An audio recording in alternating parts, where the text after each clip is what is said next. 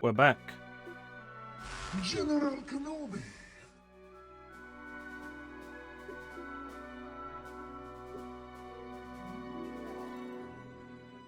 Welcome in.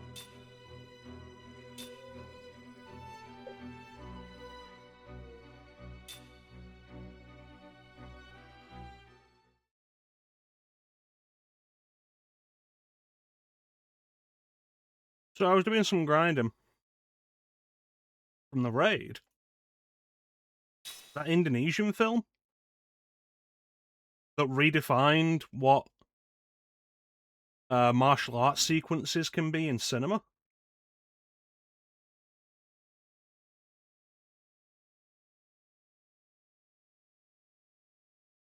Yes.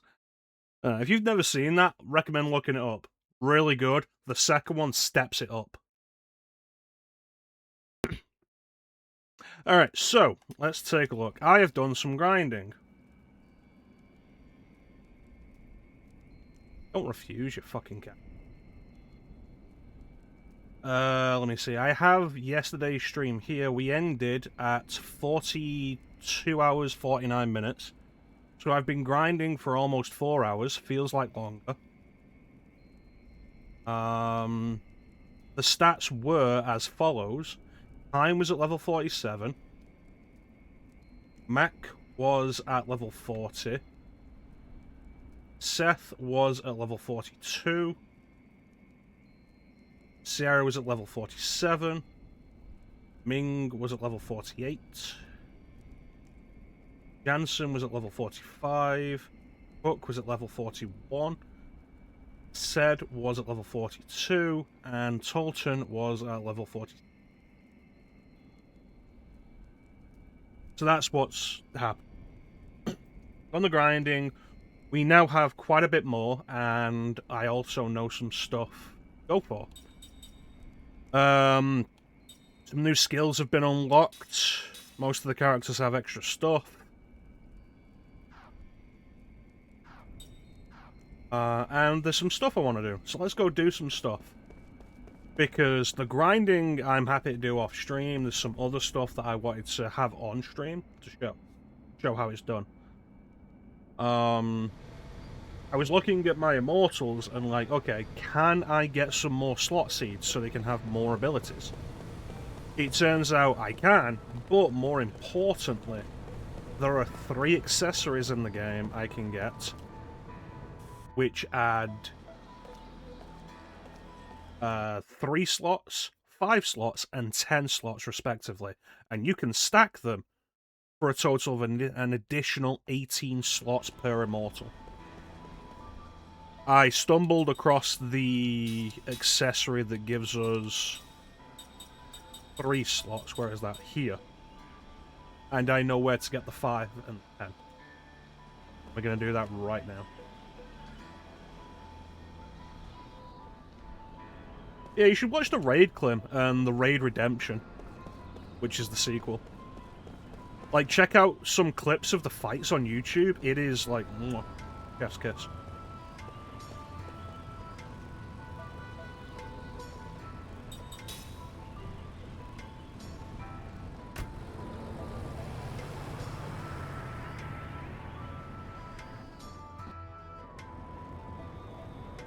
Alright, so we need to talk to one of these guys.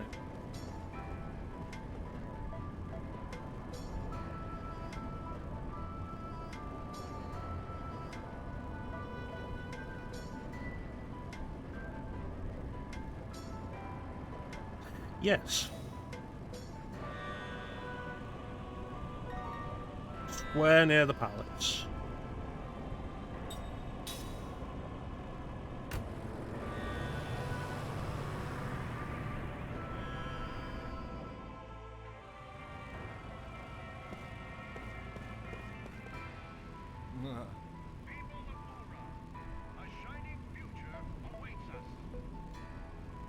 Wish you'd told me his name. Don't care about you.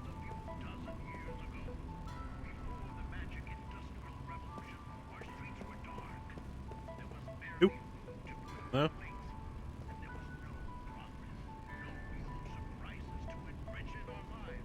Yeah, I can't move while talking to you, so it's probably you.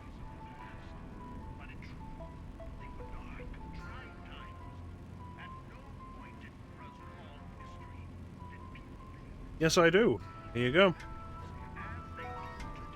The Freedom Armband. What does the Freedom Armband do?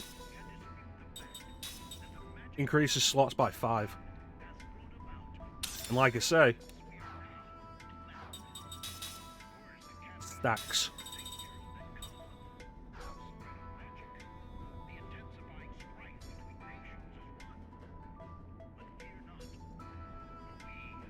What's the SP limit?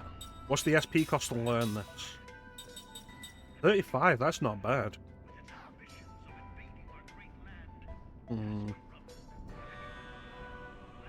We could go back to my grinding area for a little bit and get some good stuff out of this. What are we learning from Mech at the minute? Nothing for you. You're still learning Power Hit. You're done with that. What else can you learn? Learn that, why not? Combo.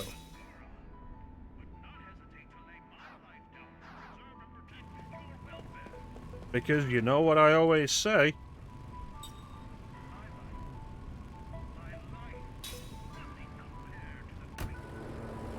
I'm going to be able to dismantle everything that has ever annoyed me. I will absolutely do so. So we're going to do this, then we're going to go and fight everything. Everything that gave us trouble yesterday. Every single last one of those motherfuckers.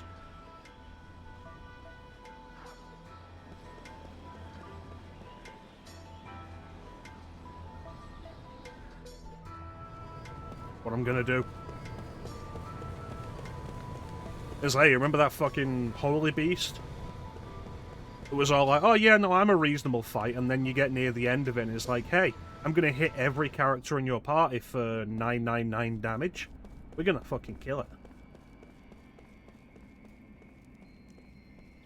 Gonna tear its fucking balls off. Gonna serve them up at the royal feast.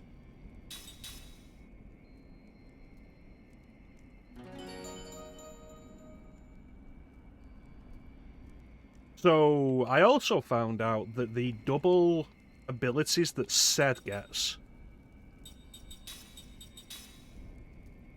Like, here we go. Double loot, double gold, double SP, and double experience. They count for the whole party. You only need one person in your party equipped with any of them.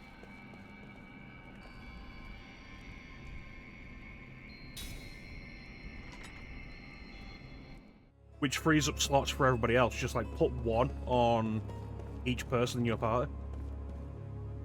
And with double SP, there's one kind of encounter in the secret cave down here, where we were last time. It's 5 enemies. With double SP, we get 10 SP per encounter, which means 4 battles to learn this skill, 4 times 4 for all the immortals, 16 battles.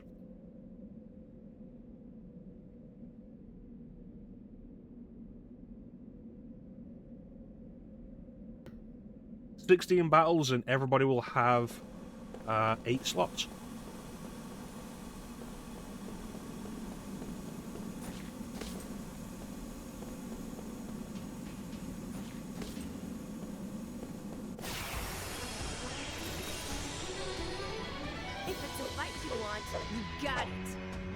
It'd be nice and simple and fun, and then we can go home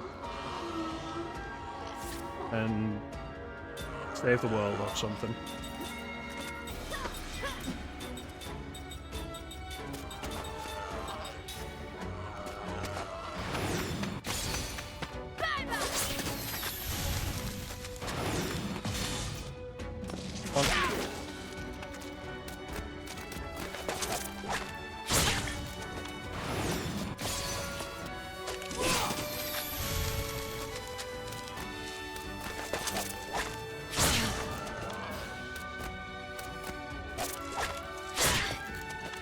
So, of course, we have the most important skills on the Immortals now. So, like, all the immortals have nullified element. So none of them can be hurt by the standard elemental spells.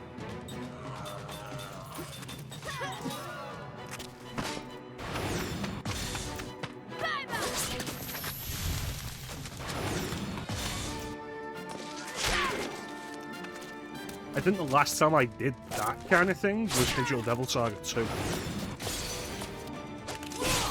When Mega Nada pissed me off, so I grinded off stream.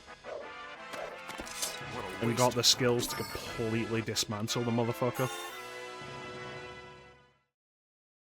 Amazing.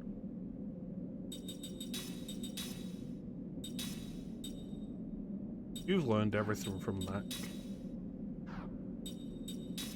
Yeah, once we've learned these two abilities, we'll swap Mac out for Sed, maybe?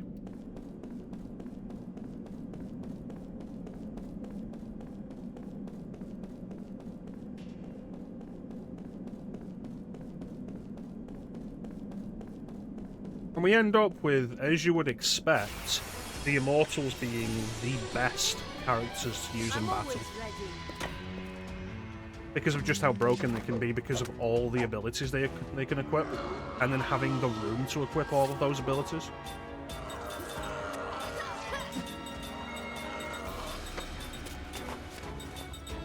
We also have level 8 Spirit Magic for Mac, level 8 White Magic for Pup, and level 8 Black Magic for Jansen.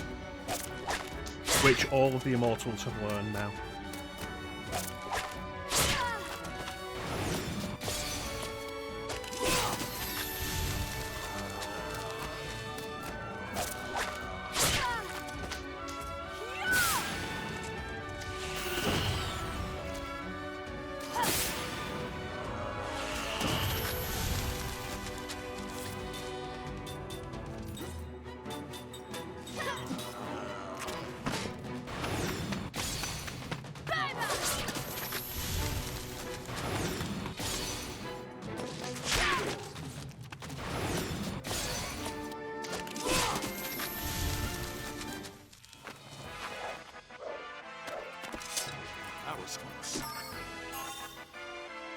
Excellent. So now we'll swap.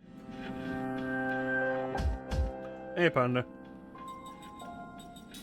Swap out Mac for... Let's do Sed.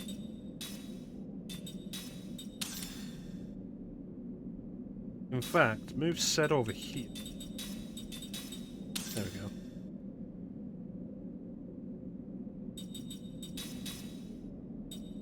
You can all learn whatever is left off Sed.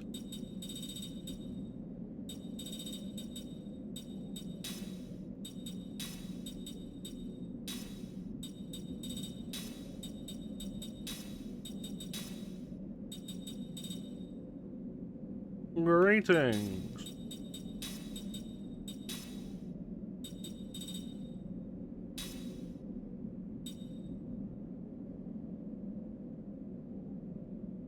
So we've done 2 battles.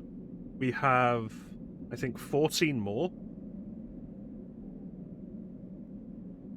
Which means everybody will level up the ability they're learning from Sed. That takes 10 battles.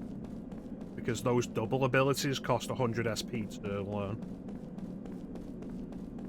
How you doing, Panda? How is everybody doing? How is everybody except Klim doing? Because I know how Klim is. I've just spent the last hours with him. We've taken the advantage!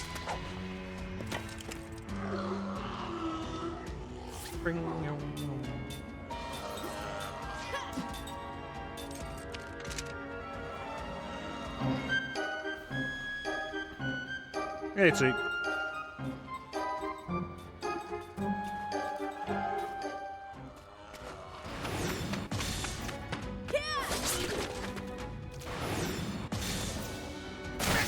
What's the usual topic of your column, Zeke? Isn't it like people stuff? People interest, local community?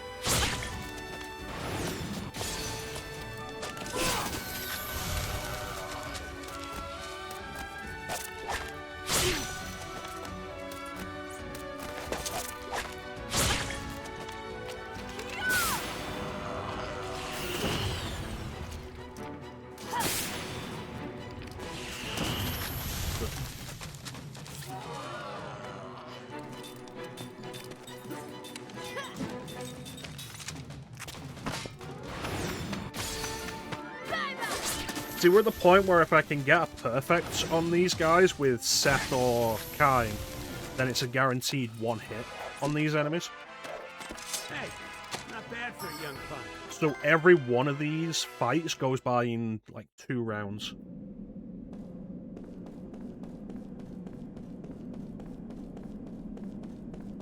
Pop culture happenings, some kind of anecdote, things that happen to me, you turn and stuff.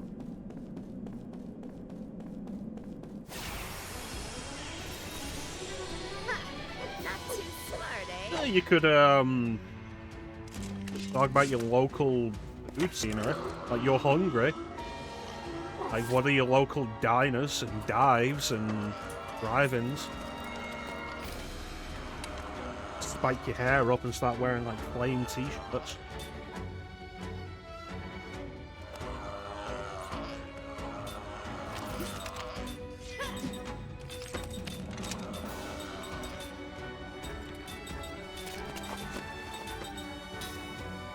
Glad somebody knew where I was going with that.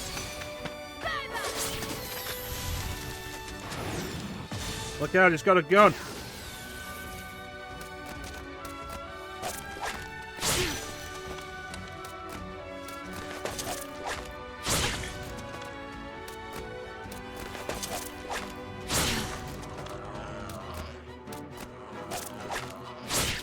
Also, probably of interest, Stead gained an ability that allows him to equip 3 accessories at once. So, all the Immortals have learned that. It's not been particularly useful for grinding and gaining abilities, because most of the Immortals had learned almost all of the accessories we have.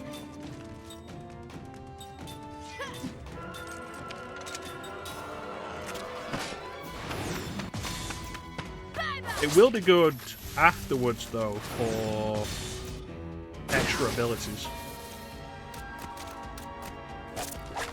Because once we're not learning abilities from accessories, because we've learned them all, then those accessory slots for Immortals essentially become extra ability slots.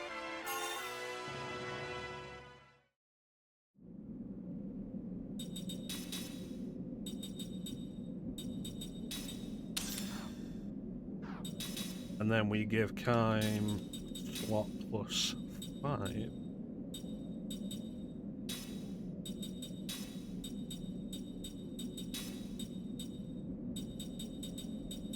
Four more slots. Plus the accessory slots that we'll have afterwards. Anything of this. I mostly want passive stuff, so I don't have to think about it too much. Where is counter up? And then we also have HP up 4. Where is that? Attack boost 1. HP max up.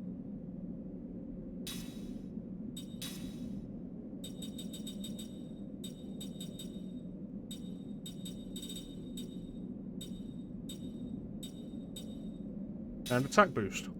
Why not?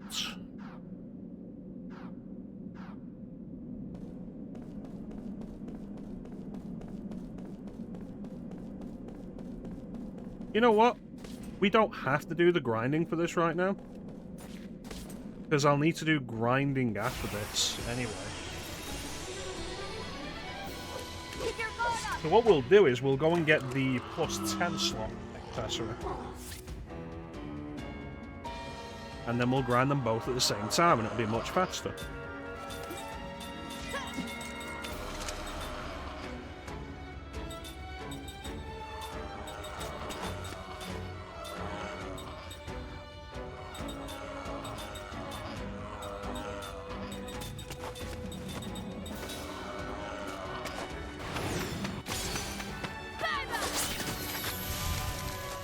That will make my life so much easier.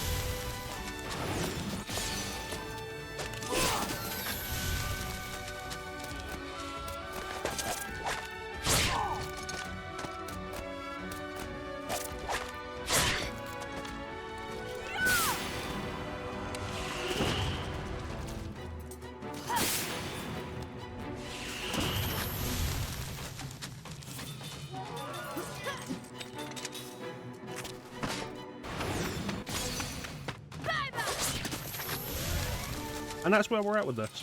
We're in a good position for probably everything. Phew. That was a close one. Given how much of a boost a single level in this game has been, just generally, the level boost that we've gotten since the last session should mean a lot. Like, it's almost 10 for some of these characters. Almost 10 extra levels.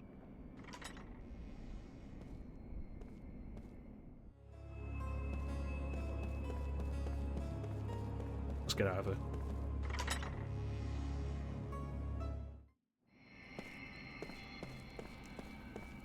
Although there is one thing we can do.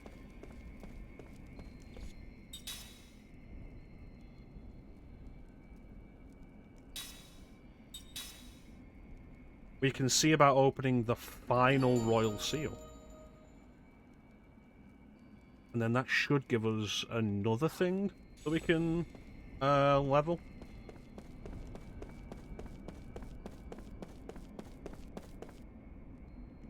Not that far out of the way.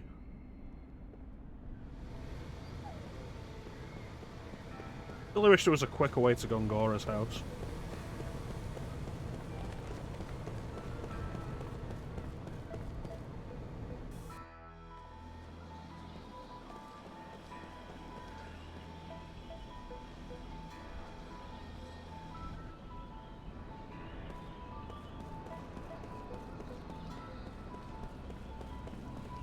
Yeah.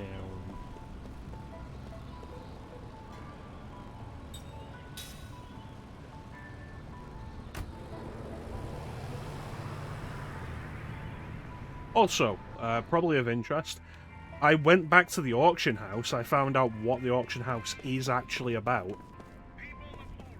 It turns out that the items that are on auction in the auction house are specifically items that you have missed from locations that you cannot go back to.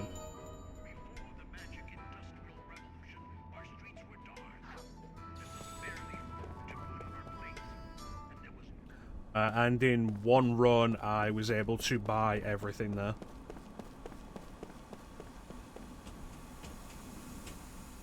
Actually, thinking about it, one of them was a slot seed, wasn't it? Yeah. Give it to Sarah. Give it to my wife. We have persistence on all of the mortals. No.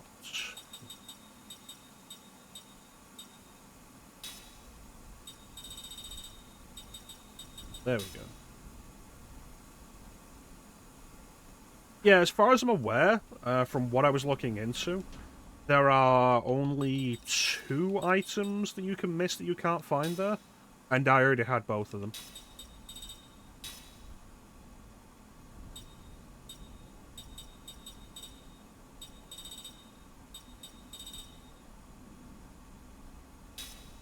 Double item. Once we get the plus 10, I'm absolutely putting double item on everybody. It'll be the best revival solution.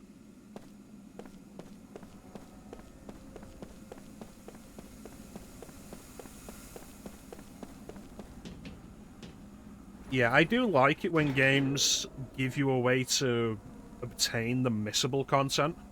I wish Skies of Arcadia did that, but it doesn't. And there's so much tied to all the missable content.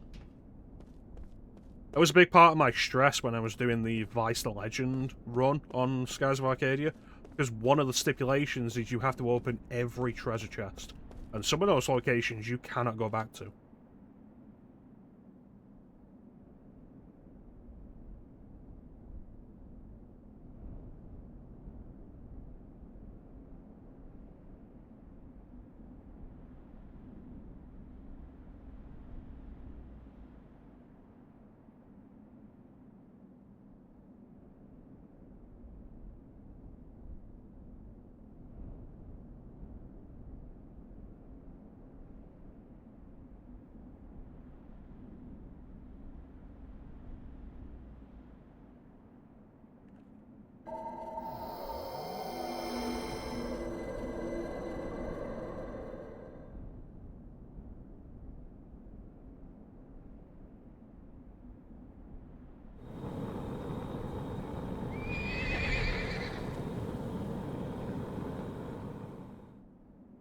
I'm surprised you didn't do that immediately. Okay, I have nothing equipped on you. What do I want? You know what I want? I want nullify all elements. It's smart. Was the master ring? Ah, yeah. Wasn't as useful as it should have been.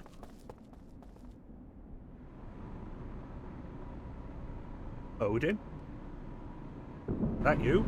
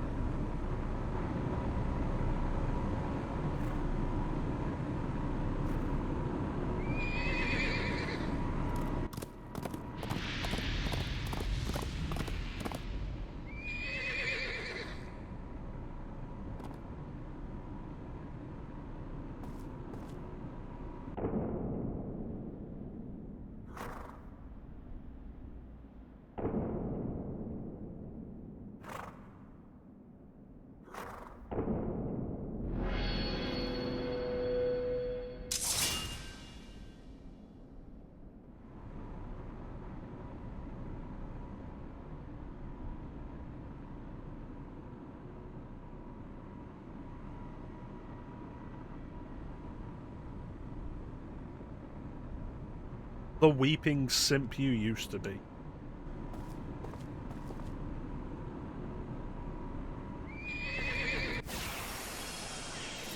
It's inconsistent, is what it is, Teak.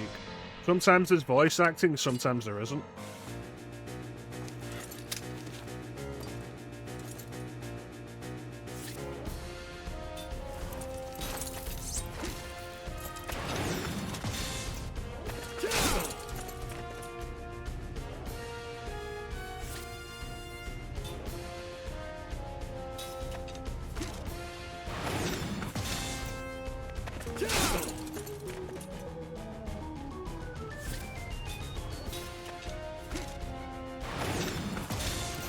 Get the perfect.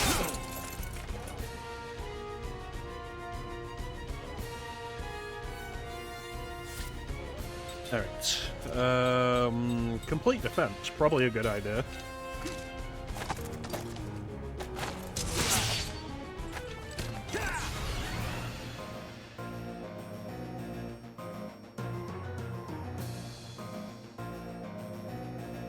Because everybody gets one facial animation unless it's a cutscene.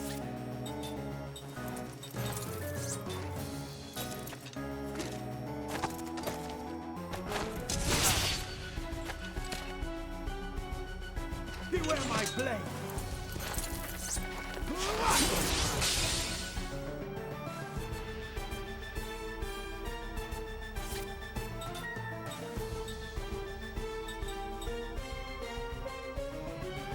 Not going for lunch. Tacos?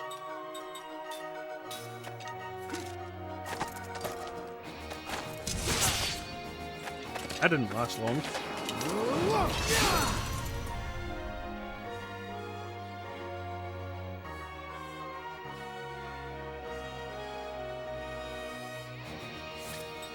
Oh, is this guiding? There we go.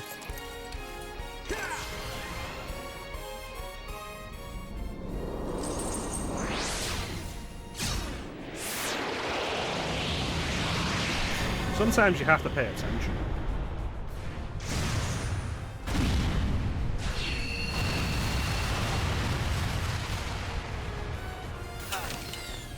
Wow. Complete defense is supposed to be complete defense.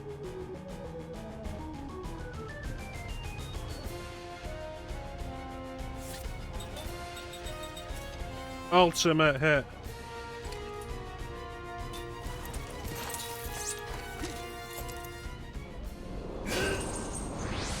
Power of the royal house.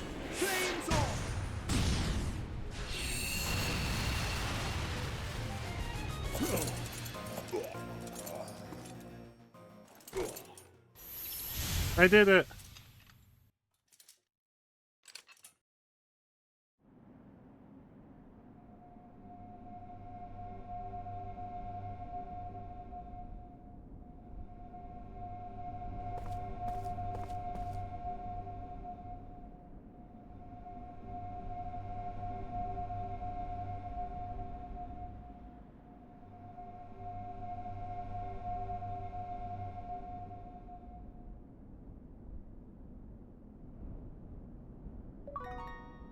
Clem? From the Raid Redemption? Okay. New sword. Age of the King. It says for Tolton only, but if I have the royal equipment skill, I can probably put this on Kime.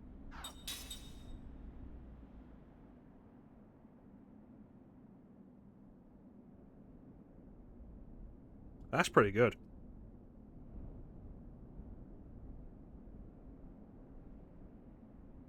Welcome back, Clem. Wow, I became a different person. Yeah, so I can probably just throw that onto Kime, can't I? Yeah, just like that.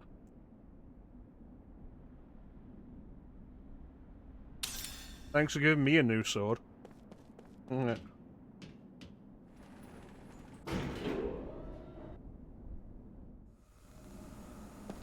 No, I should put that on Tolton, because Tolton doesn't have as much going for him as Kime.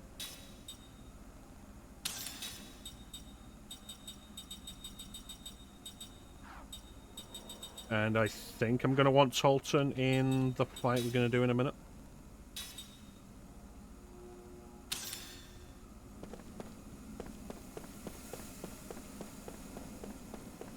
Alright, let's get out of here.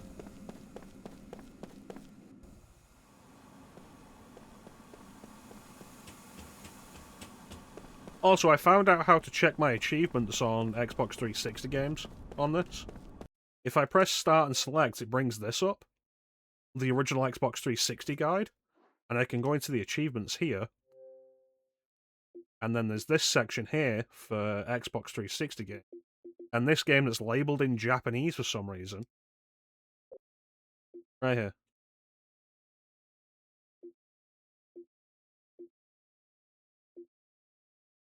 So these three achievements are what I obtained during grinding.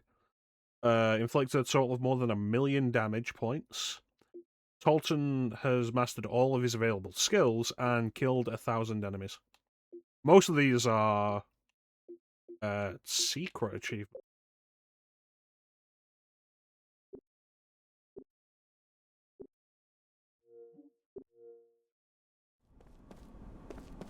Which tells you nothing. Alright, so saved now.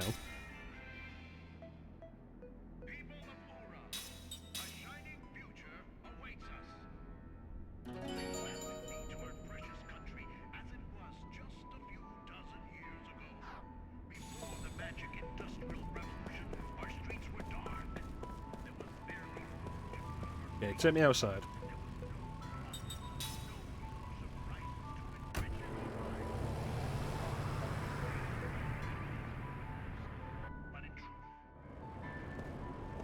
Rolling around at the speed of sound. Follow my rainbow. So we are heading to the Numara Atoll to take on the Holy Beast. And put it in its fucking place.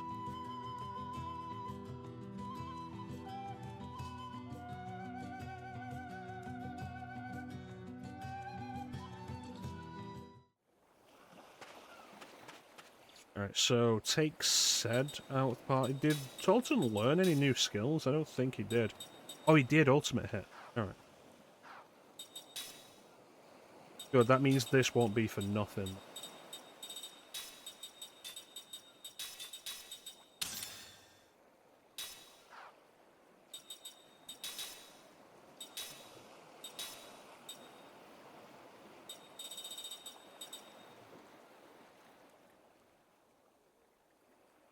Unable to act for several turns, so I'm probably never going to have anybody else use it.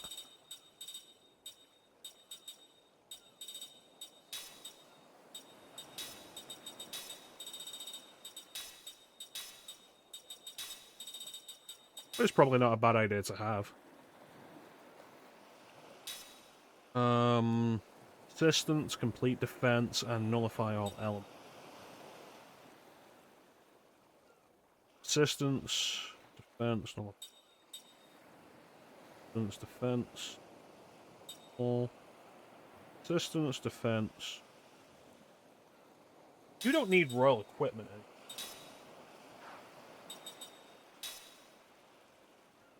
Because you've learned everything. Royal equipment the way.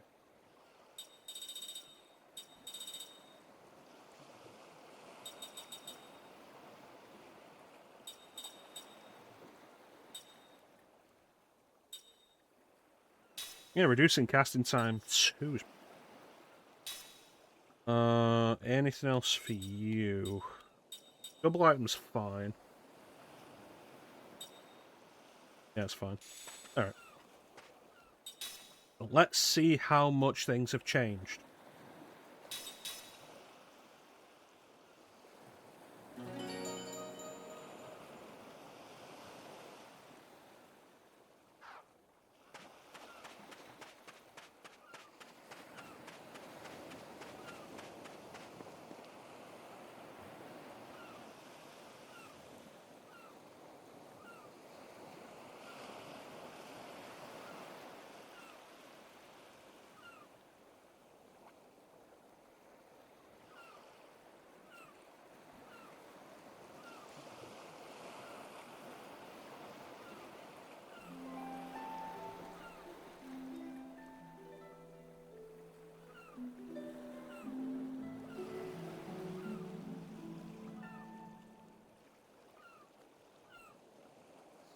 Every now and then we get a look at Ming's left side, and we see it looks like she's got a pair of daggers sheathed there that she never does anything with.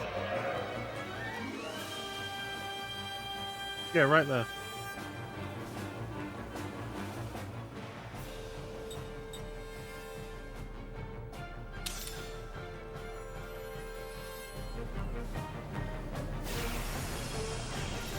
There we go.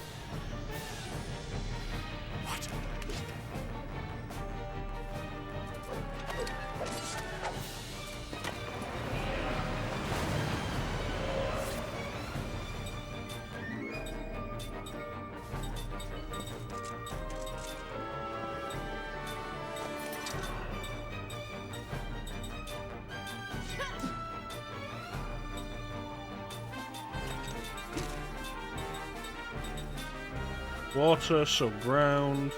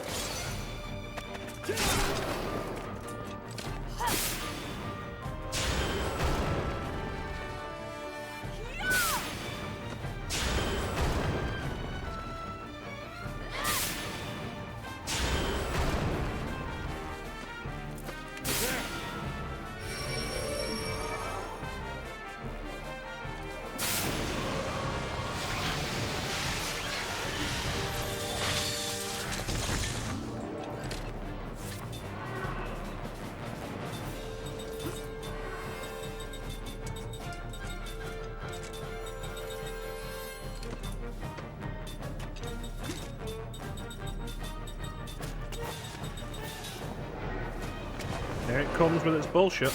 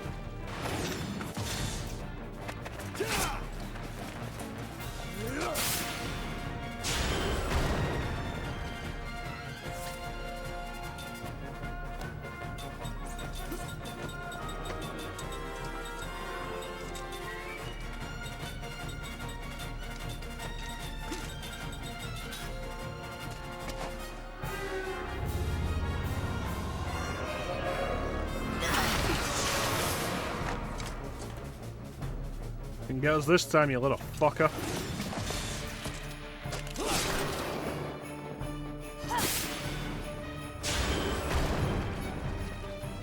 Beware my blade.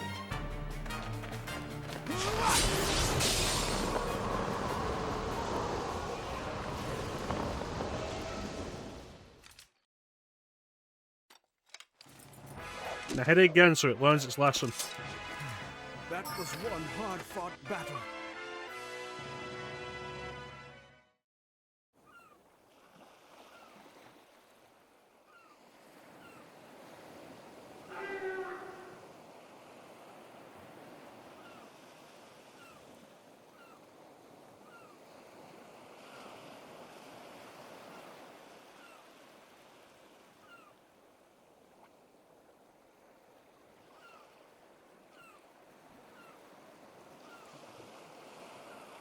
So, do we get an explanation for why it attacked us like that?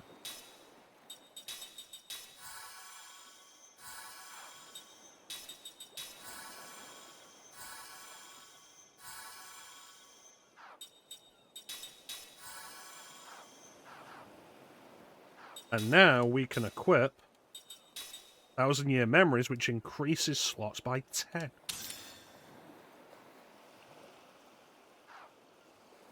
We can have everybody learning that. Well, this seems like nothing was actually learned.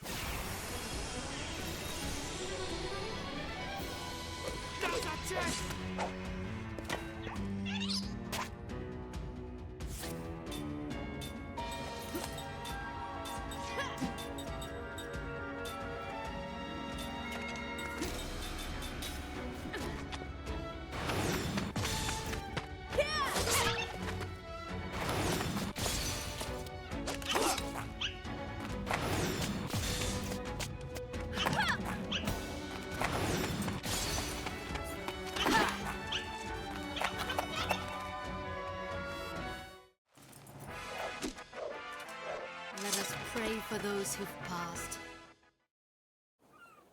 How much SP did we get out of that?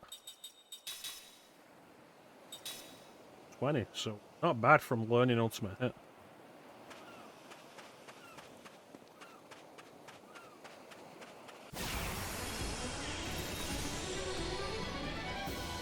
Now's our chance!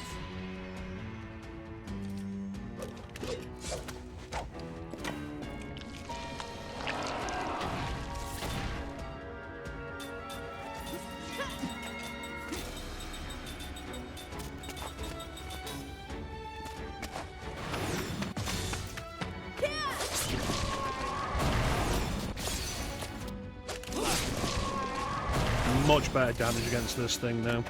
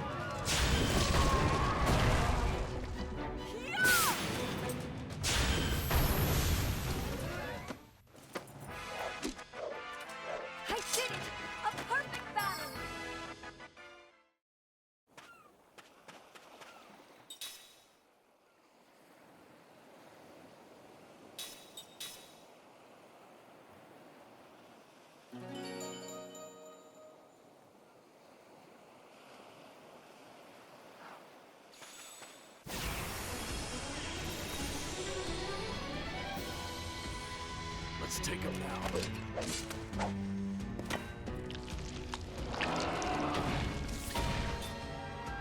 I think this monster, though, is a good example of the difference in the value of grinding in specific areas. Like, this is one enemy, and it takes 2 full turns, currently, for us to kill, and the payout for it's not really that great. Meanwhile, in the secret cave, we come across the 5 enemy group. Like every counter there is that 5 enemy group. And with double SP, it's 10 SP per encounter. Which is great.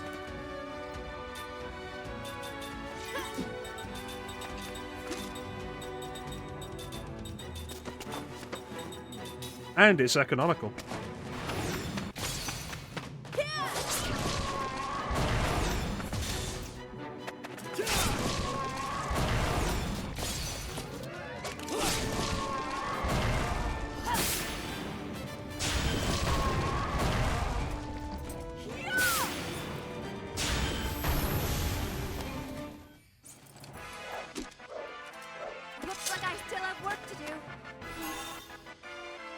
Excellent. Sethlern +5 to the slots, which means we can remove it from her and put it onto Sarah. How are we doing with +10? Yep, so 2 battles, 8 SP. Meanwhile, in the cave, 2 battles would be 20. So, definitely more economical there. Got some more skills on Seth.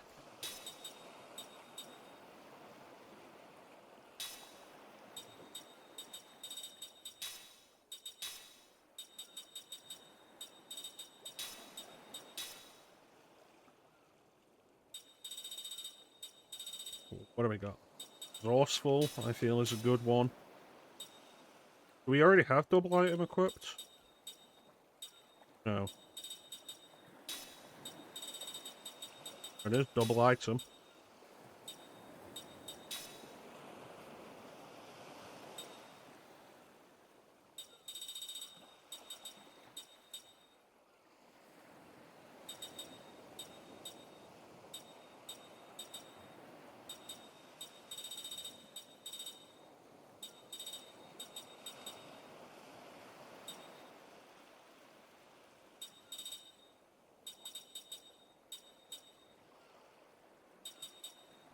HP and MP.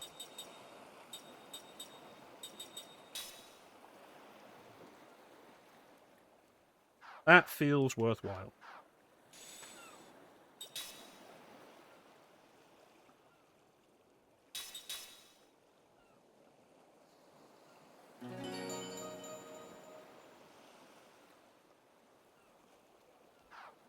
Right, let's go.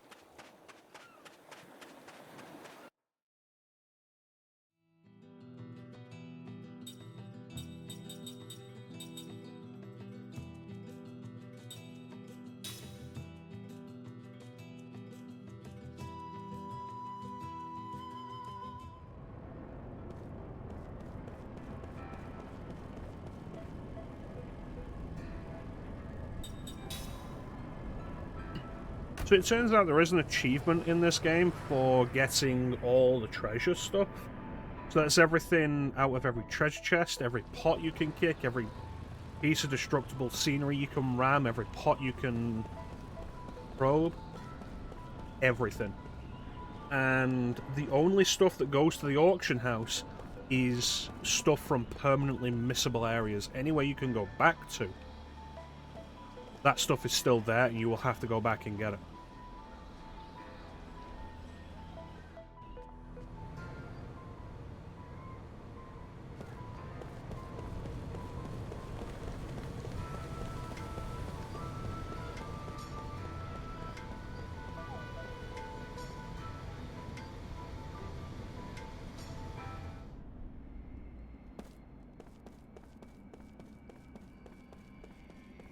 Go to save here.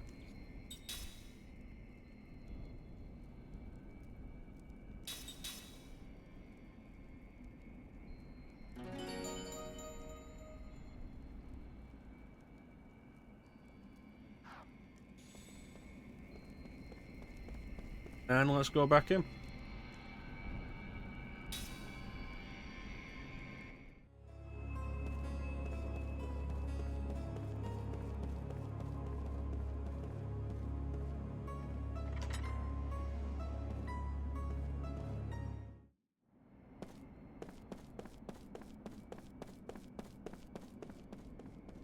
So I would have been doing, like, the grinding for these slots off stream.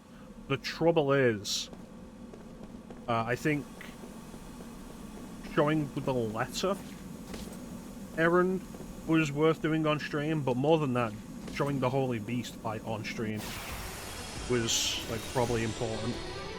No, look out! Rather than just being like, yeah, I did this off stream, here was the result.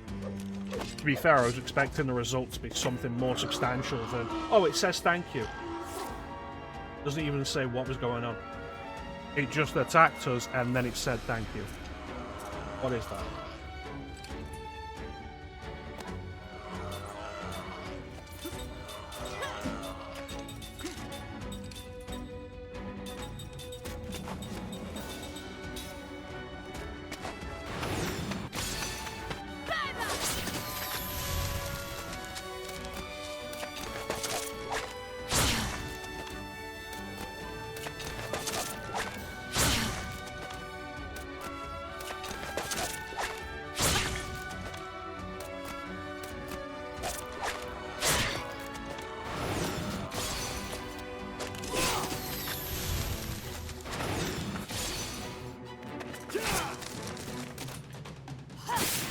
I feel like nobody has missed more often than Tolton.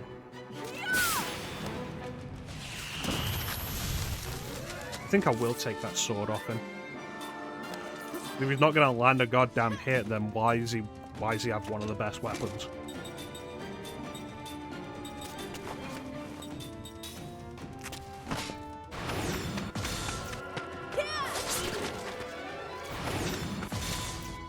It's over.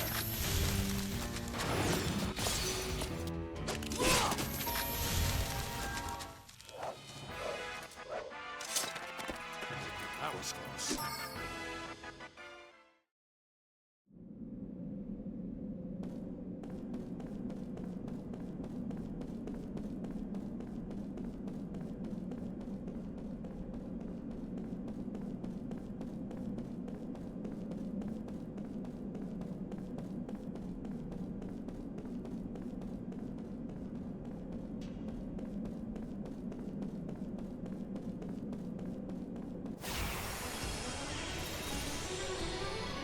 This is just another ordeal.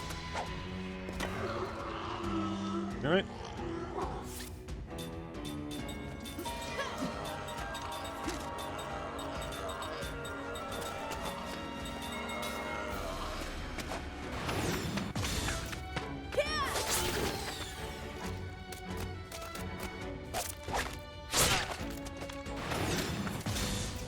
It's over.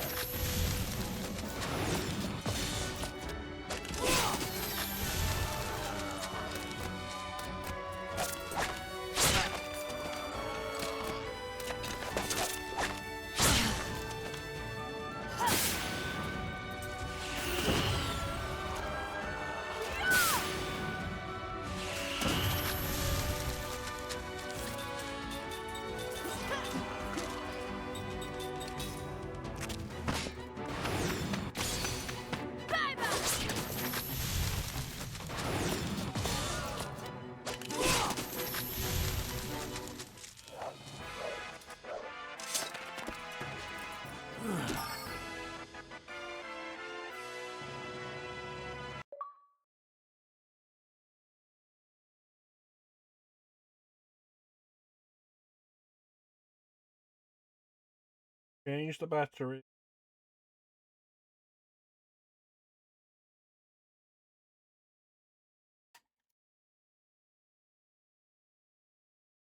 There was a point when there was somebody in here. I don't remember who. And the batteries died during the stream. I need to change them. And they're like, oh, that's the value of it might have been while I was playing Duck. Oh, that's the value of mouse and keyboard. The batteries don't die. It's like, yeah, unless you're using a wireless mouse and keyboard.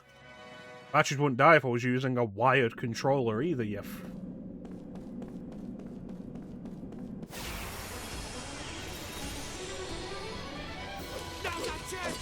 One of the downsides you have with wireless.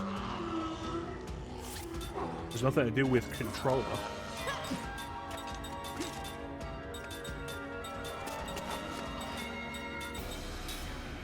Go!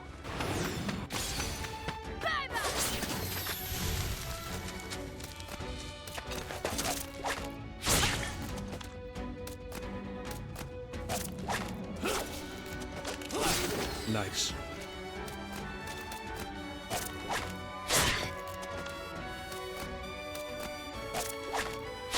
I think I'm going to take counter and counter up offset.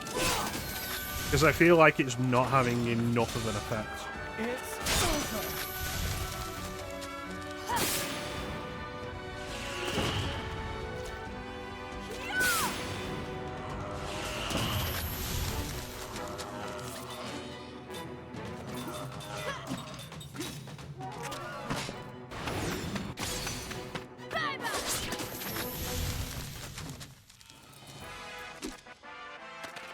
Leap before you look, I always say. Excellent, now we can get rid of Tolton. Let's see. You're going to unequip that. You're going to unequip this.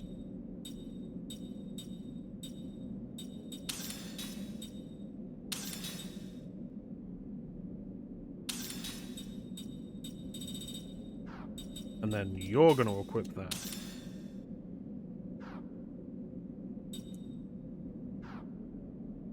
And then you're going to get out of my party. Because you keep missing.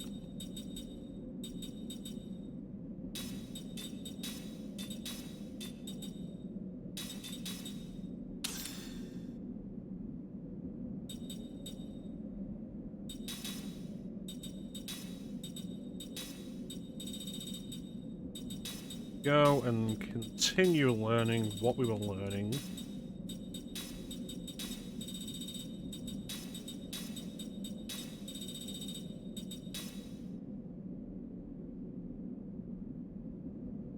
And remove counter up, counter. There.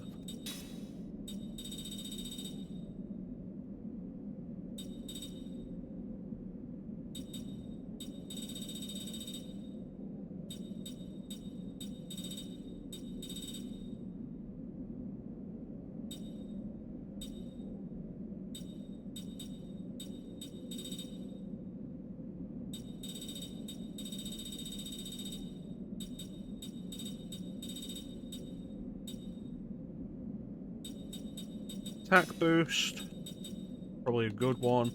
Was that a 41 point attack boost? That's good. And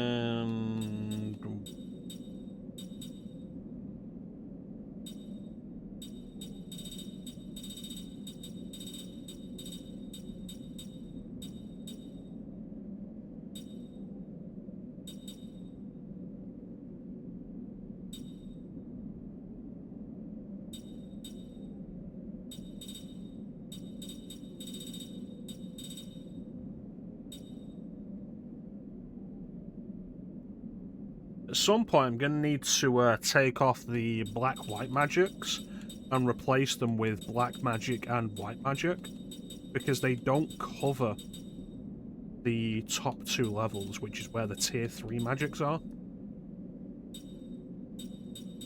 Let's just say defense boost. How much you got left on that?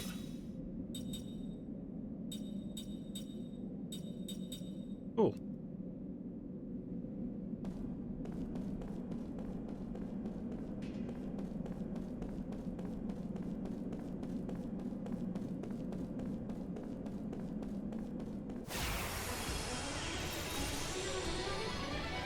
Hey, take the initiative, I always say.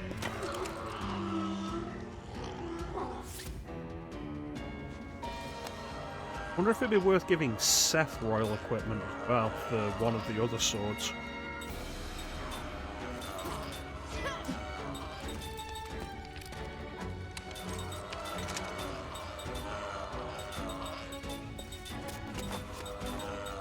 There we go.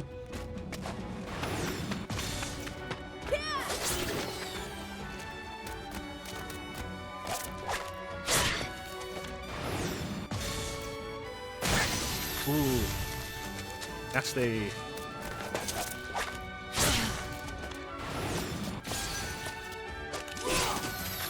That's the damage I want to be seeing more of.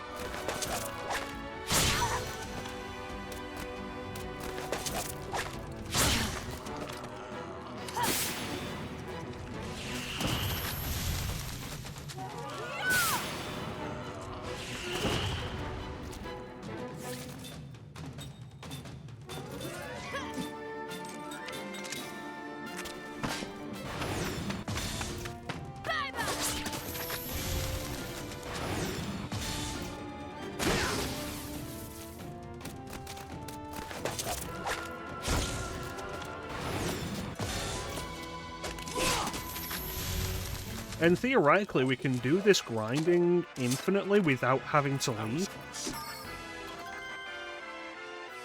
Because we can have Sarah and Ming do the healing, and then during the course of a regular battle, when they defend, we can have them defend once per battle, and they'll regain MP there.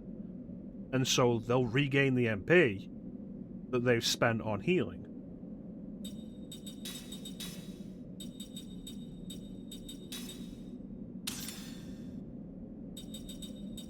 One more battle for you.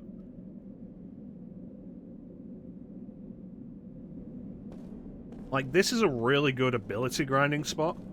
Level grinding spot, it wasn't bad. It got everybody up reliably to level 49. That's why so many of the characters are stopped at 49. Because once they hit 49, the level slows right down in this area.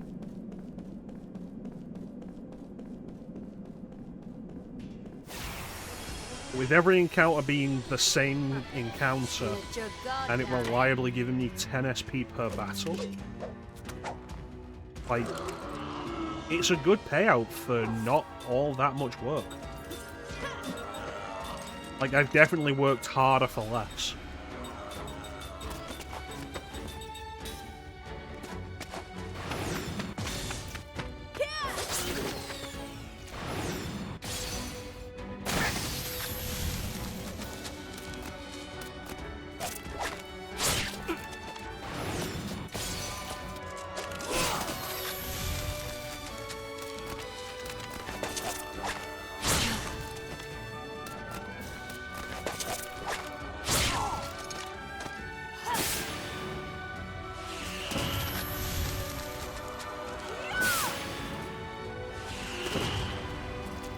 It's really always been the key to grinding in RPGs.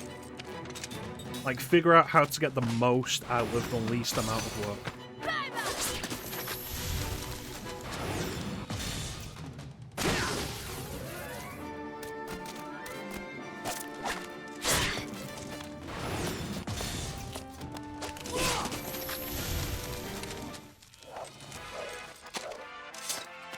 Only the strong.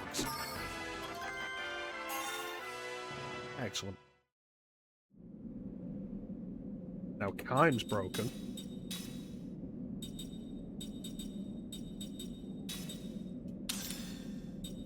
That means I can set Kime with what are going to end up being like all the skills he has.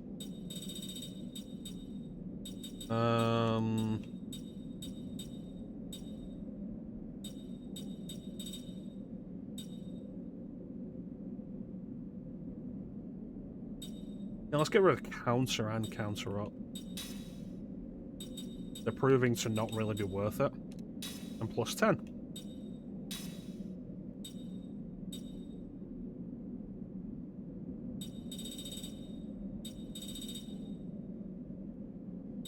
But I think auto shield, auto barrier, those are good ones.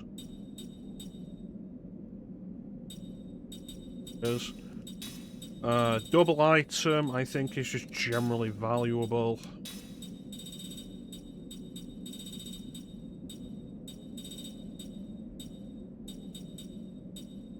Resourceful. Potion booster. Because let's be fair, with the way the magic system works, healing through items is much better than healing magic.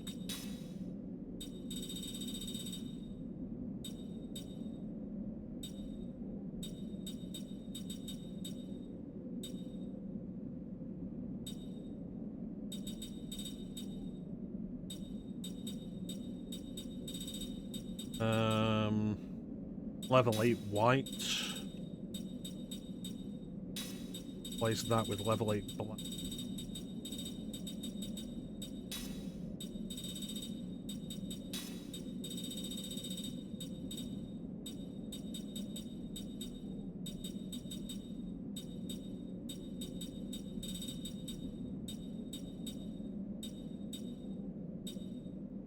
Max MP up is probably good even for Kime.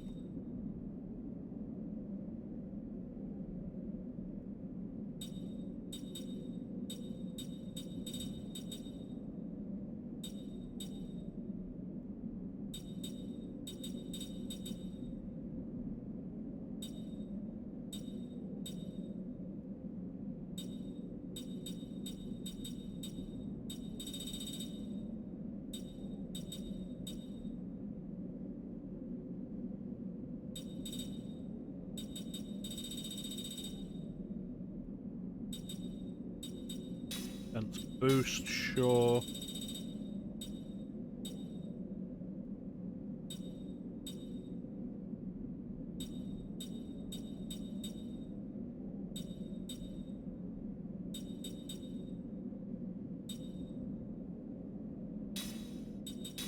Let's say guard heal, relax, and stand ready.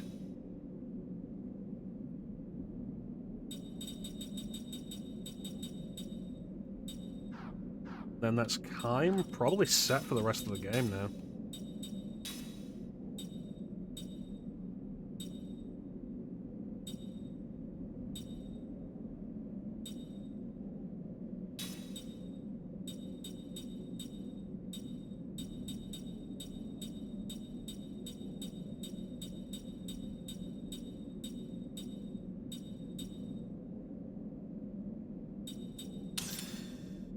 Really, if I equip that, it's not going to boost? Is that because it won't stack?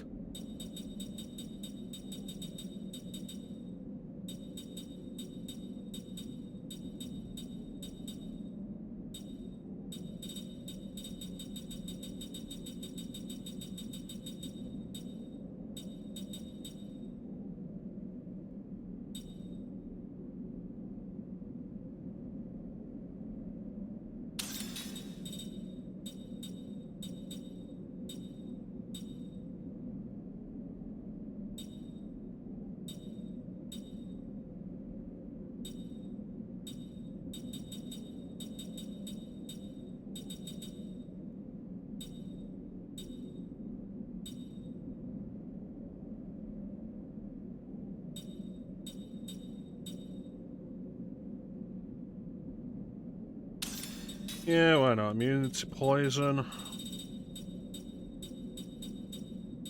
And sleep.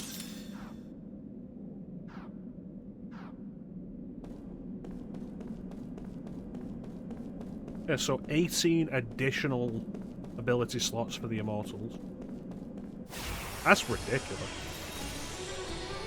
Don't overdo it.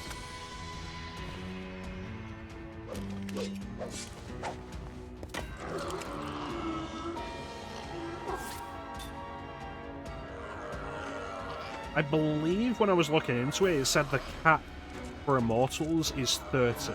They can't have more than 30 ability slots. Which means, at most, if you're not going to do the grinding for everybody to have 18, if you are going to do the grinding for everybody to have 18, you don't want anybody to have more than 12 slots prior to that.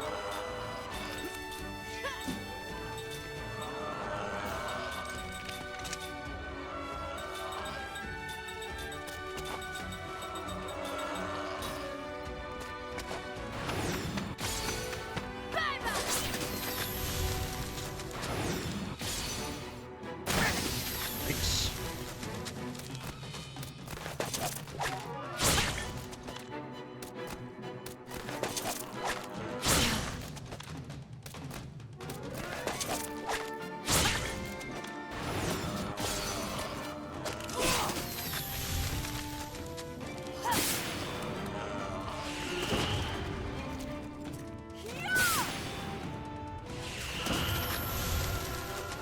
So we have an ad coming up.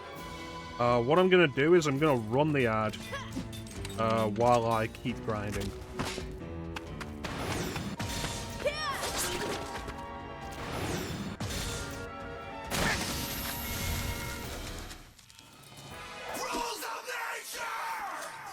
Wasn't even near my Yep, so we'll see you guys after the ad.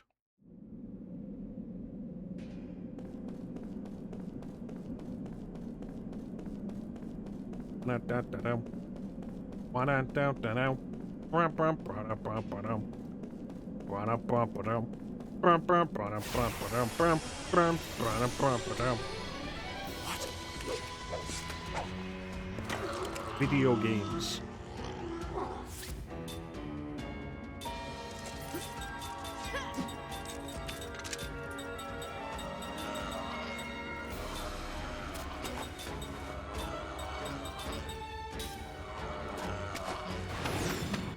I think it'd be worth giving Sarah and Ming level 8 black magic sooner rather than later. That'll make this go faster. Because level tier 3 fire will kill these guys in a single shot. And then that runs us the possibility of having these encounters go down in a single round.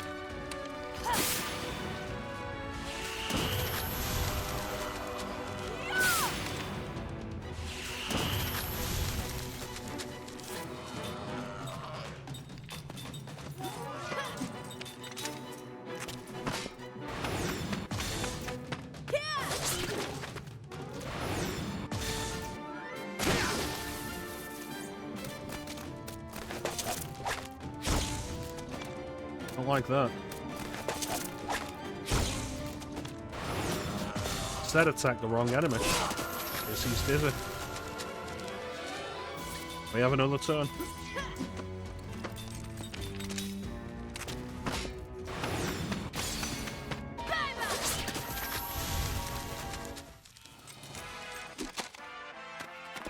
There's no rhyme or reason to that.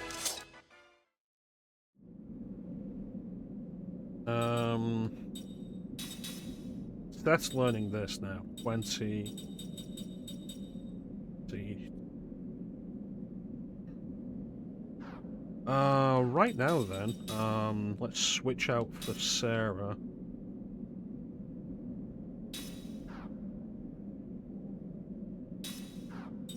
Wait a minute, you've already learned +5, haven't you?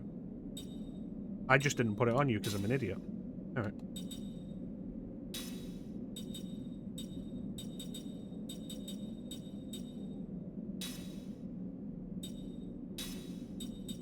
Level 8 black.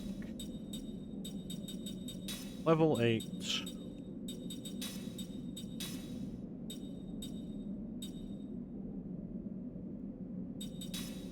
Shield, auto barrier.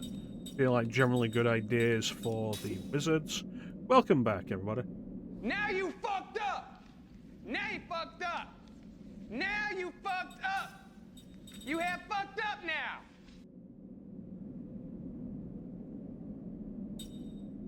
I mean, it's really up to your interpretation whether or not you fucked up by coming back. Okay, so that's good. Sarah can now do the bigger damage. And reduce cast time by, like... Reduce casting time 2 should hopefully have an effect on getting her spells out. reasonably quicker.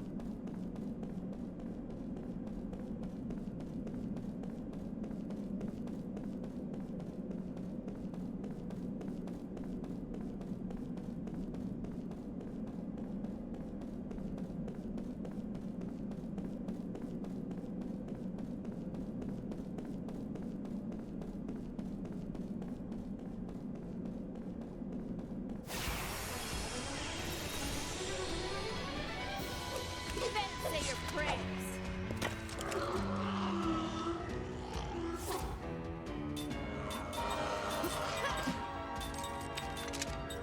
There it is. Eris. I don't have tier 3 wind. No, I don't have tier 3 water or ground. I don't know where they would be.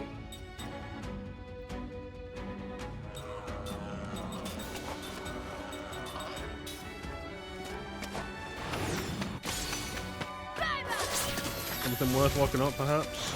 I'll consider.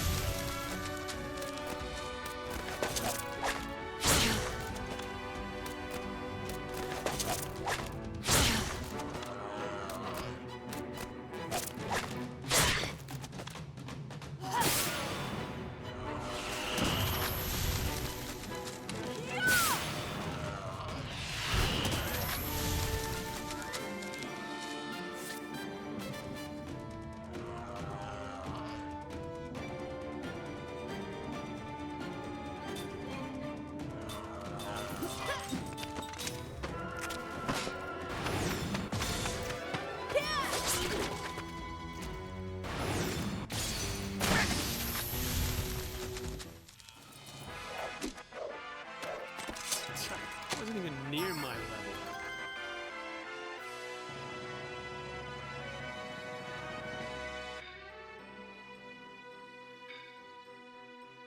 House around us.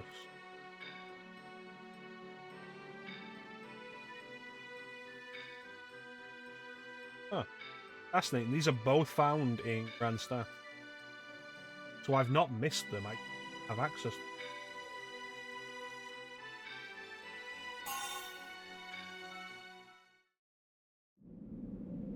It feels like we're coming up to endgame, but I have my doubts that Grand Staff is going to be the final dungeon.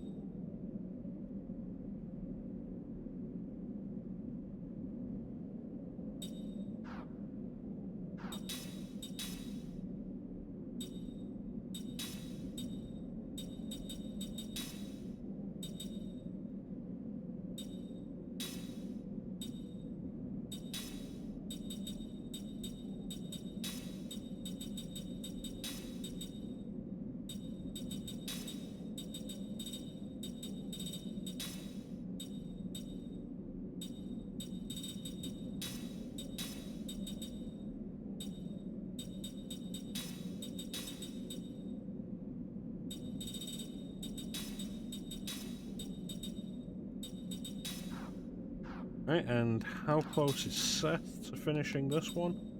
2 battles. So 12 fights left should be it. And then we'll go and kill everything.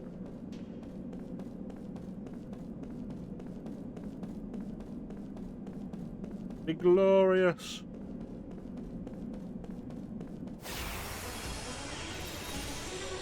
If it's a fight you want, you got it.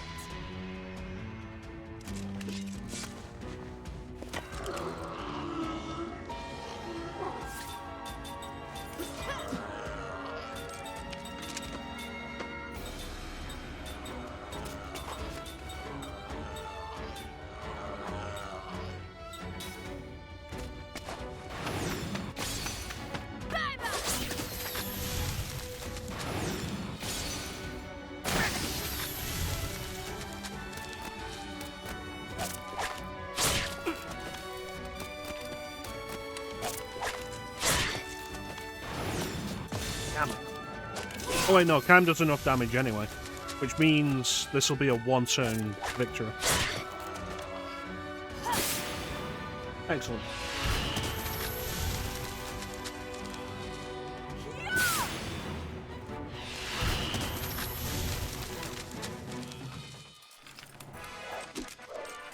Your friends give me strength.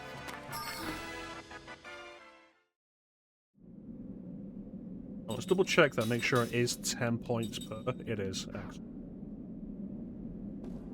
How are we doing for health? Everybody's fine.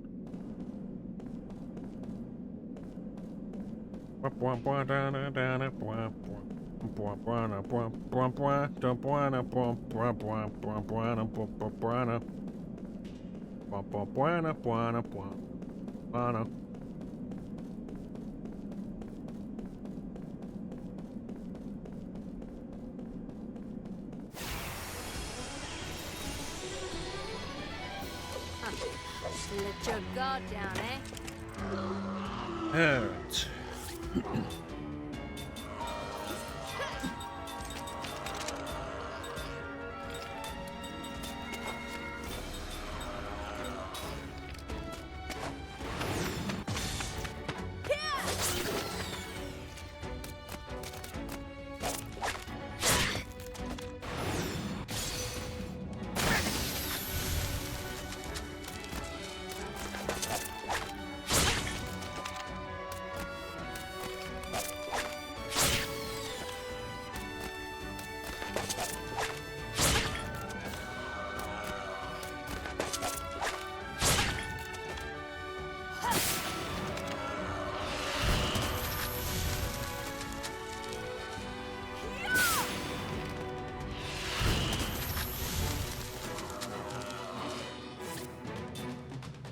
Guy was petrified before he was able to launch his attack. Damn it.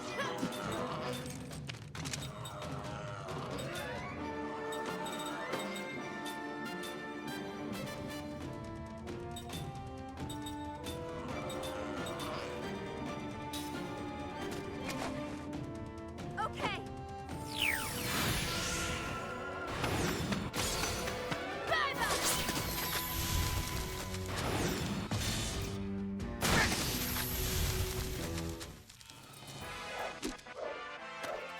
Whoa, I'm getting too old for this.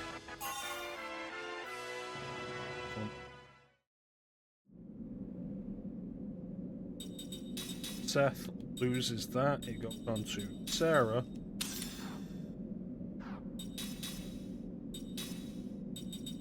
Learns something else from Seth. Except Seth, who everything.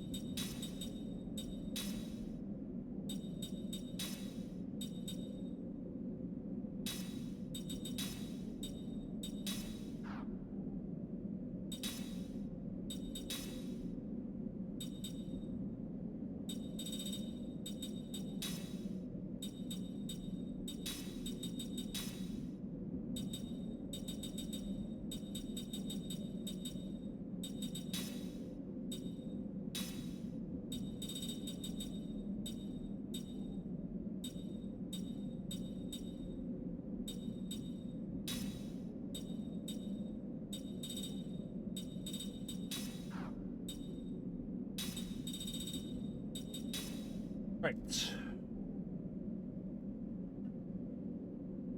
So, spirit magic. Why?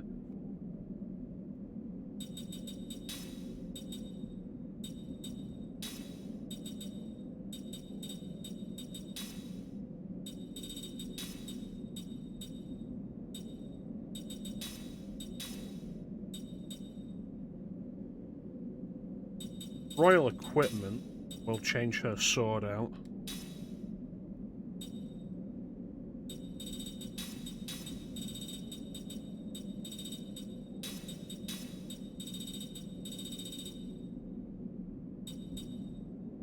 Do you have double item equipped?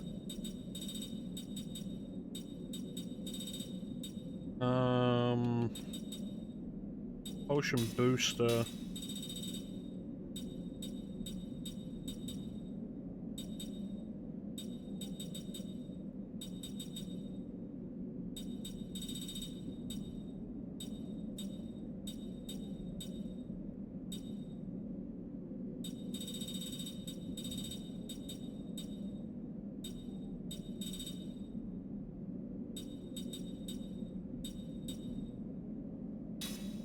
Art heal.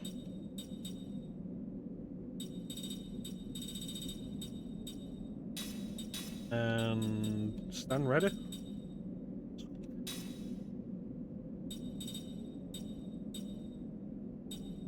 And that sounds good. And give Seth whatever sword Tolton's.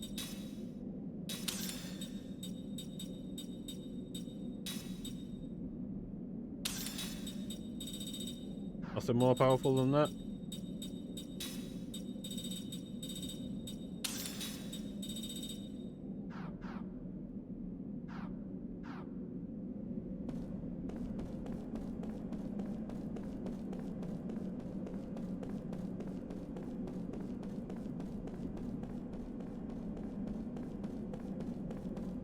Now 10 more battles it should be. Let's just stay calm.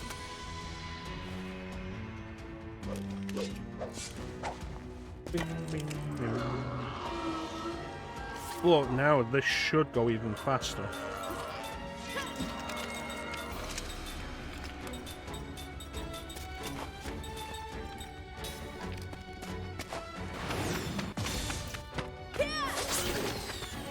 Well, not quite. The ideal is to be able to kill these things with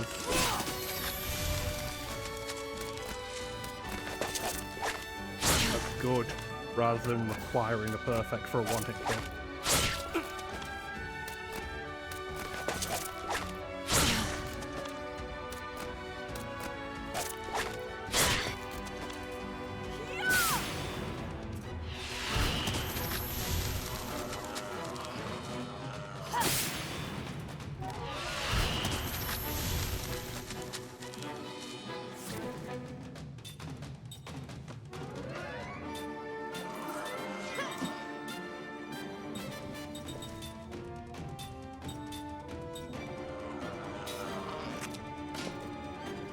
Okay.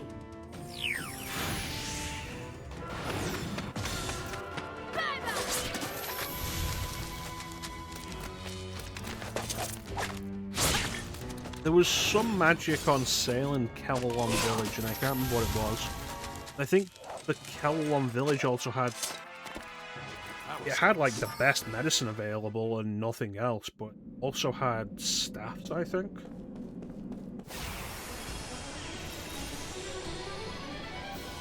Don't overdo it.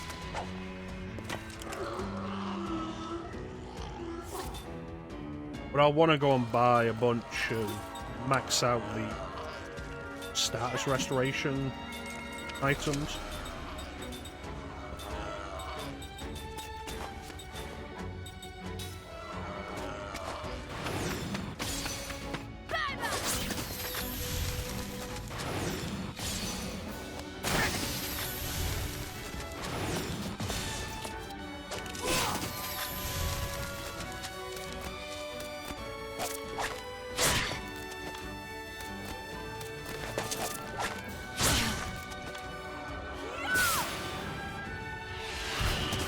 That makes this a one-turn wonder.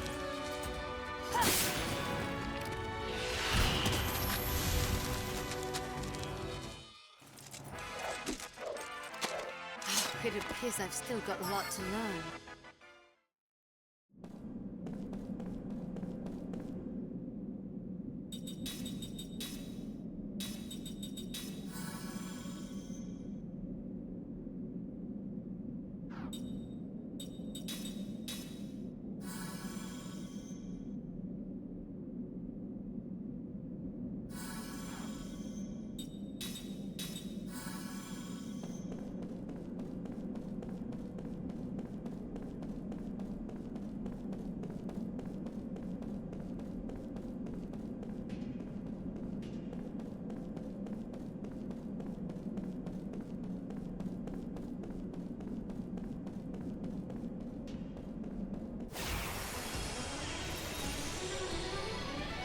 Come on, let's see what you got.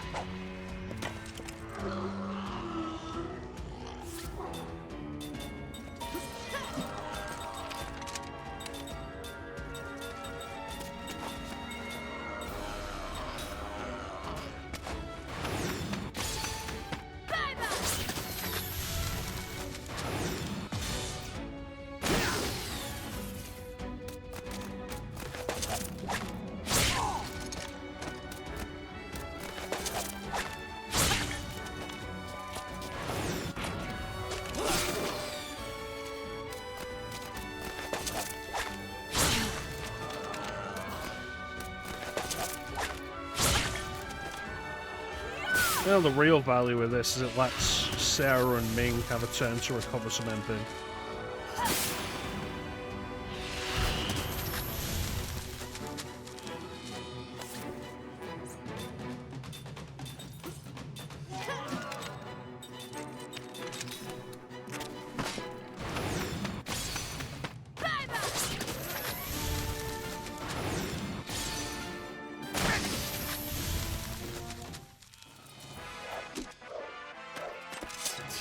Wasn't even near my level.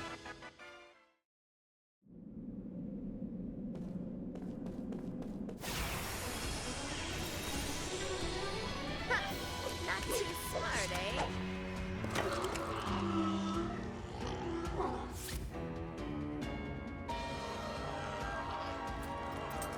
I think the HP and MP increase skills are, I think they're tied to percentages rather than flat increases.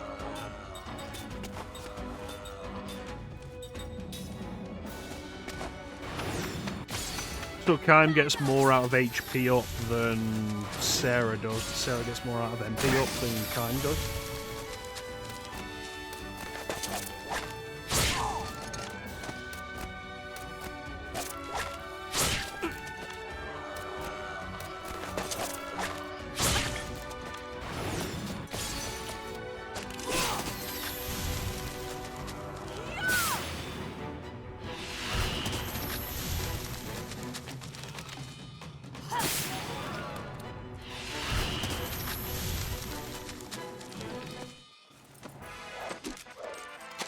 Let us pray for those who've passed. Yeah, I think I will do Jade Empire after this and do East.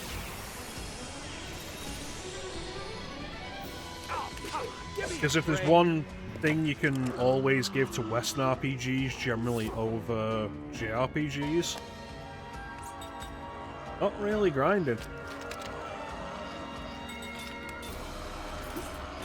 That'll go quicker. There may be some grinding in East.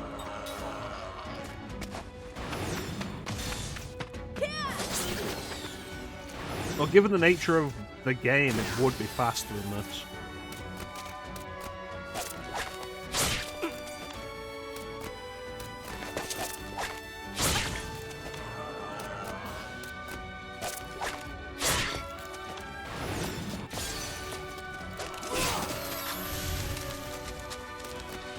Although...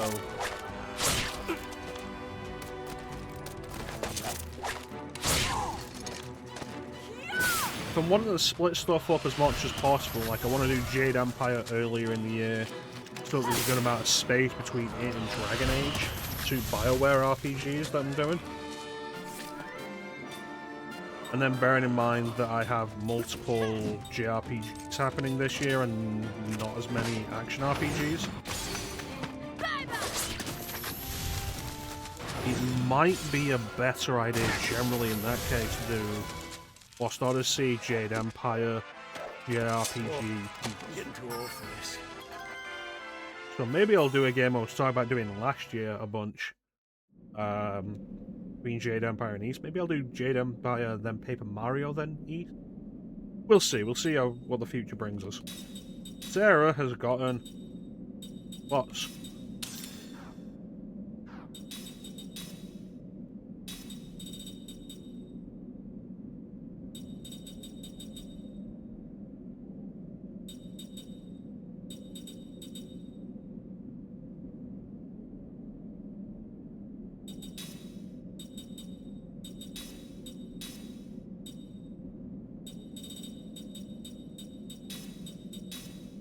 Okay, being a mage.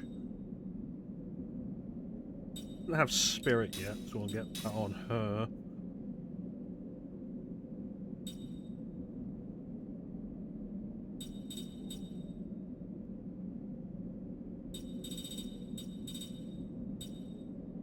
Since we regularly have both her and Ming defend to recover MP.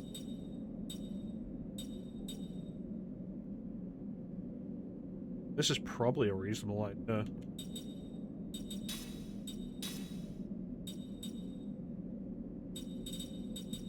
Resourceful potion booster. You already have double item on.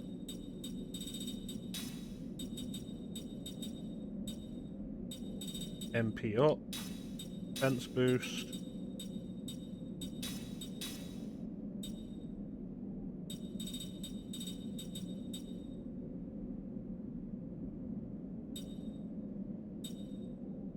HP up is not a bad one, just generally.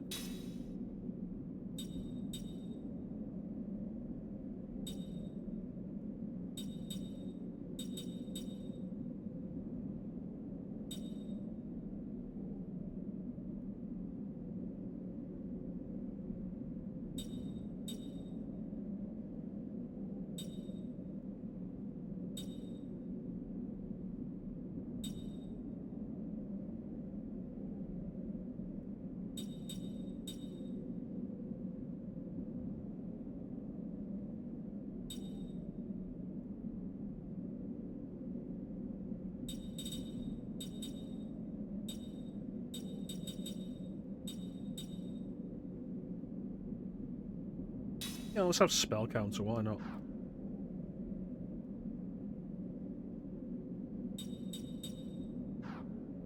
And now we just need Ming to learn it. We're all good.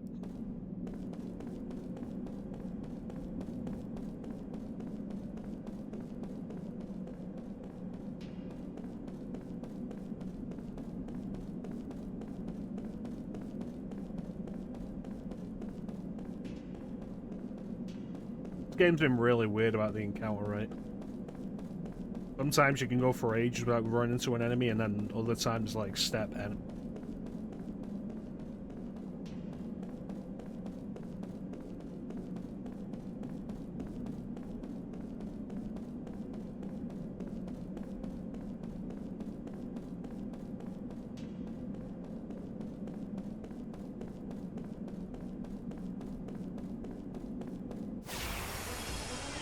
that was a weirdly long time.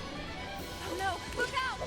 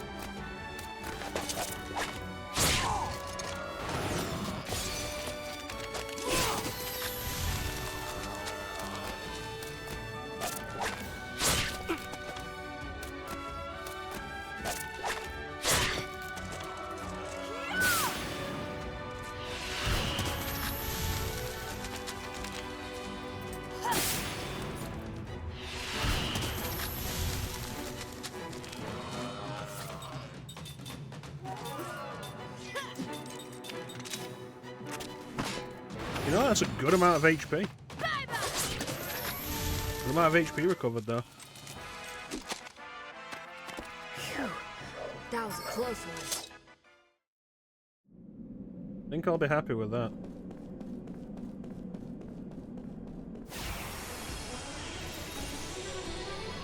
If it's a fight you want, you got it.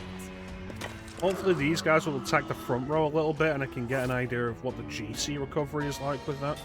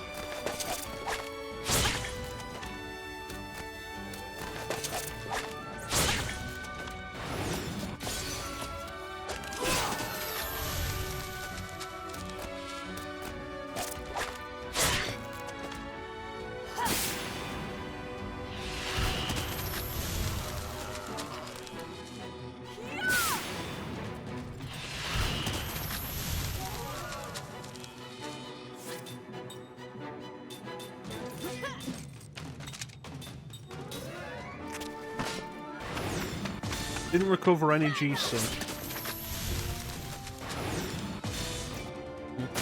I was wondering if it would actually work if the GC Hey, defend bad for a young punk. ability was on somebody in the back row. That means that that skill is useless on Sarah because she is never going.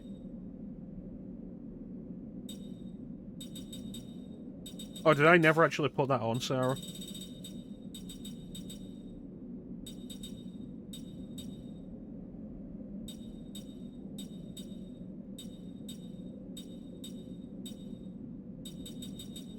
No, I did. It's stand ready. Where is it? There it is. While being attacked specifically. Alright. Not as useful as I'd like.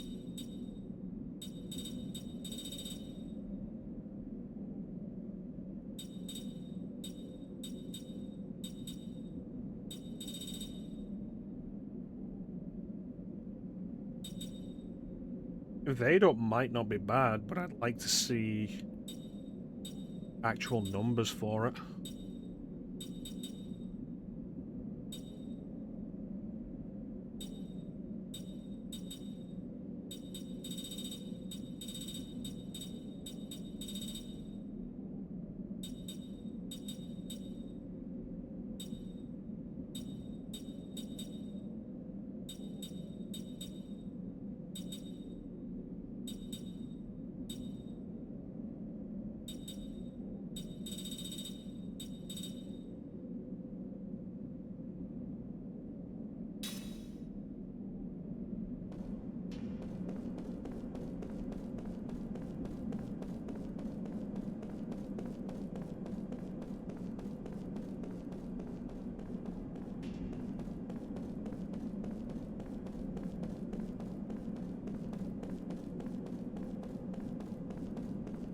Alright, so what do we got? Snowfield. Garden Cave. There's the experimental staff remains. But I'm not expecting to find, like, abilities or anything down there. Probably just, like, good weapons and accessories and such. Because it'd be less work to add that kind of thing as DLC than it would be to add to spells and such.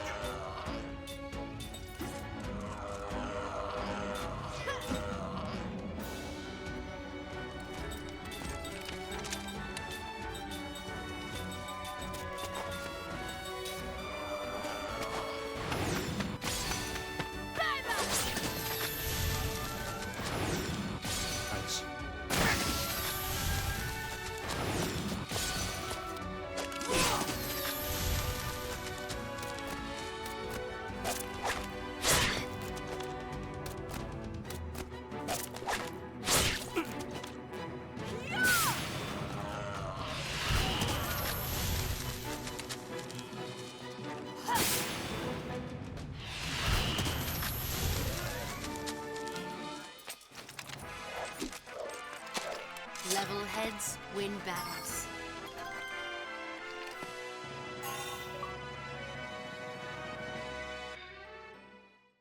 Oh, that's all set skills then. We learned everything we were learning off him, didn't we? And I didn't change it. No, good. Yes, not as good.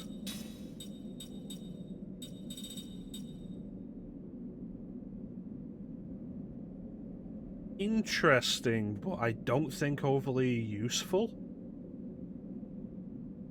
Occasionally ignores GC when causing damage to the enemy, which means that only matters if you're attacking the back row while there is GC. And because of the way the mechanics of GC work, I've never been doing that. Unless the enemy has, like, very little GC left. And to occasionally ignore it is not really useful. Always ignore it, sure. Occasionally, no.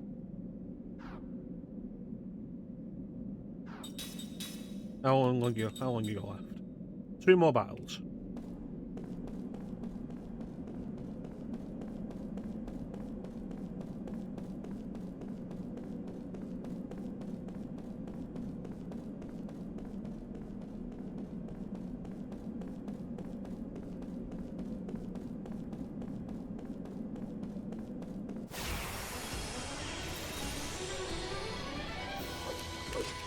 I'm always ready.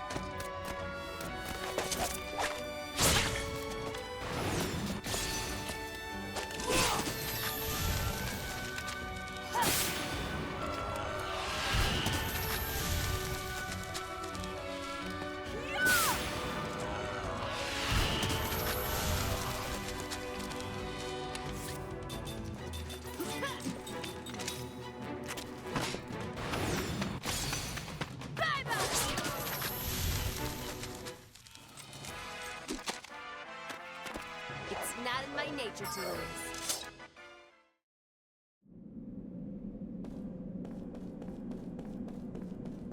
I feel like there's an area I'm forgetting about. Snowfield, the Forgotten Cave. You know, I always say. Experimental Staff Remains. I feel like there's an area I'm forgetting about. It's not the Pirate Fortress, I'm not forgetting about that. I just didn't have enemies in it.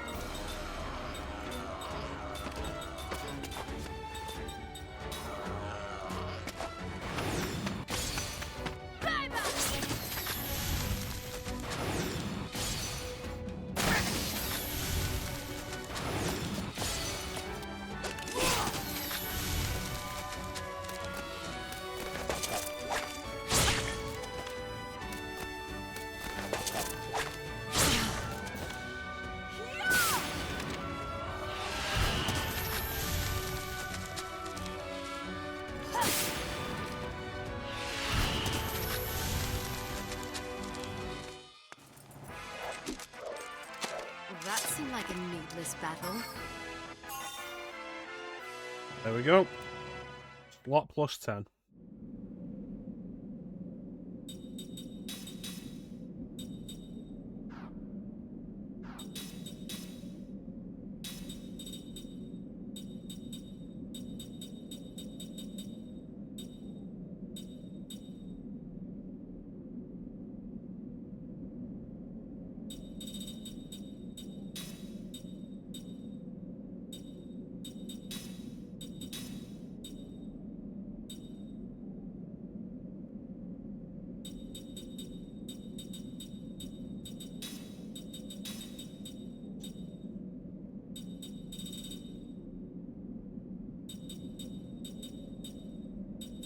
Forceful. Can boost.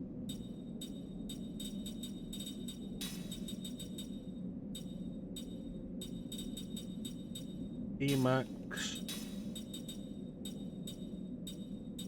Emax. Fence boost.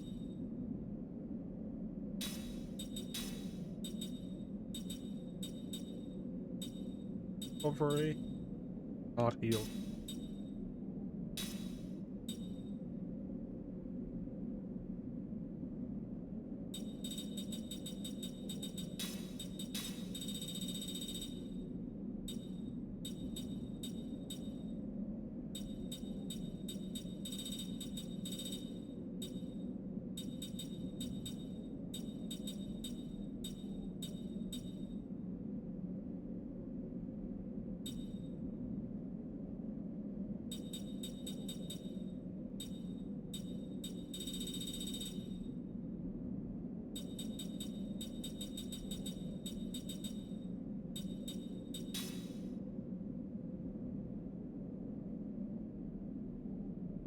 Yeah, having Angel Heart makes sense on the mages, because even if I do want to prioritize item healing, there are no items that heal the party.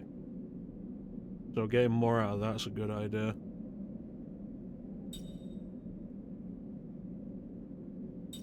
Spell counter?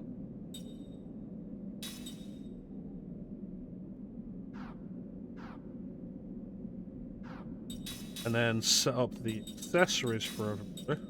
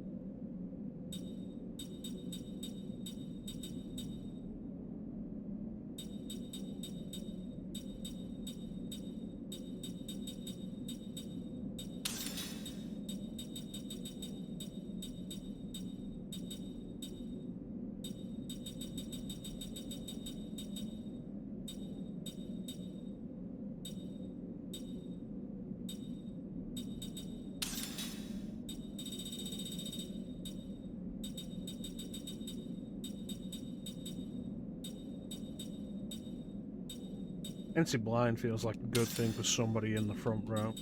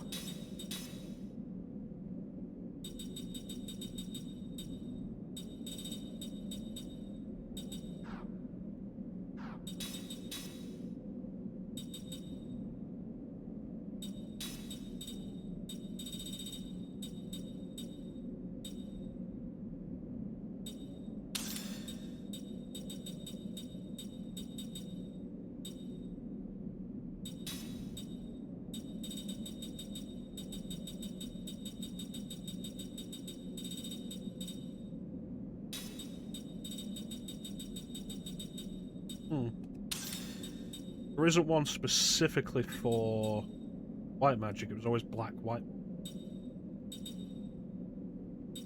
Yeah, I guess that's that done. However,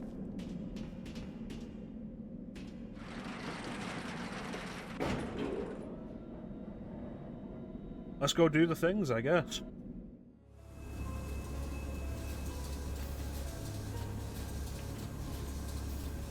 Who do I want in my party?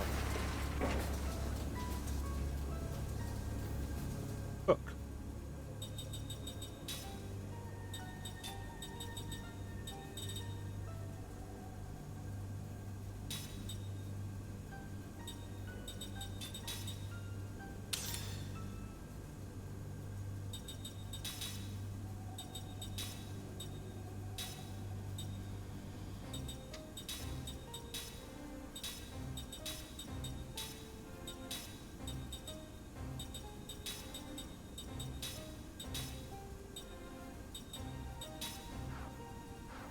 Alright, let's go.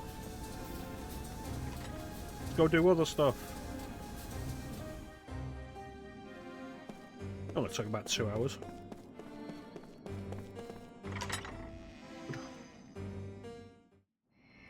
Alright.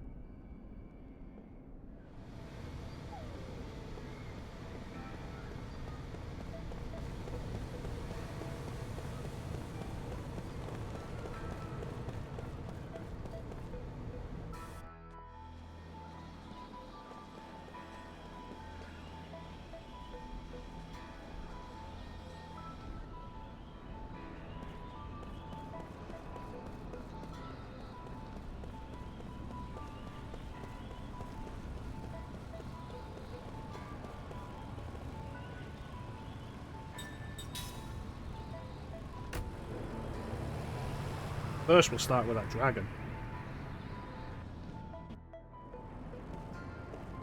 And we'll kill some of the others.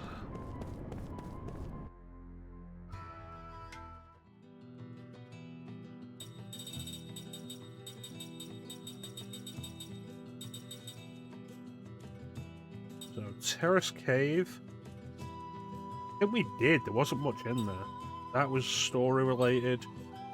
This is something we want to do. That's about gathering people. That.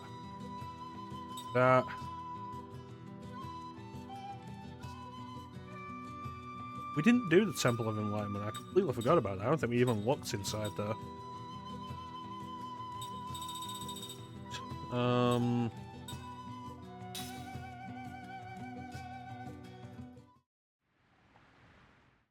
want to save before we go in there. I want to make that walk out of Aura if this... Oh well.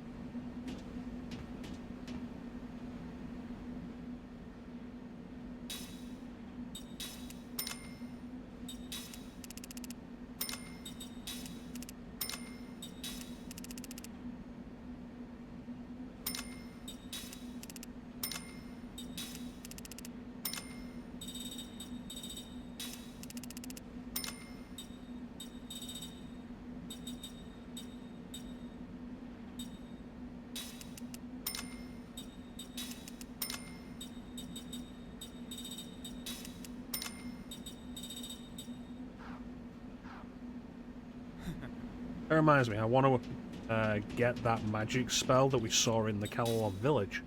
Maybe I'll grab that first.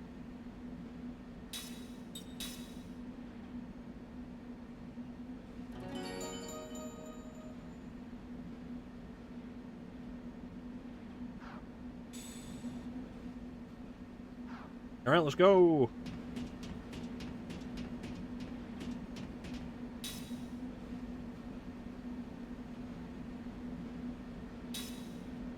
Really, that's all Mac has to say?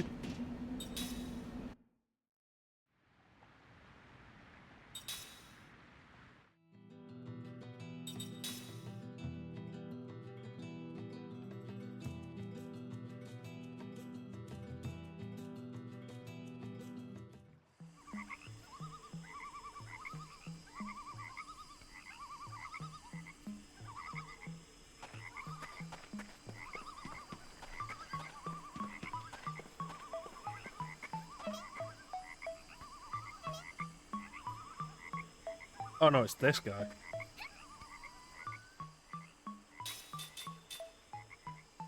Resurrect. Full HP to a KO'd party member. Probably not going to use it over the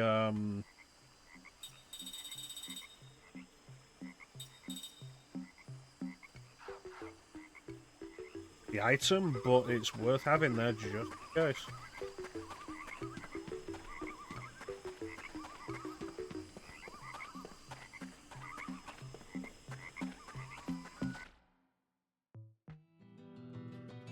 Alright.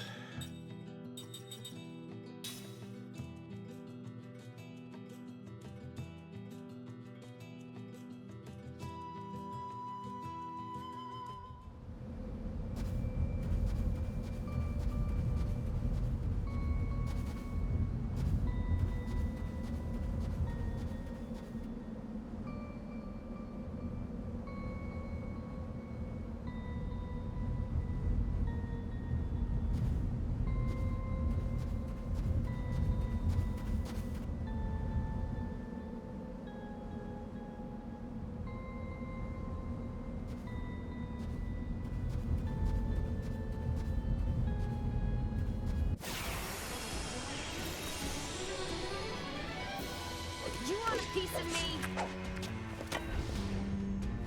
Hello.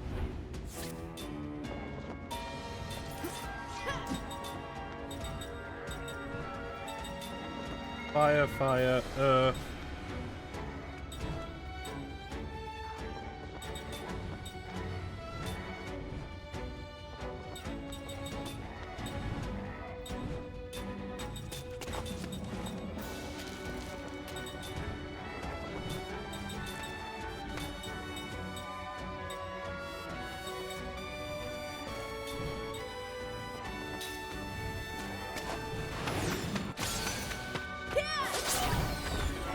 Nice.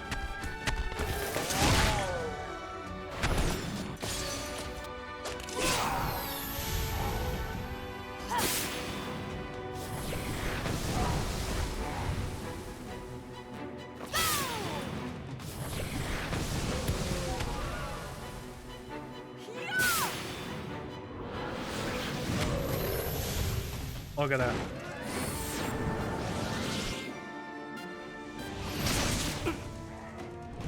Such good damage.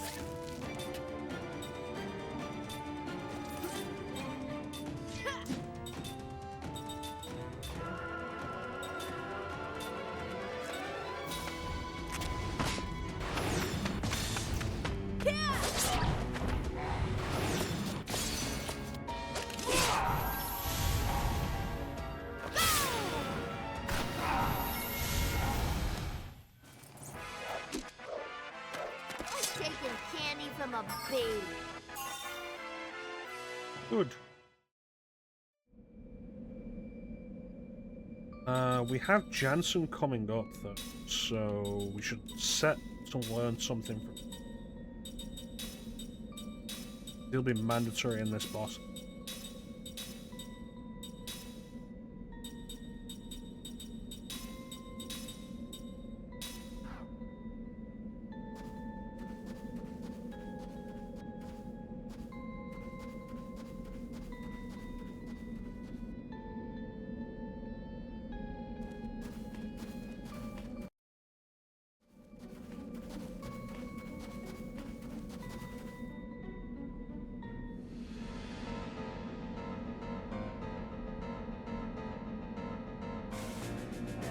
Right.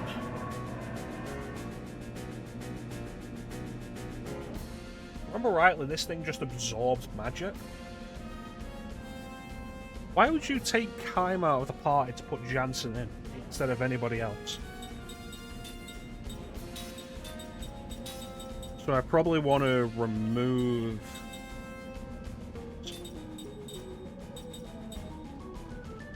We'll put Sed in the party.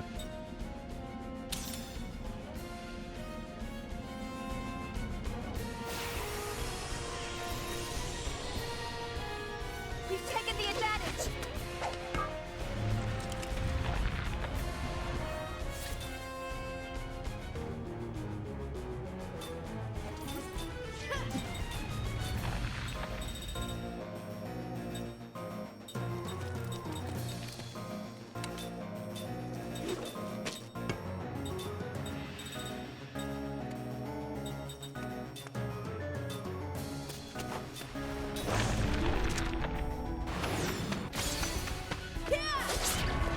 Good.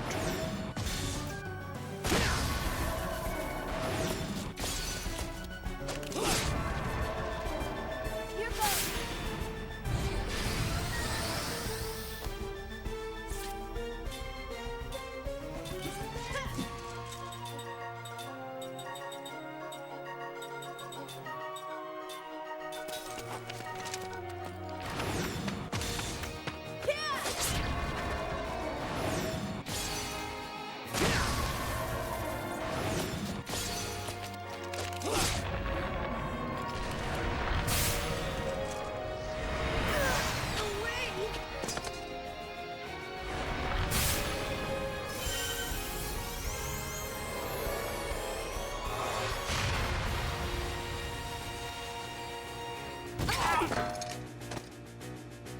Here goes.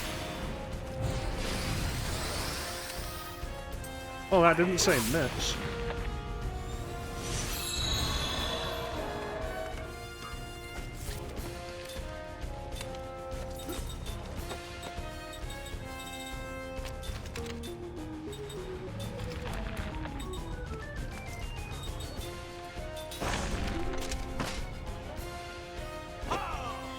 Sorry about that.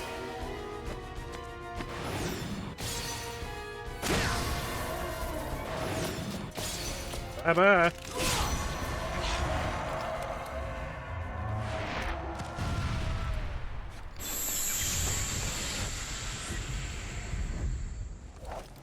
Easy as pie. That was close.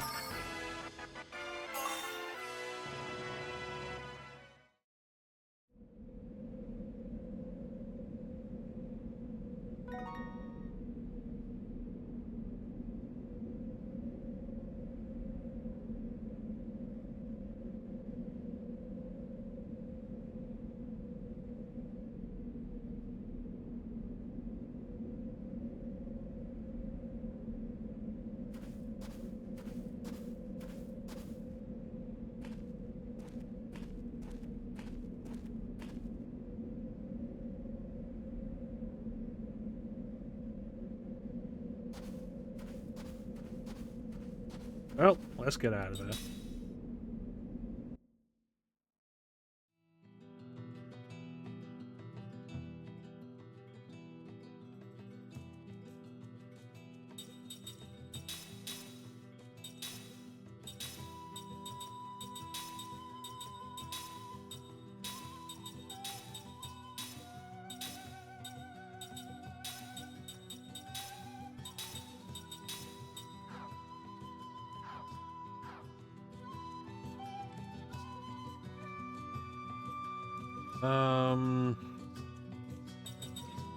Mountain caves there.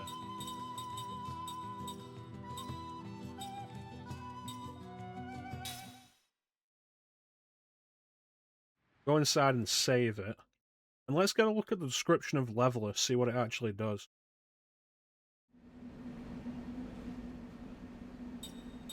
I think it's odd that the ultimate white magic is also damage.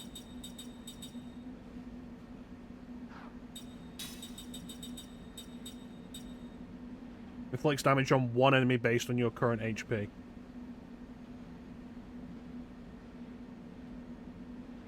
Why does that seem like the same as Divide, but worse? Costs 150, casting time is 4s. This costs less and casts faster.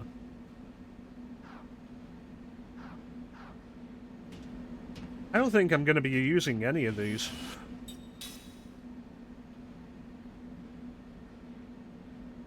Seriously, 4 turns to pull this thing off?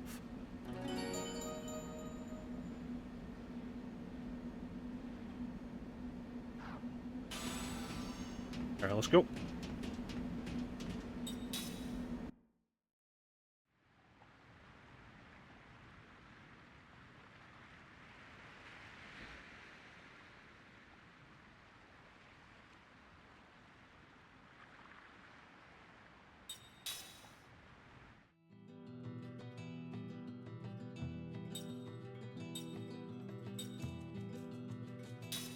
Got a cave, then we'll check out what the Temple of Enlightenment is, because I'd forgotten about it. And then experimental staff remains.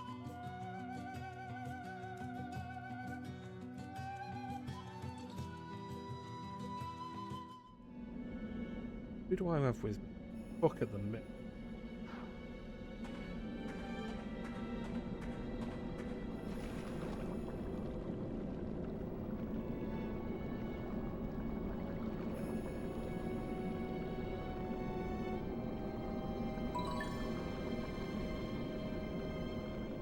That didn't happen last time we came here.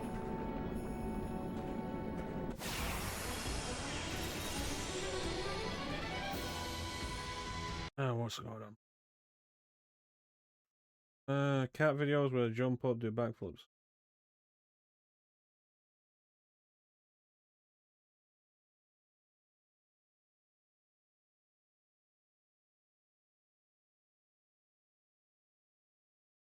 Maybe you should, when you realize you're dozing off, put your controller down for safety. Those things aren't cheap. Hello, Clem. Don't let him get away! What the fuck is that?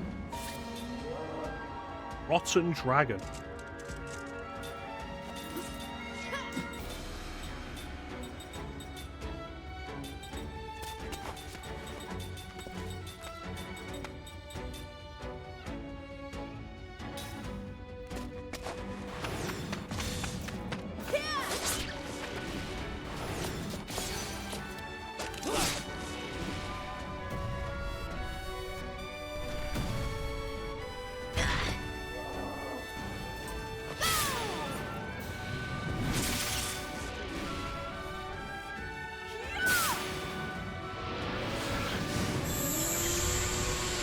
Yeah, we are so much stronger now.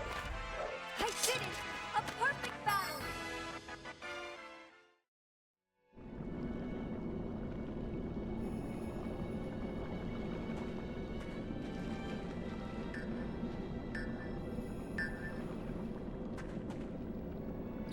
Okay.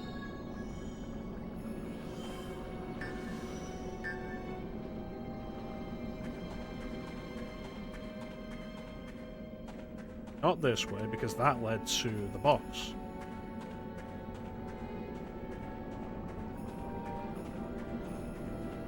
There we go. Like, I'll kill the boss, but, like, I want to go around the rest of the cave.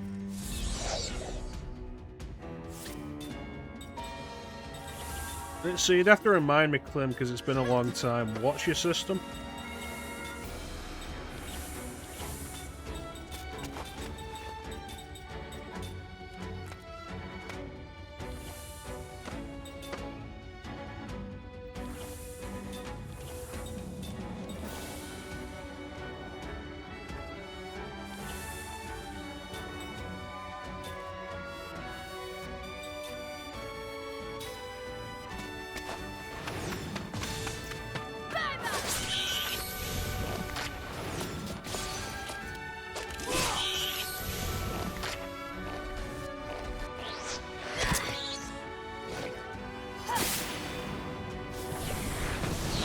I can't believe you'd say that to me, Clem.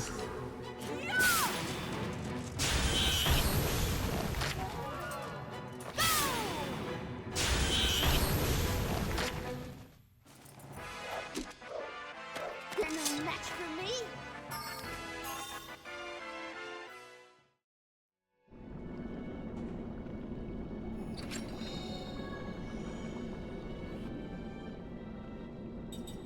Sarah learned level 6 white magic. What else? Yeah, just go through them, learn all of them. Why not? This isn't national TV.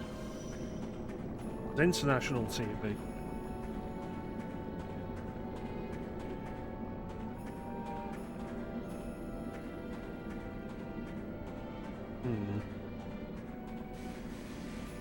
Ain't no way up there.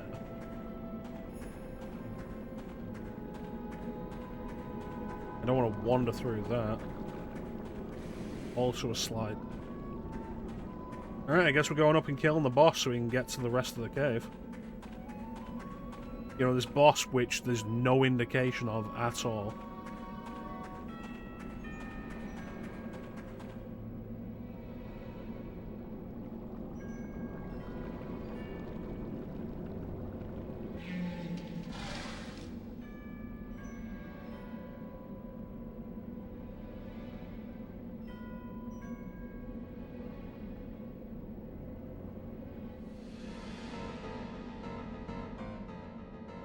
That has to be in this fight.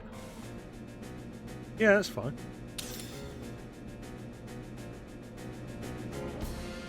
So you're just playing Genshin again, Clem? You wanted me to go live and then you're just playing Genshin? Graceful.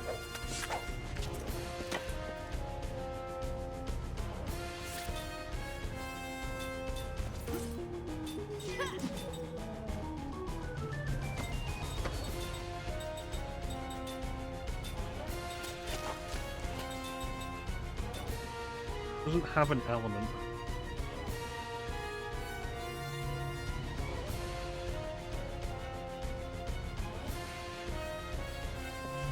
I said I could, you were like, oh, I'll watch you.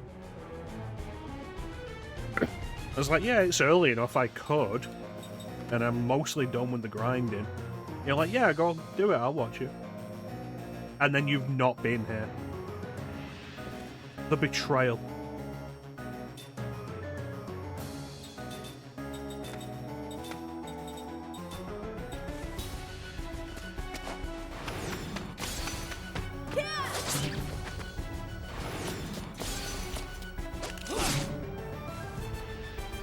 Yeah, look how much better the damage we're doing is.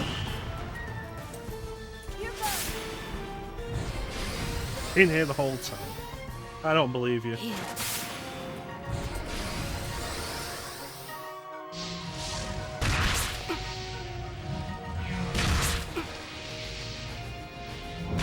And that's so much less of a threat now.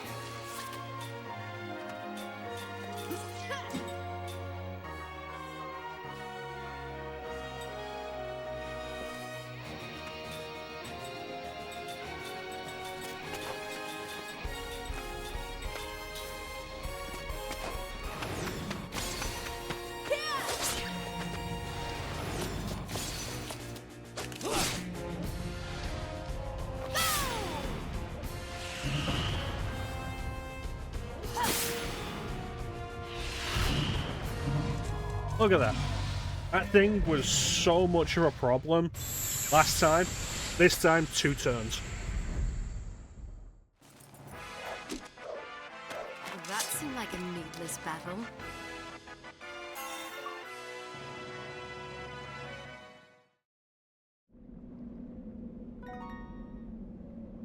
Gravity Rave and Gravity Ring. A nearest plume. Oh yeah, what was the blue dragon thing? Absorb water element, absorb wind element. I mean, it's nice and everything, but I think we're fine with nullify all 4 in 1 skill.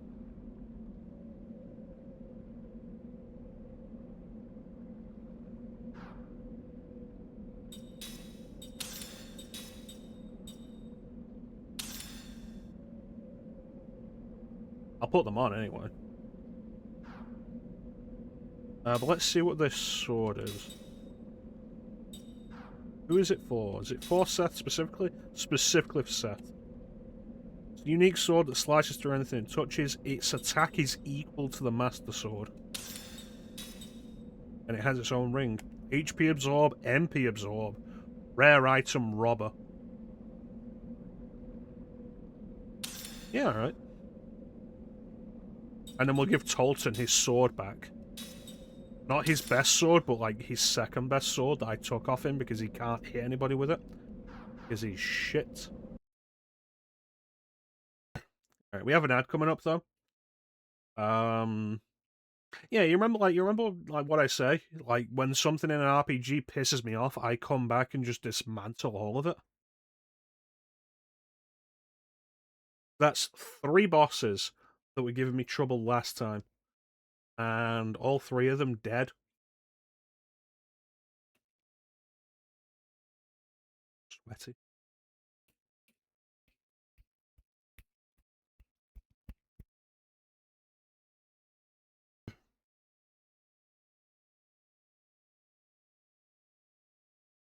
Honestly, in my eyes, it's the abilities thing. Like, when it happened with Digital Devil Saga 2, like what made the grinding more bearable just generally with Digital Devil Saga 2, and to a lesser extent Nocturne, during the 2 grinding session I had to have for Nocturne, which was very surprising that I had to have only 2.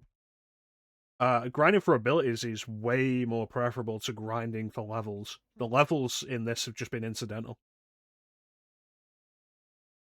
Alright, but we have an ad coming up, so we're going to run this ad. Then we're back to check out some more side areas. No!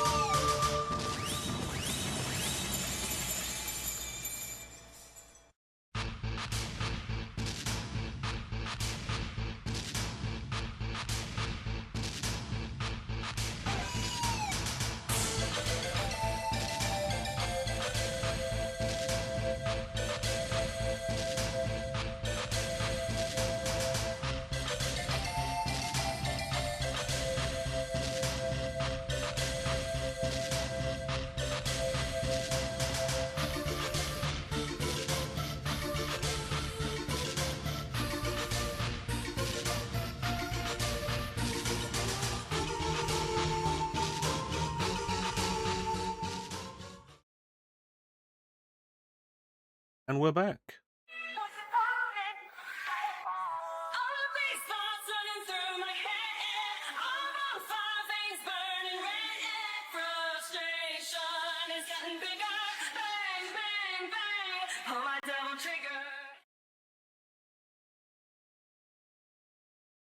So it turns out Flame went live like 45 minutes ago. And if Clem hadn't baited me into streaming myself, I'd be watching Flame play Resident Evil 1 right now.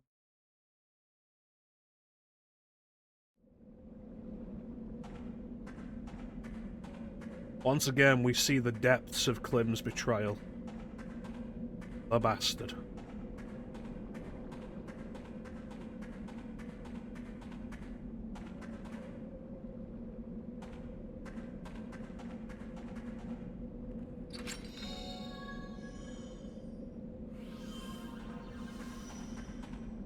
Wonder what else could actually be in here. You think it'd just be the boss and like whatever the boss has? Let's get him!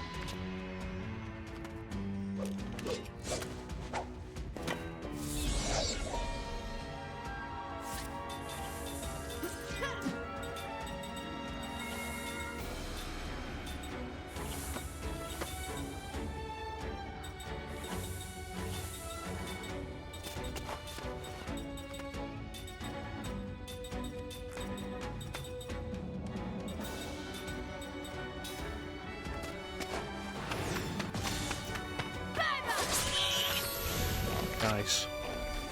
Good to see that working right out the gate.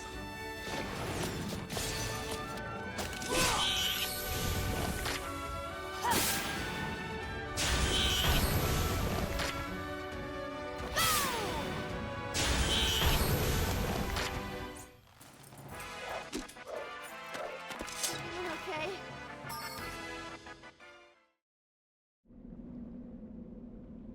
We should have finished learning whatever skills we had, shouldn't we?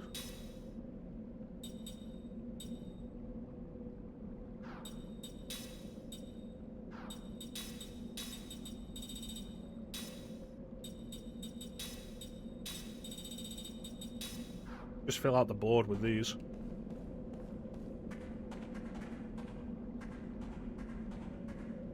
I can't believe there's nothing here. Oh, I got a nameplate in the auction and I never checked what it was actually about.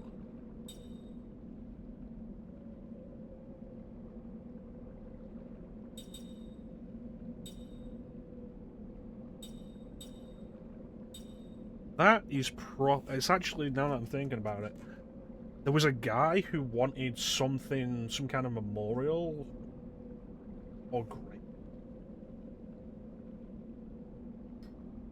for his fellow Kents who died at war. That was in Goatsa. That's what that's probably about.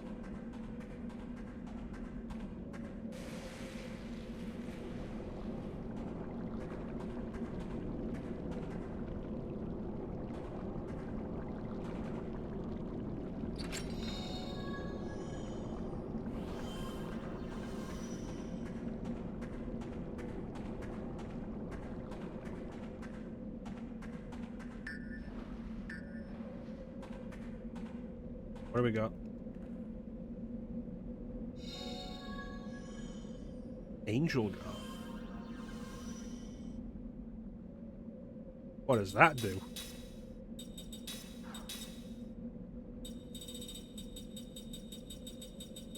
It's gonna be specifically for Seth, isn't it?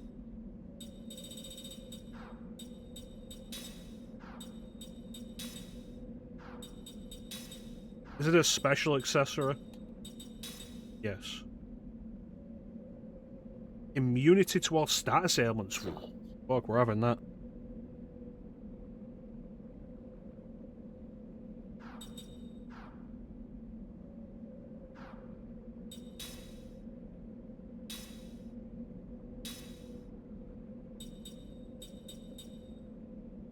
Let's see, what do... Remove anti-petrify. Put on special accessory. Then equip Angel Guard.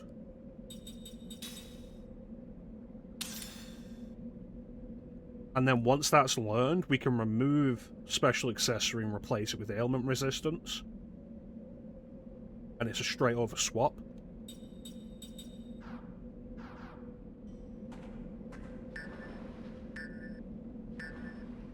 Absolutely worth coming here for. That's fantastic.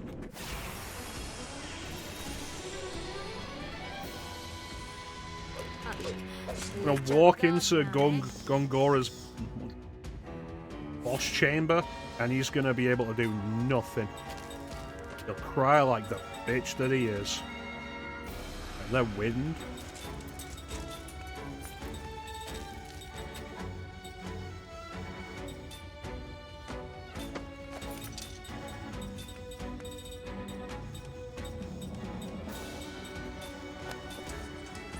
Gongora. You know, the villain.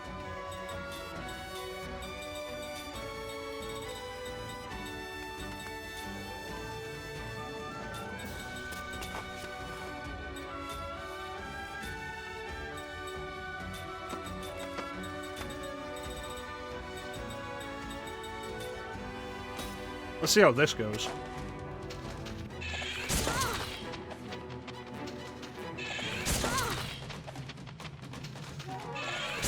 Wait for it.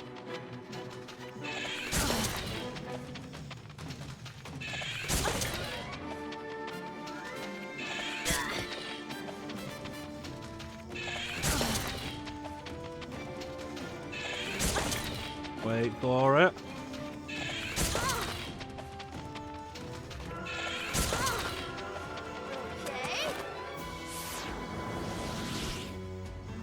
Death calls to you.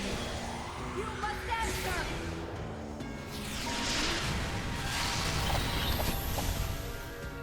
Dog power of death.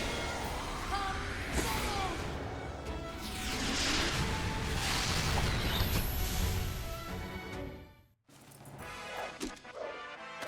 That seemed like a needless battle.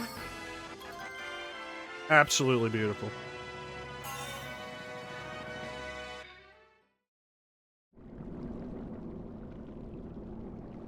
That was 20 SP. Let's see, we only just equipped the Angel Guard. So 20 SP is taken into account the double. But that one battle, 20 SP. If that enemy encounter would happen reliably here, I'd be like, yeah, let's grind this stuff we've got up here. Lim, did you see I found an item that gives me immunity to all status effects?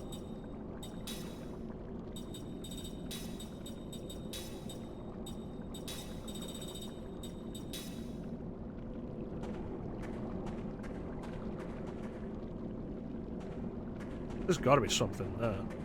There is, there's a chest. It is, isn't it?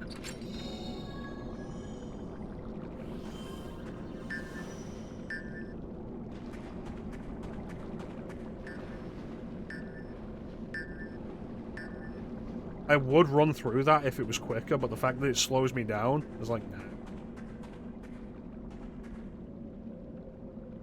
There is another chest up there.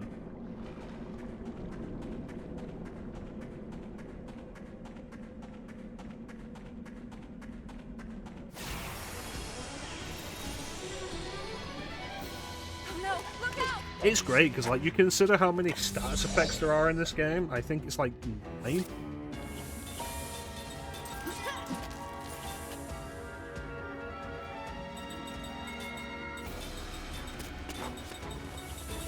Like, they're all immediately just not a problem.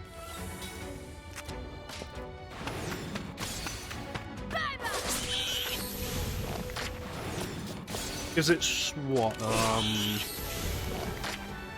Poison, toxin, darkness, curse, petrify, Elelon, feel, blind. I feel like I'm forgetting something. Like, there's so many and they'll just immune all of that. Absolutely worth it.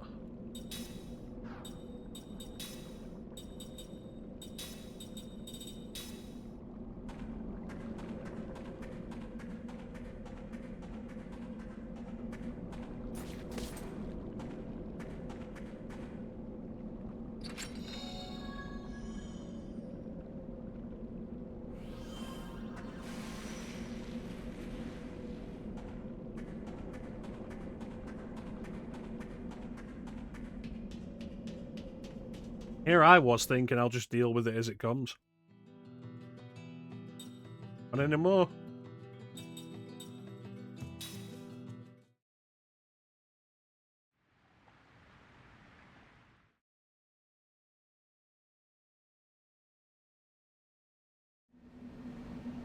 And it's not even that much SP required to master it. Like, I could go back to the secret cave, and we could probably have it mastered on all my immortals in the space of 20 minutes.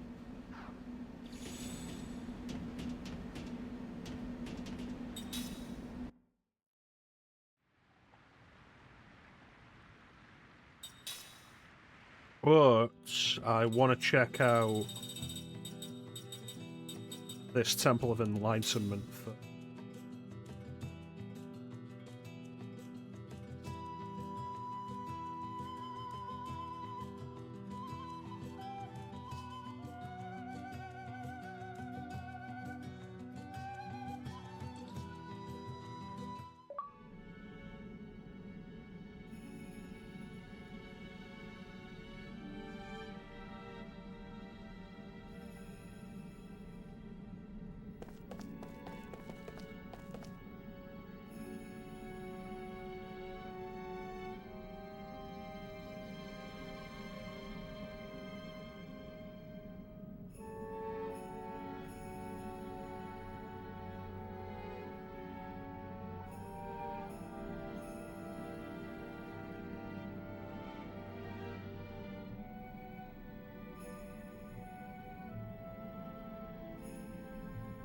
Okay, so we've had a Seth boss, a Ming boss, a Jansen boss.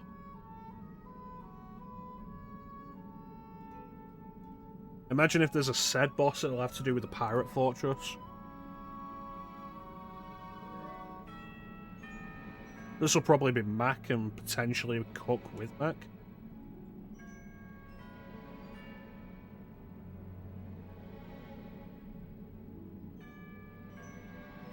We need to go through this area. Well, we don't need to go. I want to go through this area anyway, so I might as well go through this area and use the SP we'll get while we go through here to level up the new accessories that I got.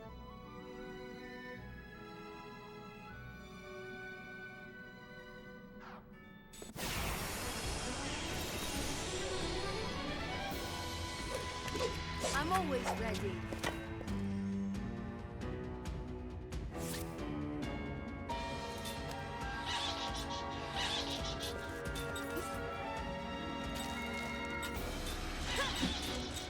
Alright, says the fire.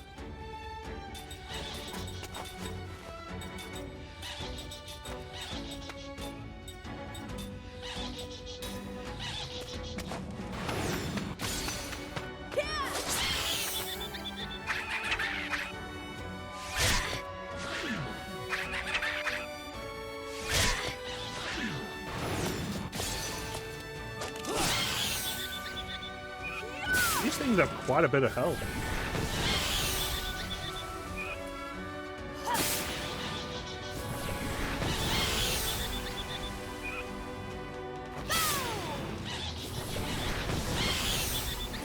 Look at that. And that wasn't small damage from anybody.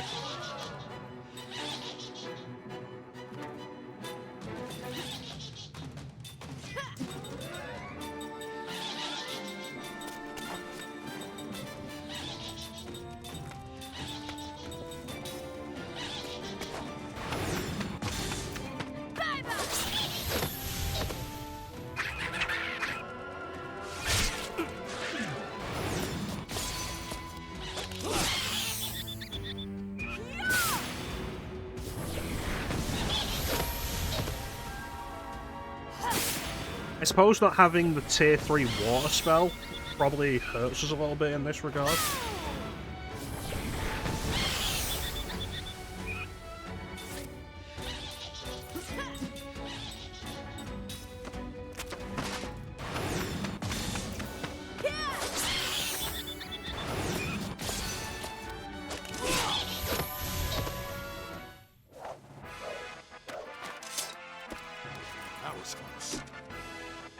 Again, like, the experience is pretty good there.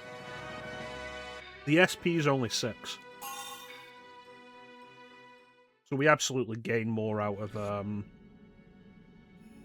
Secret Cave for actually leveling stuff.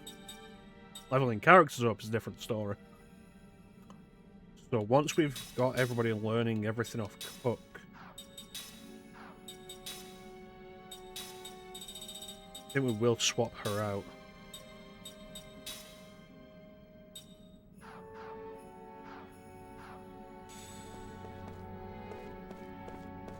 Particularly because, like, we just saw, that's good leveling, actually.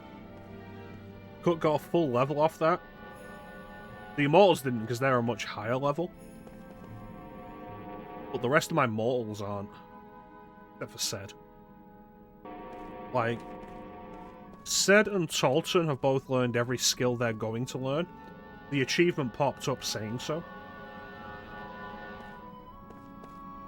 But Jansen, Mac, and Cook haven't.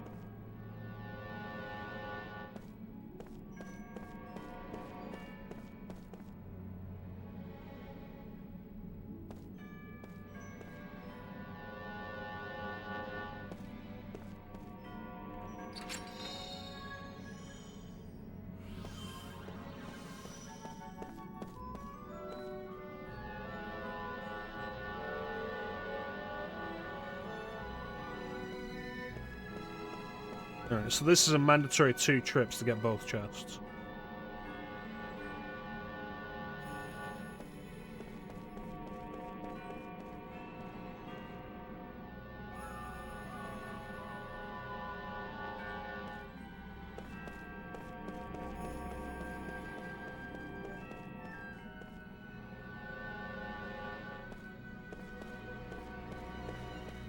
You know, I'll give the game credit. It's not often you see a JRPG with this many optional endgame areas. A slot seed. Who would that be worth giving to, I think?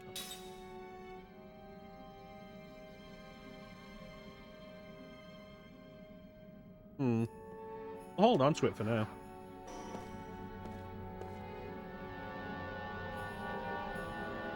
Yeah.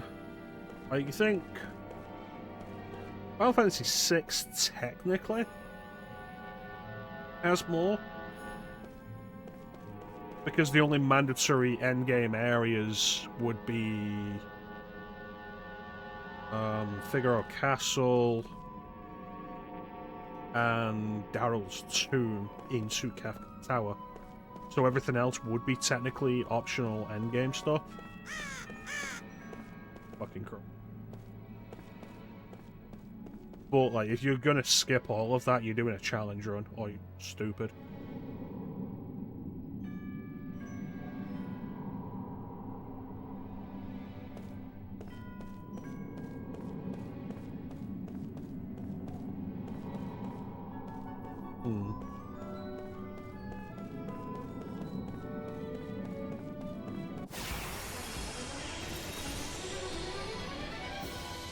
Let's just stay calm.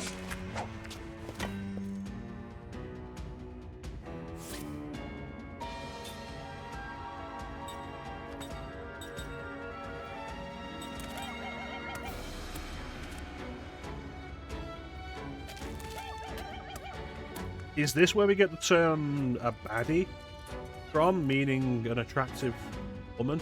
Or like a tight woman? Whatever the fuck baddie actually means, is this where we get it from? Because this came out in 2007.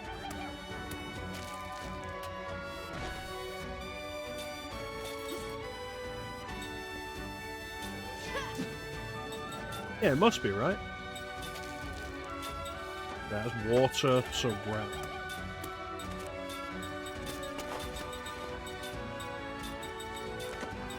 I'd say that has 20,000 HP. Wow.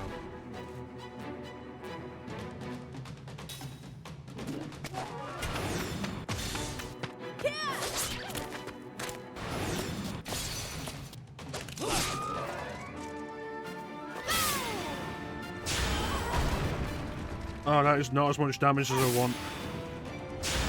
For an enemy with 20,000 HP that's a regular enemy. Ugh.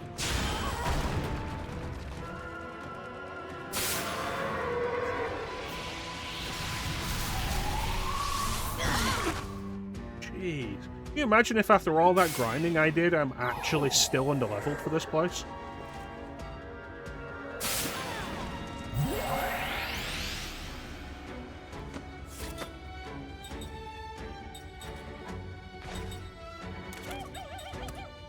Right, okay.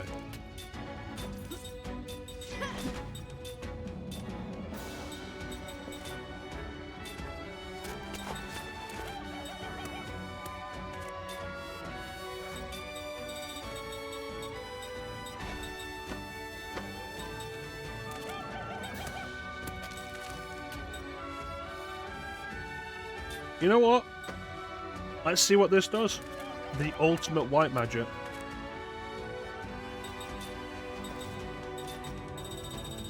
Still can't believe this is like, oh yeah, 4 turns.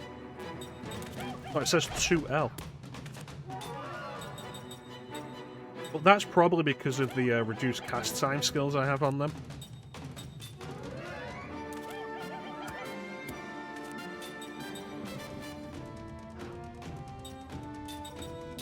Here we go.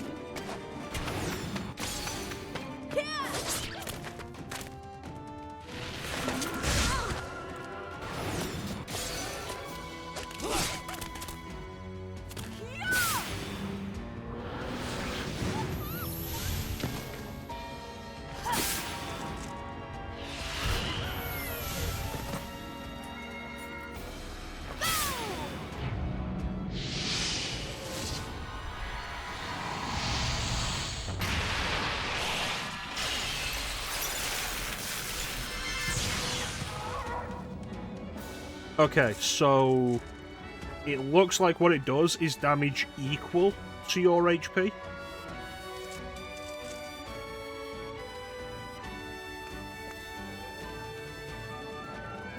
Which for Cook right now is garbage.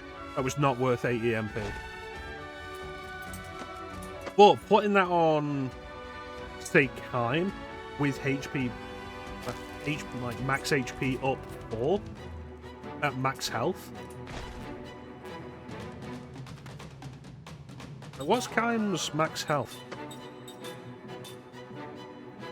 63,000, 630,000, 6,398.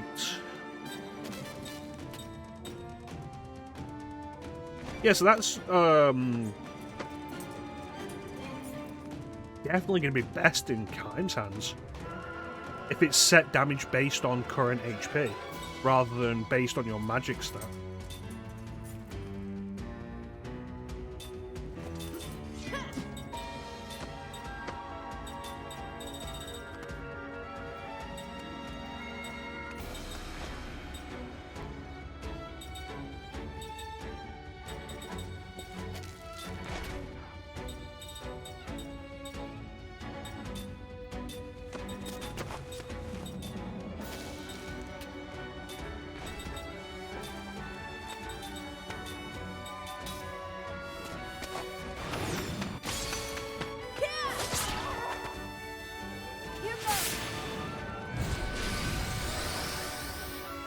Big money, big money.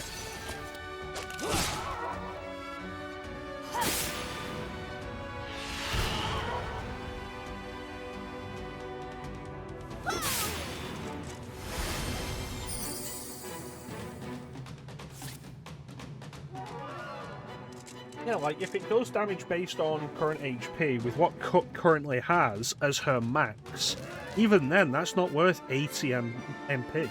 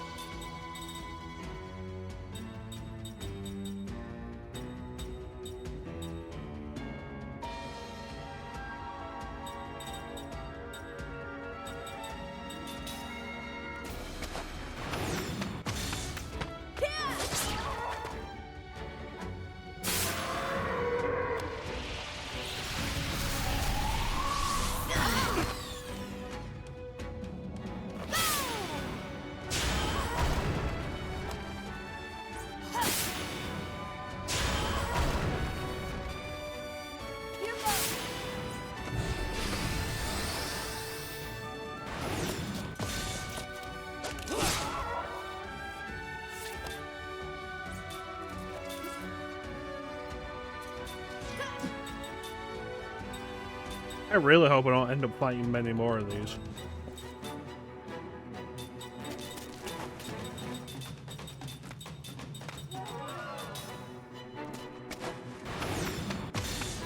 Because that's a lot for a regular enemy.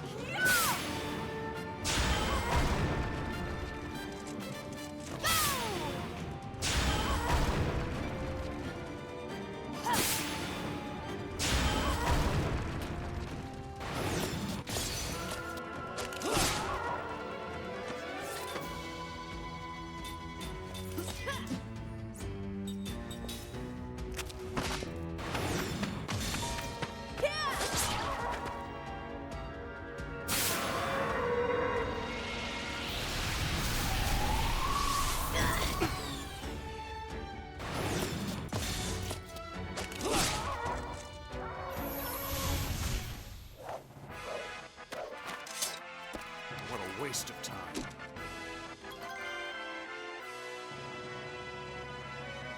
Yeah, look at that. A full level up at level 59. I think we might be underleveled for this place.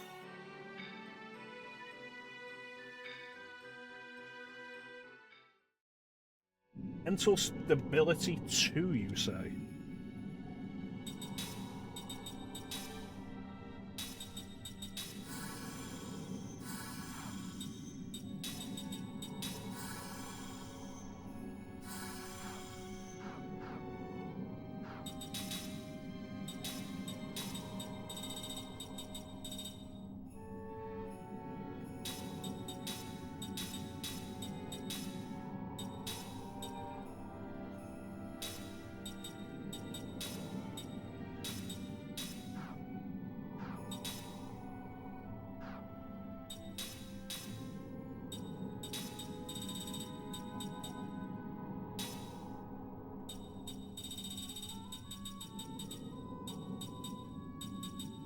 There you go, immunity to ailment.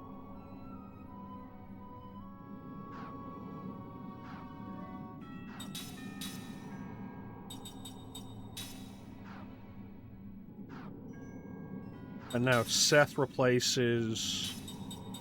He still have... there we go. Replace anti-petrify with special accessory so she can equip it.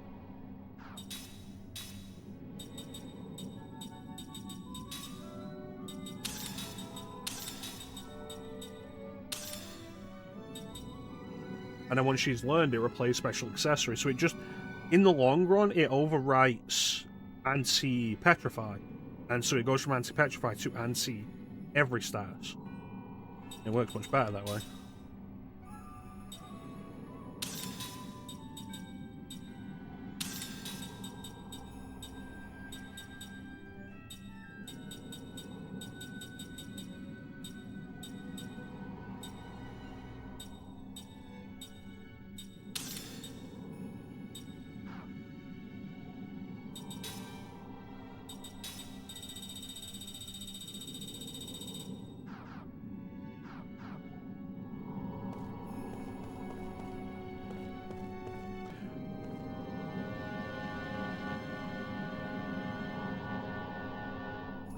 Oh, this place is going to be super confusing.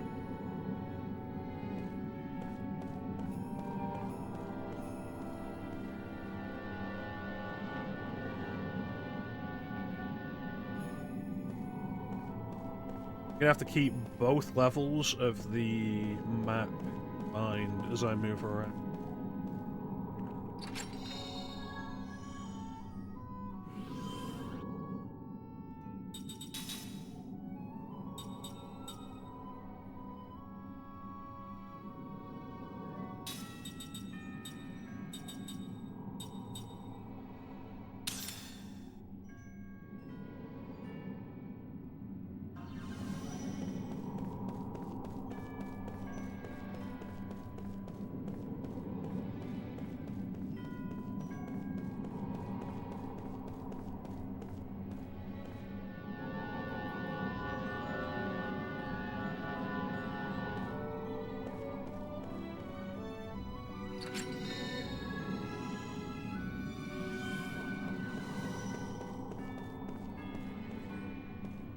red cube.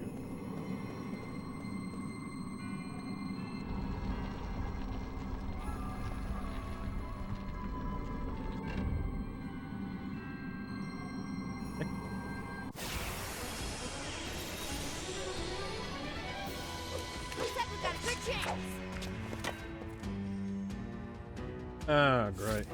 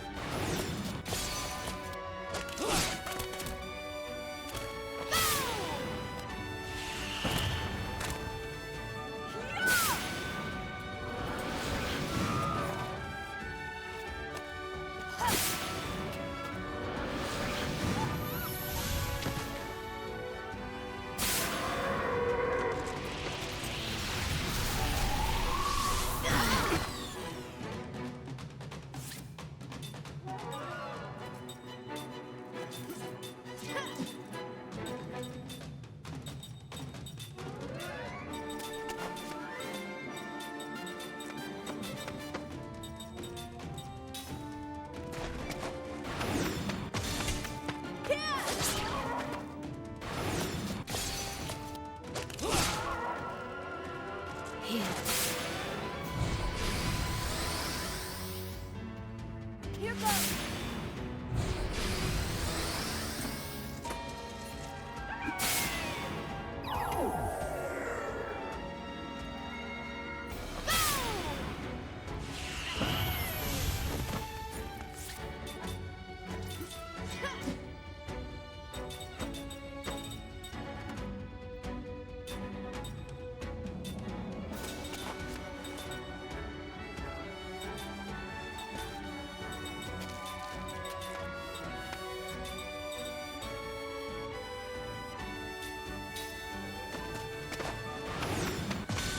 Even with Seth's speed down, he's still the fastest person in the group.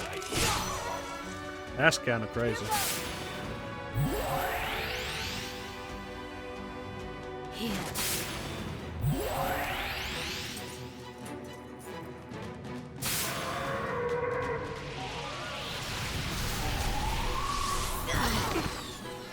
History.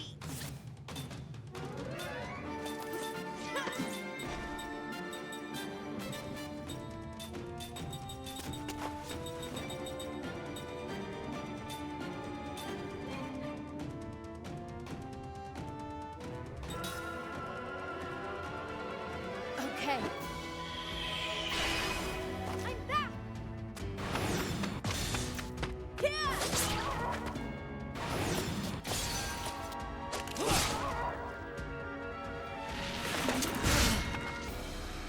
I'm okay.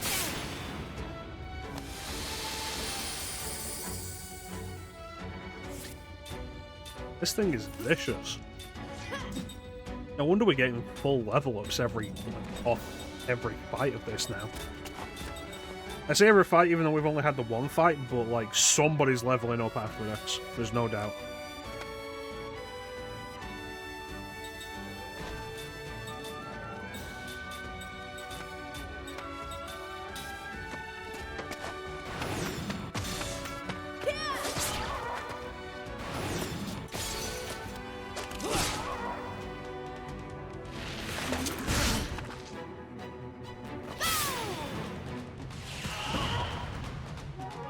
I'm okay.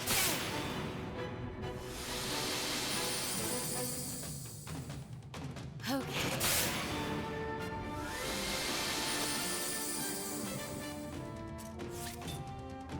Kill it.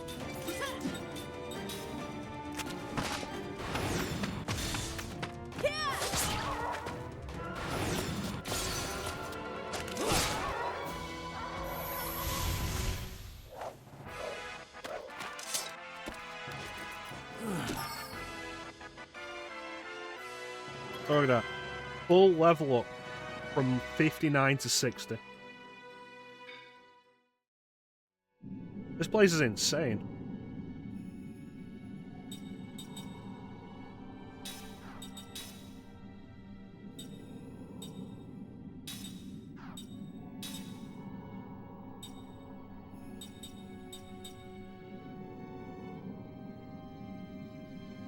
Alright.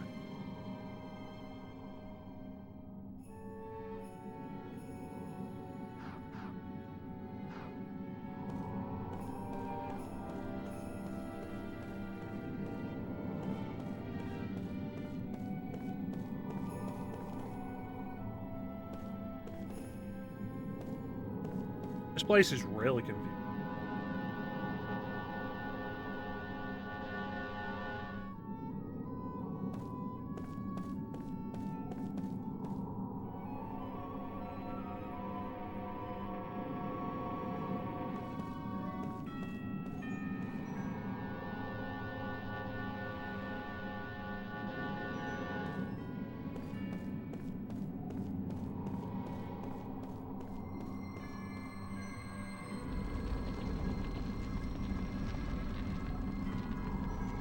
Okay, so the chest there.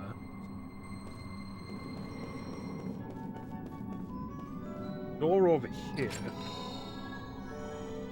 Door on the other side as well, so we can't say for sure that this is the gun.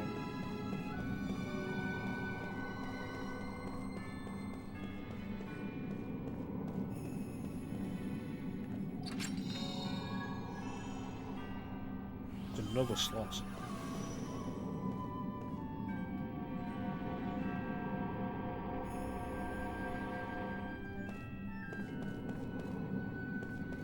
I'm not sure about who to give these slot seeds to yet.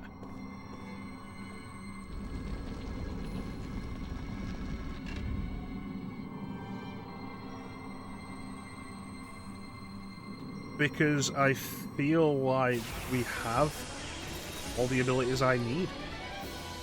And anything else, like I was struggling for anything else, and it's just like what will maybe have some use to me. Hellish Killer one.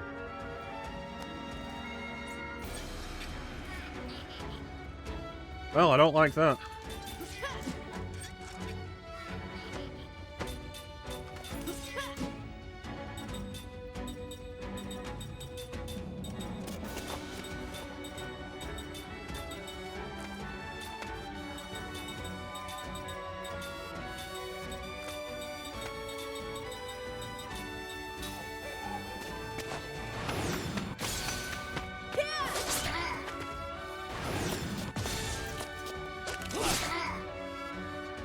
Here.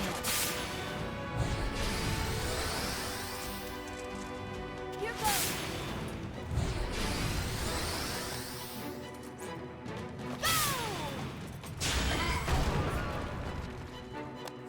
That's actually really good damage.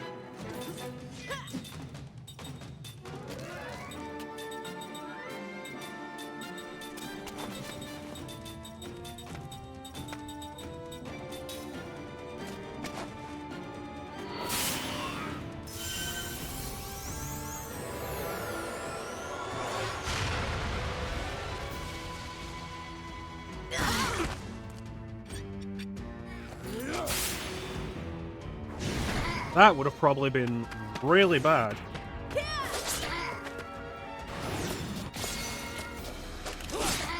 If I didn't have nullify all elements. Because if we take a look at the actual description of Prism, the Prism, actually, let's... And we head over to the Prism. Where is it? No. Moderate amount of random elemental damage. Significant amount, and then what that used would be the top version, the top tier version. But it's still elemental damage. And we're immune to all 4 elements. Except Cook. So Cook took damage.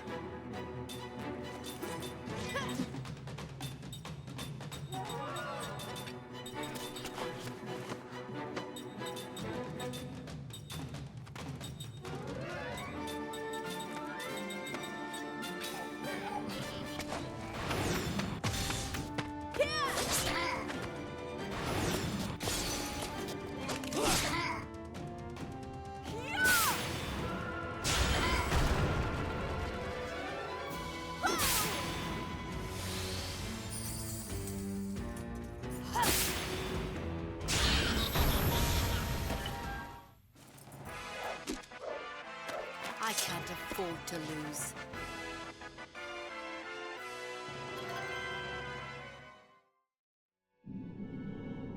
Getting those levels. What's the value of doing this?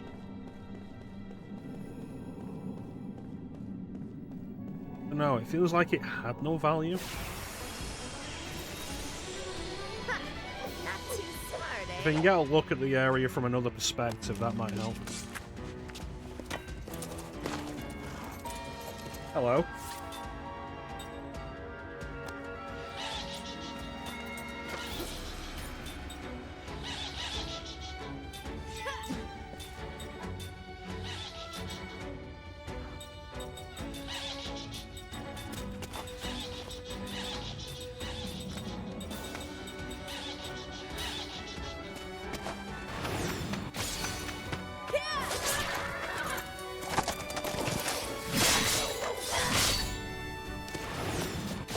Oh, that's not pleasant.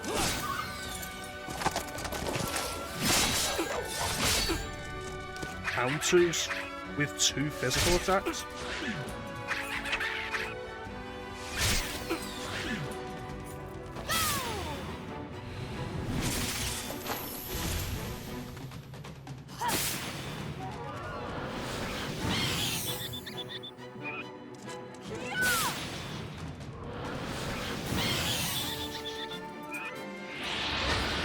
Uh-oh.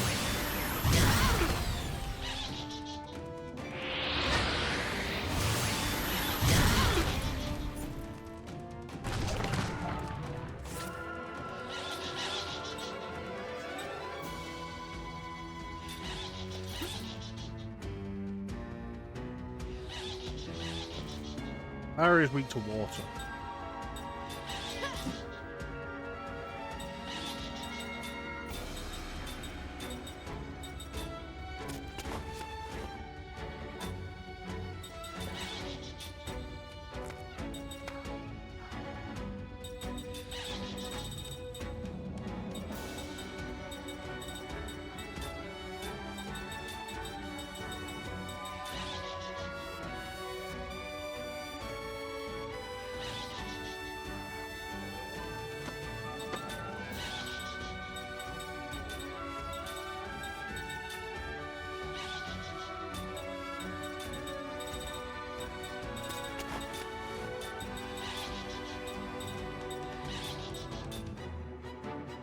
Oh yeah, she has dub light mode. Does Sarah not? She does, yeah.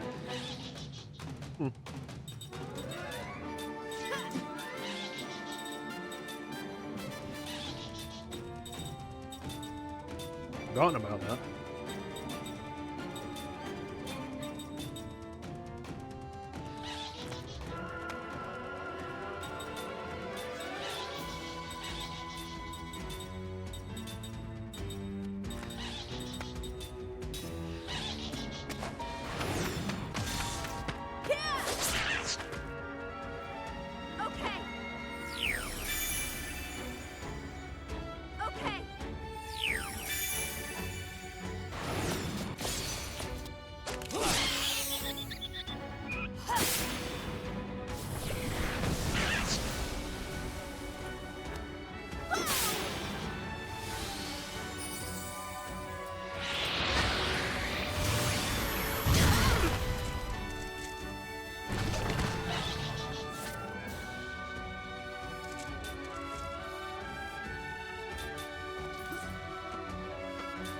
I think ideally we'll still kill this thing before it gets to explode itself.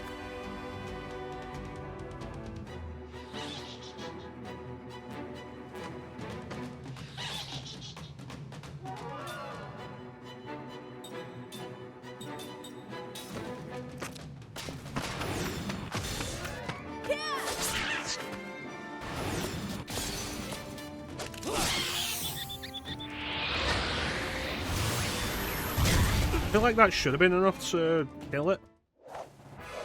It might be one of those that gets to do a death attack. That was close. Who knows?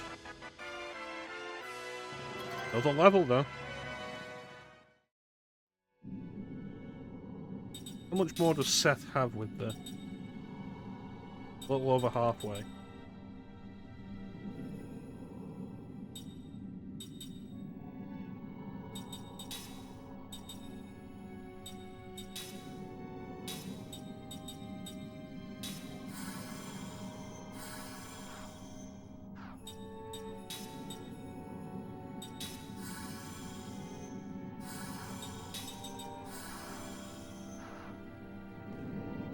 This area.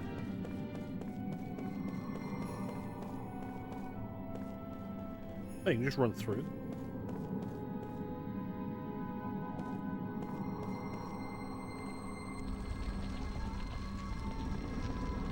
Oh, it's three-dimensional. It doesn't go from 1 to 2, it goes from 1 to 2 to 3. And potentially to 4. Alright. So now.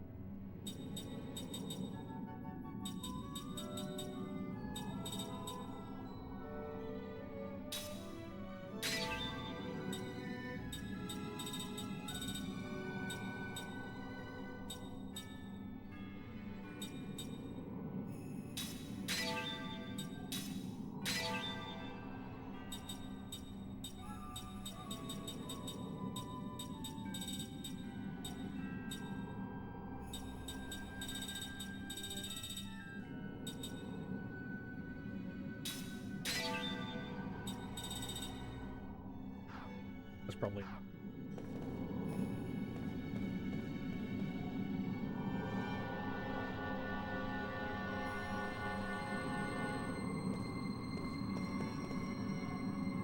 I don't think there's any use in keeping this like that right now.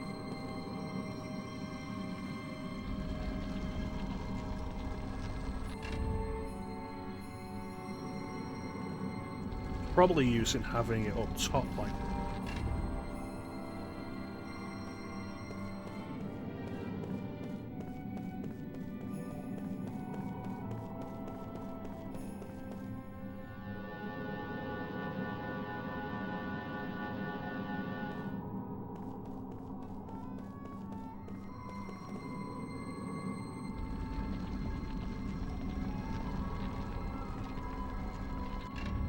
Right.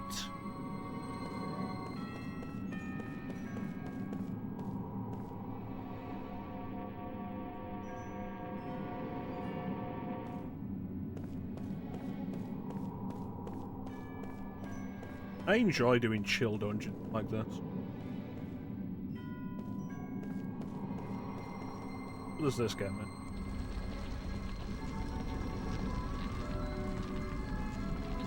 Okay, so that definitely has value.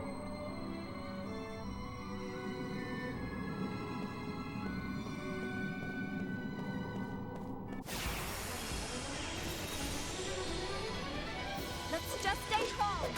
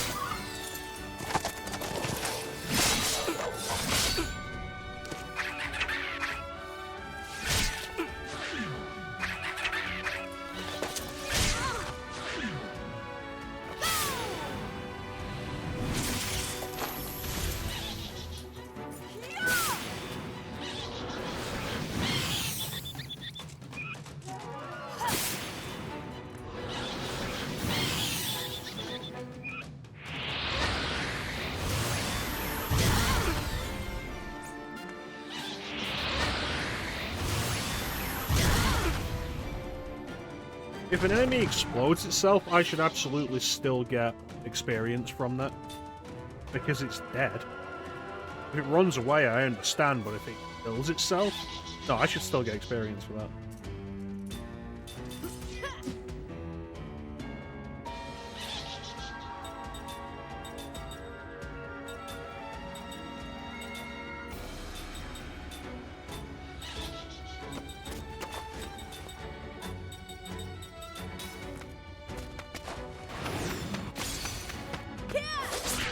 Yeah.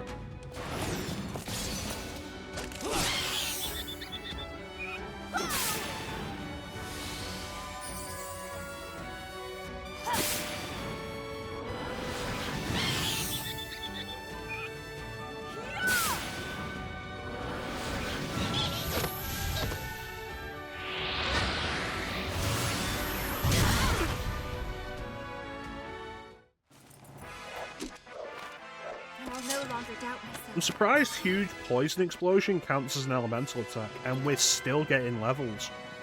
Like, wow.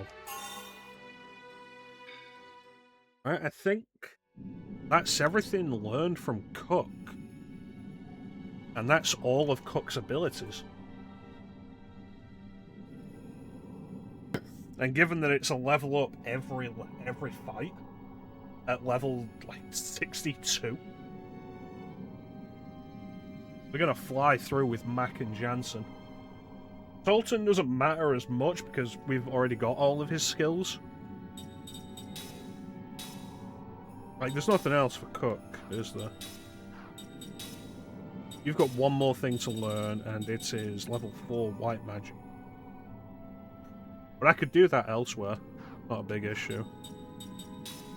You're done. Alright, so let's get Cook out of the party.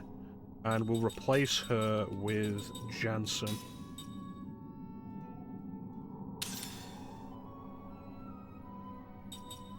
And what are we learning from Jansen? Whatever Jansen has. Right. But we haven't gotten the achievement to say that he's learned everything, so...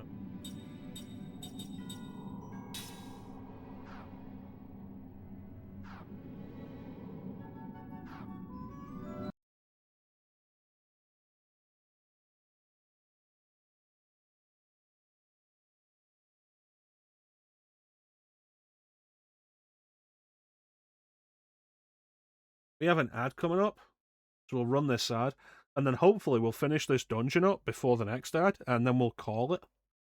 And that'll leave us with just the Experimental Staff Remains, which is a DLC area, and Grand Staff, which I assume is going to lead to the final dungeon. Based on like everything we've been told about the world, there's one more location we haven't seen that I assume will probably be the final dungeon, and that's the Hall of Mirrors. The Tower of Mirrors. Yeah, I assume like that's going to be the final dungeon, but Grand Staff will probably lead to Endgame. Brother, it's been too long. So yeah, we will be right back.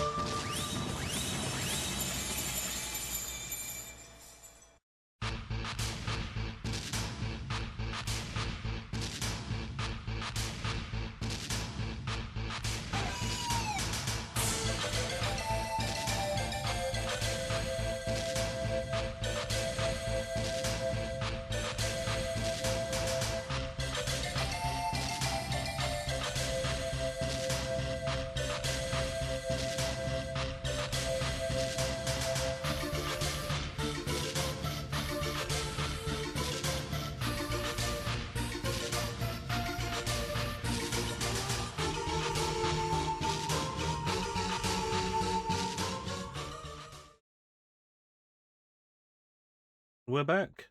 Oh shit!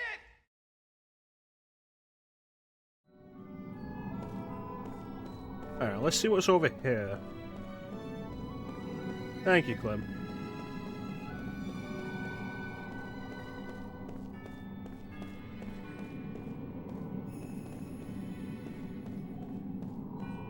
Nothing over here. I am disappointed.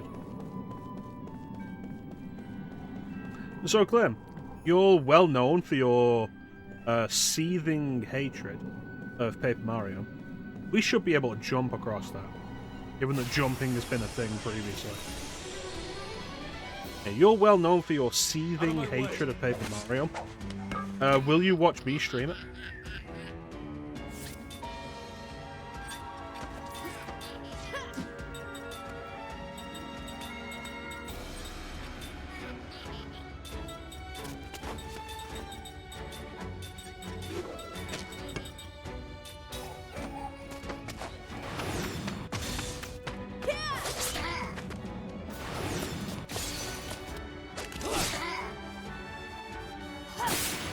Good.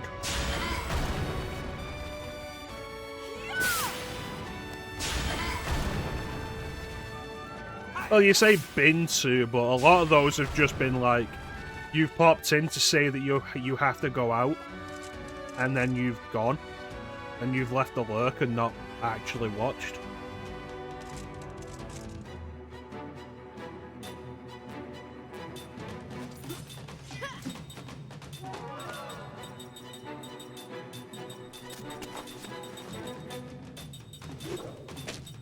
It counts.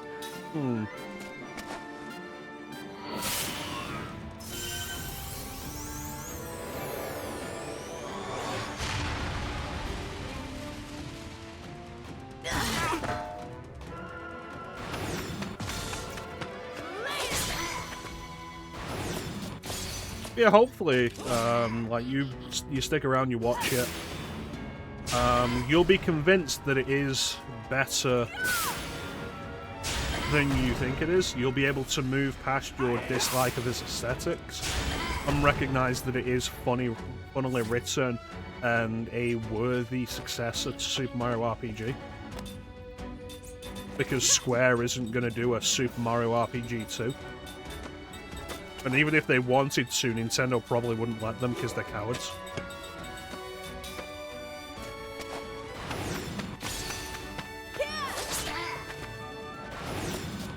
Yeah, but I'm going to play it for longer than an hour.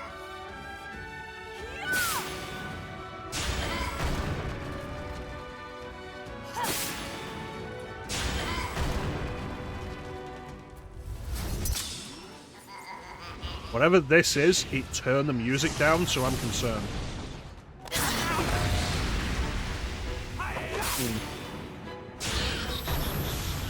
Is it, though? Imagine if you only played Final Fantasy XIII for an hour.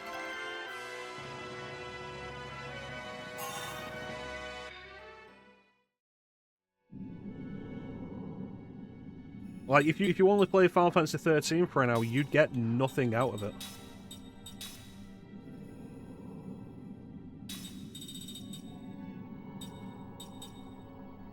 Oh, I don't need this anymore. Where? There it is. Special accessory.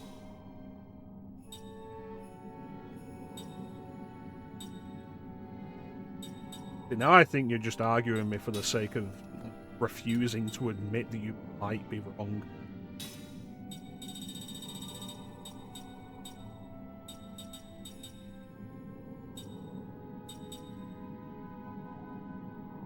Yeah, reduced casting time probably is just generally worth it. You played it for an hour though.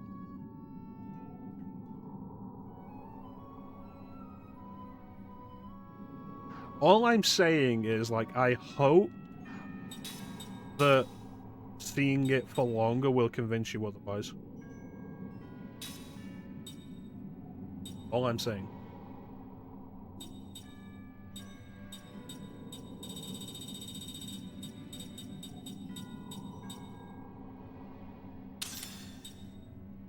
Then give me a chance. Give me a chance. Oh, come over there and I'll break your kneecaps.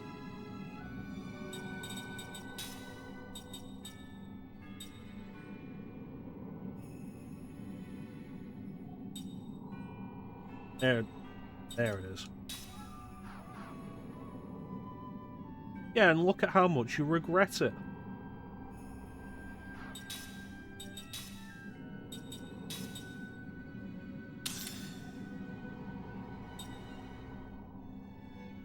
What's left on this? Just another 10 SP, yeah.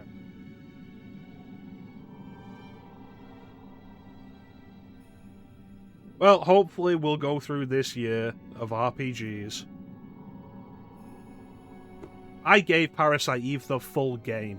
Do not compare that.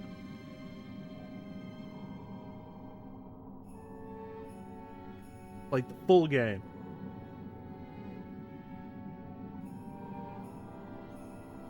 I am really trying not to quit stuff on stream anymore. I'm even considering having a new sequence on Sundays where I go back to the games that I did drop and I finish them. Because I hate that I've started stuff and not finished it.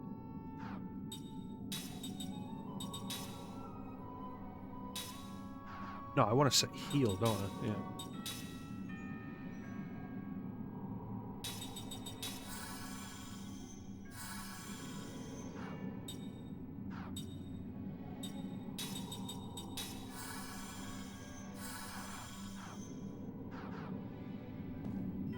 Anything on this side?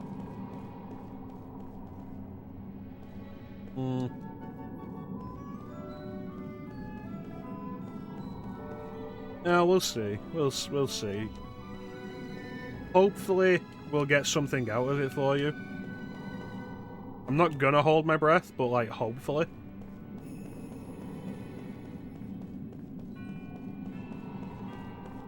Stranger things have happened.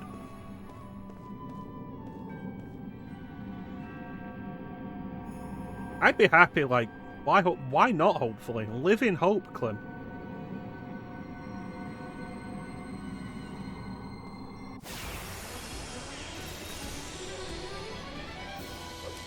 This does not look good.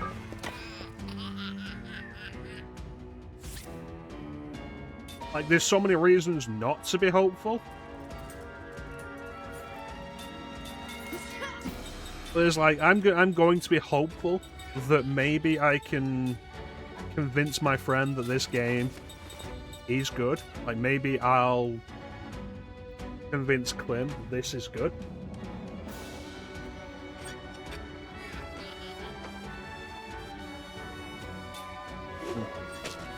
But no, hopefully, like, as we go through the year and we play a bunch of stuff, you'll see something that you'll be like, oh, I want to try that, because I've never seen it. Yeah. Hopefully there'll be something we do this year that you'll be like, yeah, I want to play that for myself. Because that'd be nice.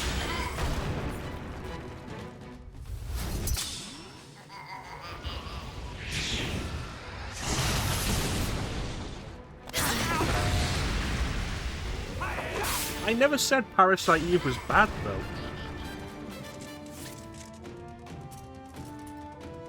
I said Parasite Eve has problems. I would probably enjoy it more in a second playthrough, knowing how to navigate those problems. I never said Parasite Eve was bad.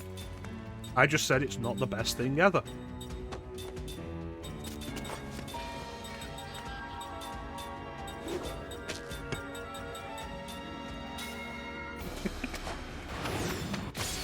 Did I say it was garbage? Where was this?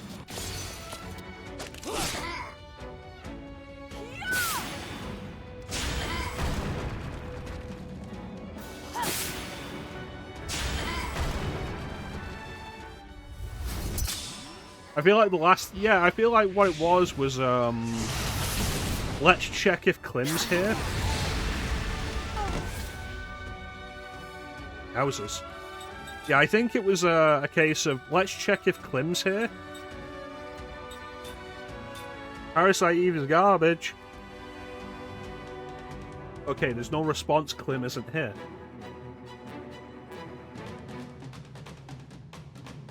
Like, maybe next week it'll be, Travis Kelce is the best football player the NFL has ever seen.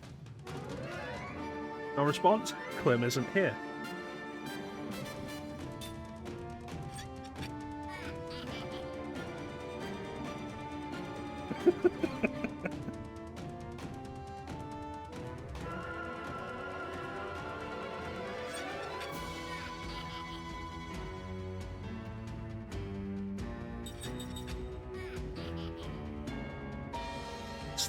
It's the Kelsey. But your name doesn't look like that. How is anybody looking at your name and thinking Kelsey? Is it Kels or Kelsey? I don't know, and I probably don't care.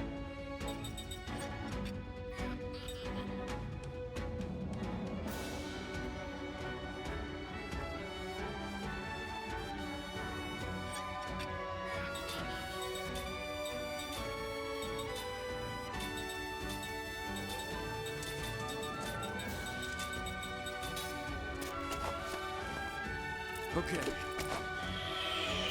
Why is he getting the next move? Gross.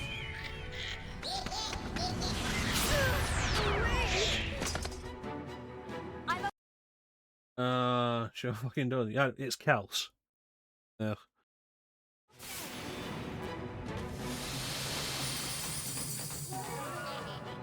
Okay.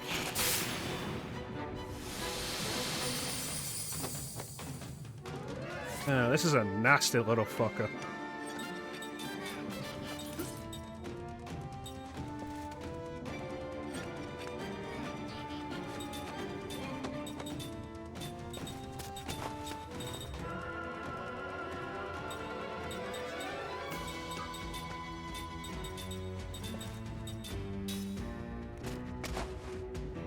The real concern here is, like, if we die, we haven't saved since outside.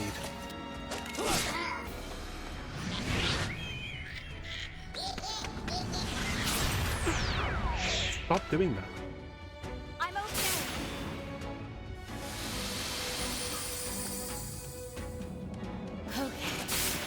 No, like, generally, I always hope with these streams that, as we're playing through games, that somebody will see something that they maybe didn't know about, and be like, oh, that was actually really good. I didn't really know about that. I should play that myself.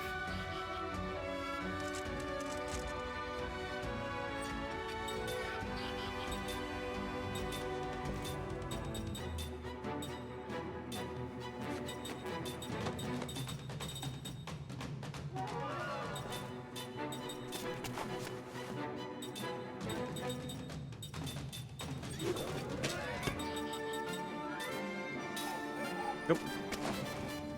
Okay. Okay.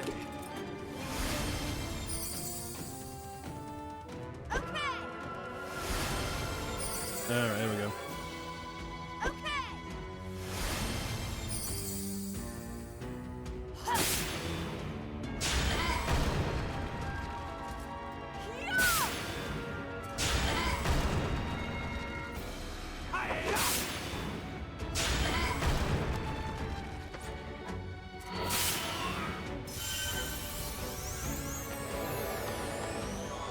Oh, god damn it. Told you this would happen, didn't I?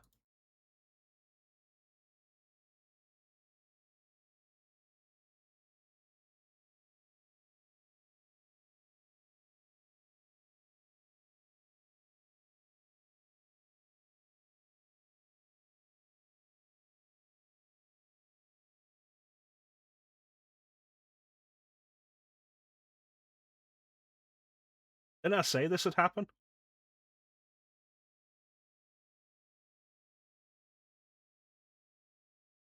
What were my exact words?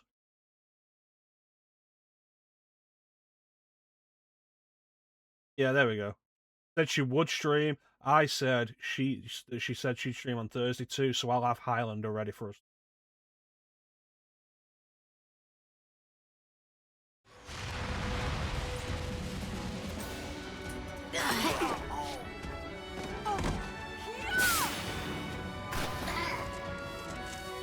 Why did I... Oh, no, she countered with water.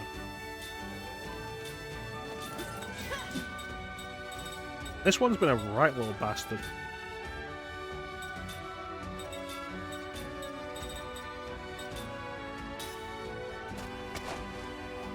Okay. That was close.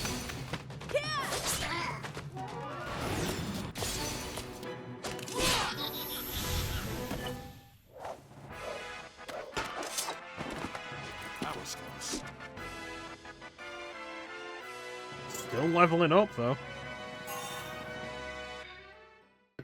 Like, goddamn, what is the actual intended level for this place?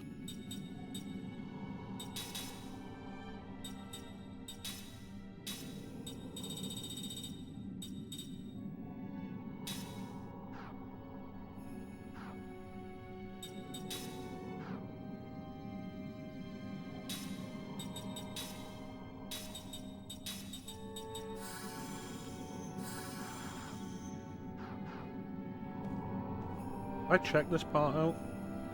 Doesn't look like there's anything there. Nope. Nope.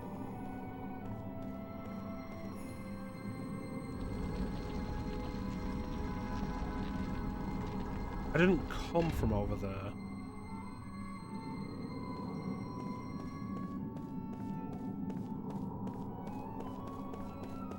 Treasure chest. 10,000 gold.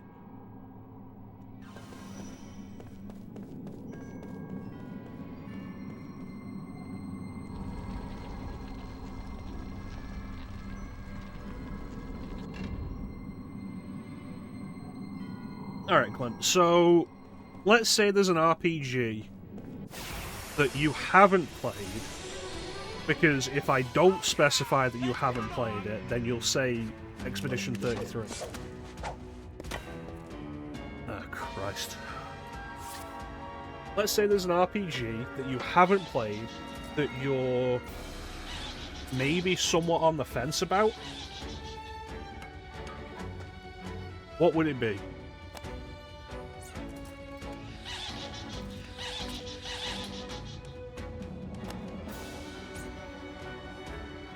That you could possibly be convinced into playing through watching me play. There's 6 of these fuckers? Oh, this ain't gonna go well.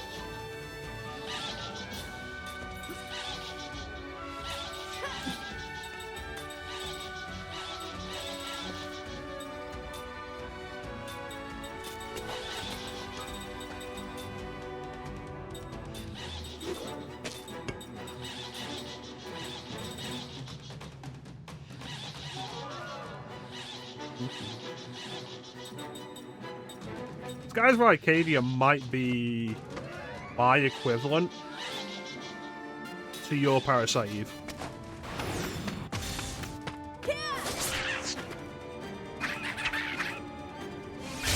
Like, it's a game I grew up with, it's a game I really fucking like. It's a game that you can't legally obtain anymore without paying a stupid price.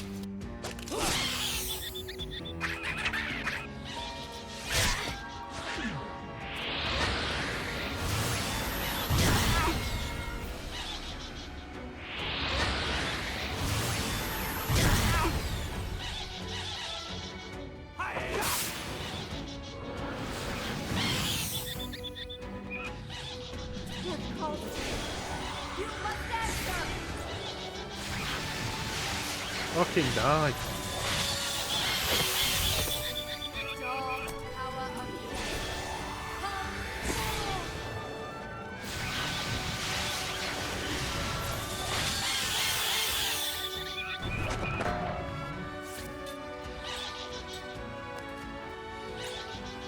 No, but I mean like an RPG that we haven't done yet.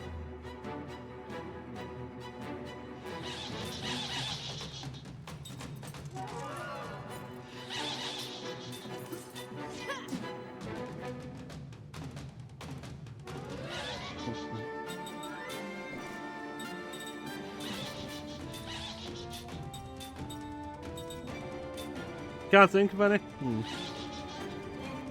Maybe we'll find one this year. Because there is some interesting stuff we're going through. SMT5? I think after playing Nocturne, you'd be interested enough in SMT5 on your own.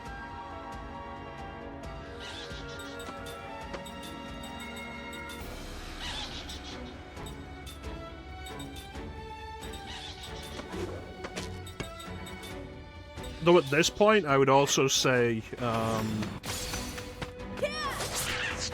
if you're gonna get it, you may as well pick up the Vengeance version.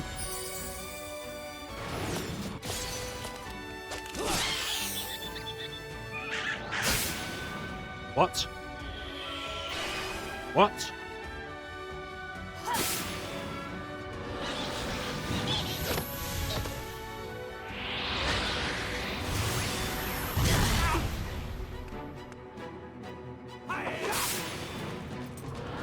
These motherfuckers can kill themselves and then resurrect each other. Yeah, it makes sense that's what would be on your wish list, because I think the original is only on Switch. Which I bought on launch day. And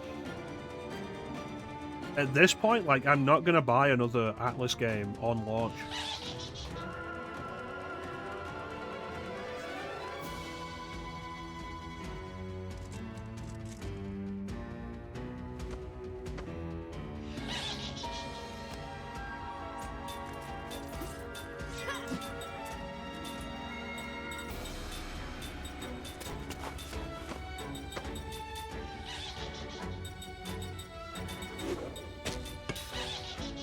It's been too many times that it's been like a year or two later, there's been an improved version with extra content for full price.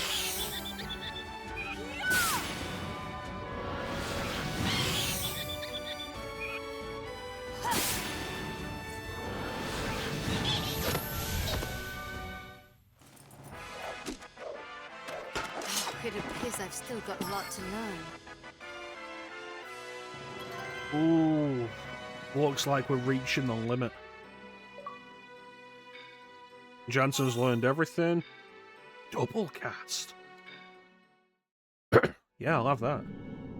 Everybody stop what you're learning, take double cast. Right now.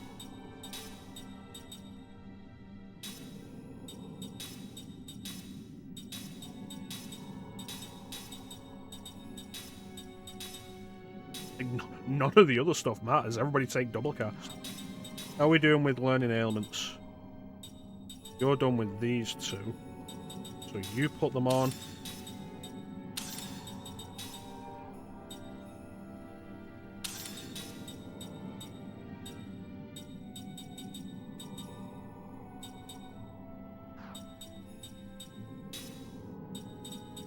Yeah, it's been too many times.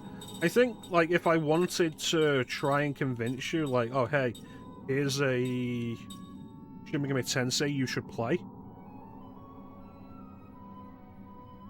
it would be, like, maybe Strange Journey. Which would be a difficult sell for several reasons. One of which being that it's on the DS.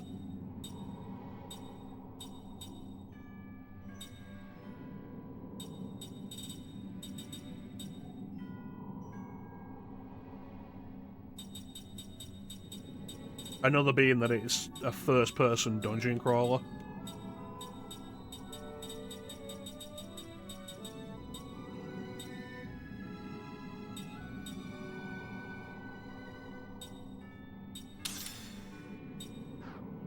Go.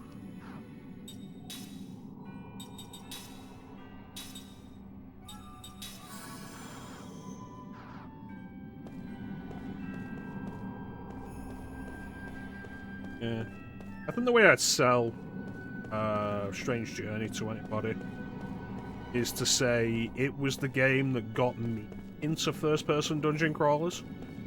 Like, as somebody who didn't like them.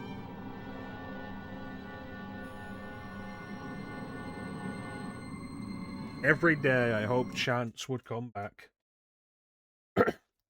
And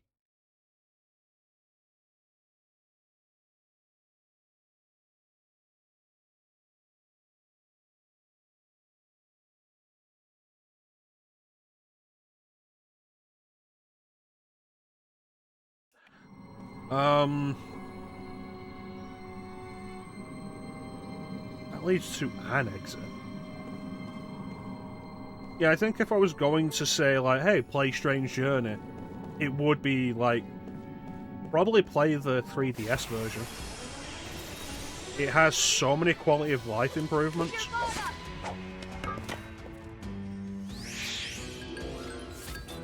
And, like, wind and fire.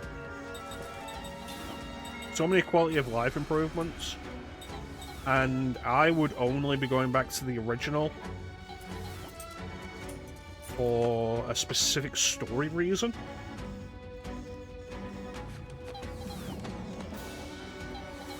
Nostalgia, and because I know exactly what I'm getting into.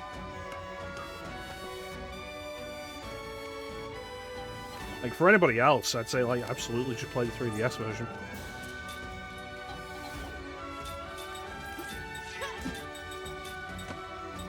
Wind is weak to fire? Fire is weak to water. Hit with water.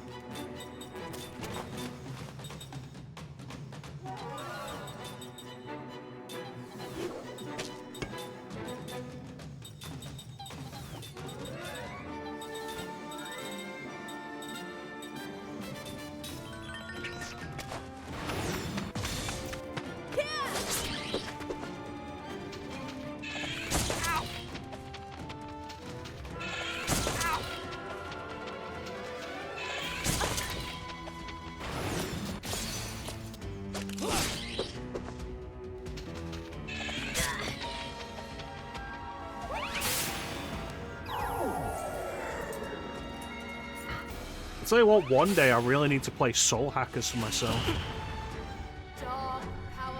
Like, I've put like maybe 5 hours into that game since I first got it.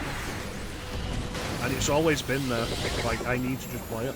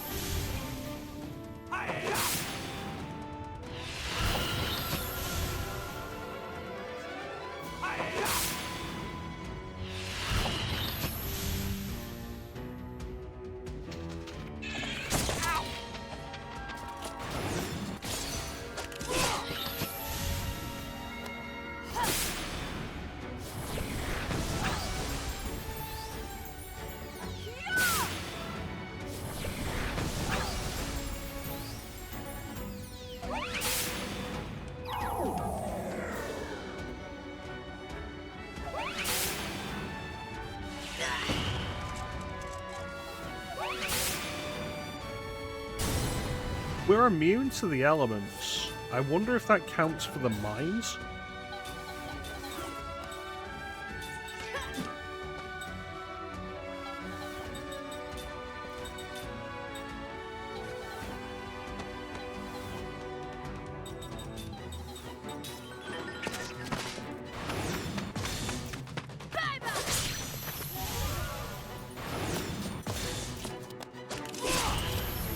He does. Nice.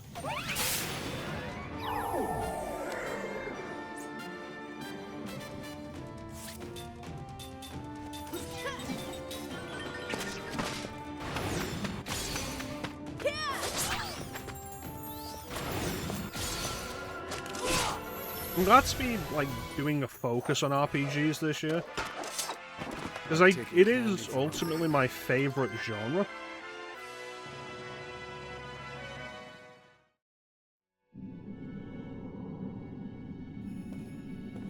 And it's probably the genre I do have the most trouble actually playing outside of stream as well. Because of how long it is and how much focus it takes. It's rare I actually sit down and play through an entire RPG.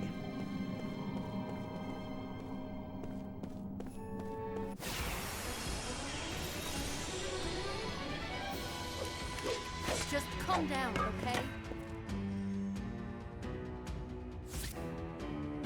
Is this even worth it?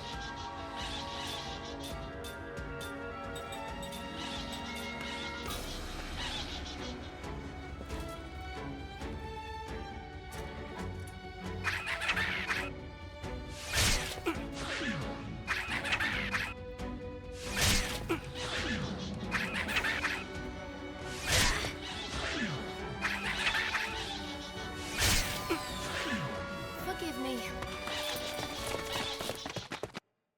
All they're gonna do is explode again.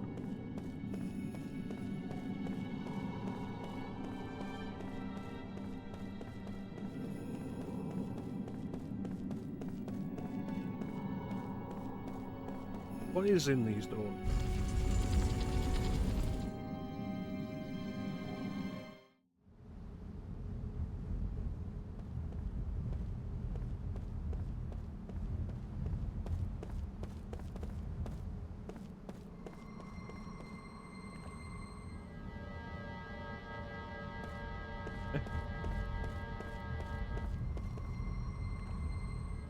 Thank you, Clint. Presumably there's some value to doing that.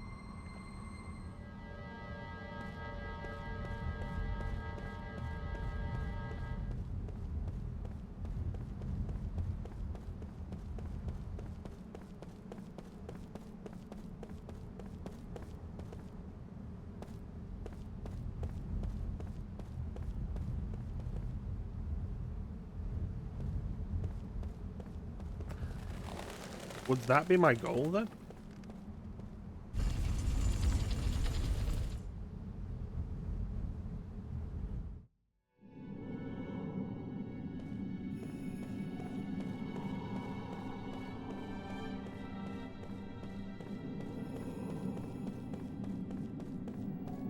A save point. This does not look good.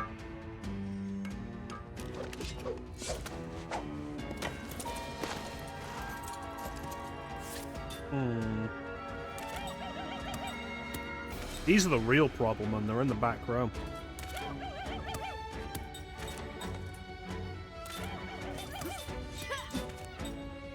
Earth is weak to wind.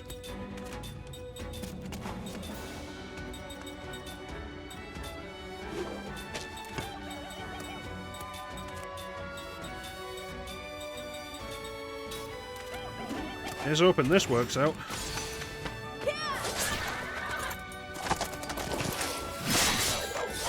Yeah, it's like off stream at the minute, I've only really been like replaying Metroid Prime.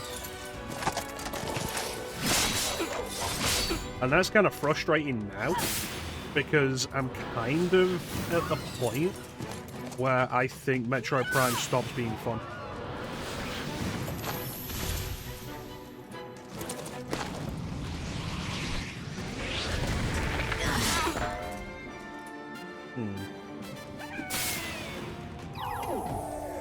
Like, I enjoy Metroid Prime up until about 2/3 of the way through the game. And the rest of it's kind of a slog. But it gets worse when you get to the Omega Pirate. I think the Omega Pirate is when the game stops fun at all.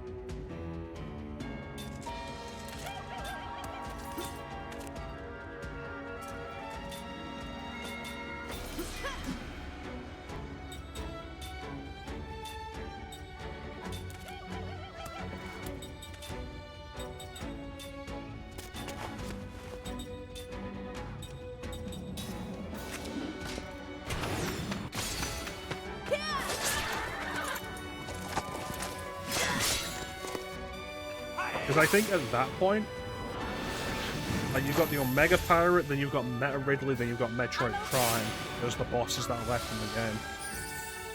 And I think all of them are frustrating gimmick fights that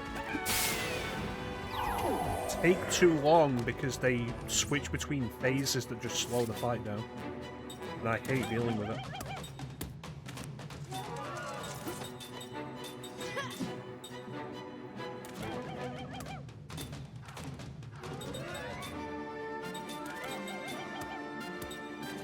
Like, the Omega Pirate has a bunch of phases, you have to wait for him to be in the right phase to actually attack him. Meta Ridley's worse with that. The first phase of Metroid Prime isn't awful about it, but the second phase of Metroid Prime is. I just don't enjoy dealing with them.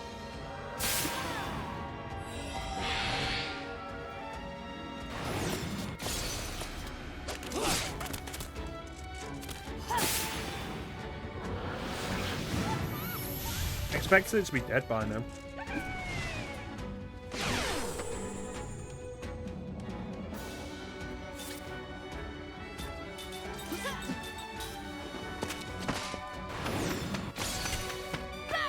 Yeah, so I don't know if I'll finish the Metroid Prime. I want to save Prime 2 for doing it on stream. That was a close one. Like, if I do end up doing... Oh, great. Shooter Sundays, I'm going to be doing the Prime games on that. I do need to...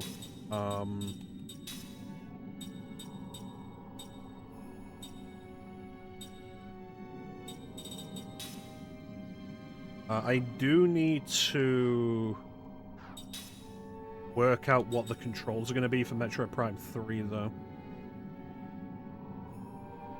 A Wii game.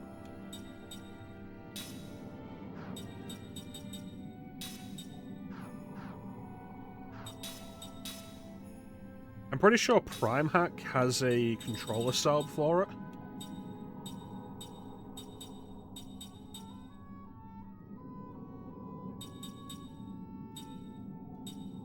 But I'd have to see.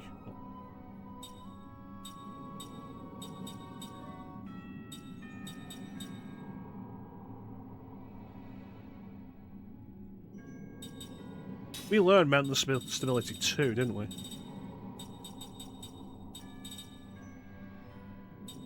No, we didn't. We kicked fuck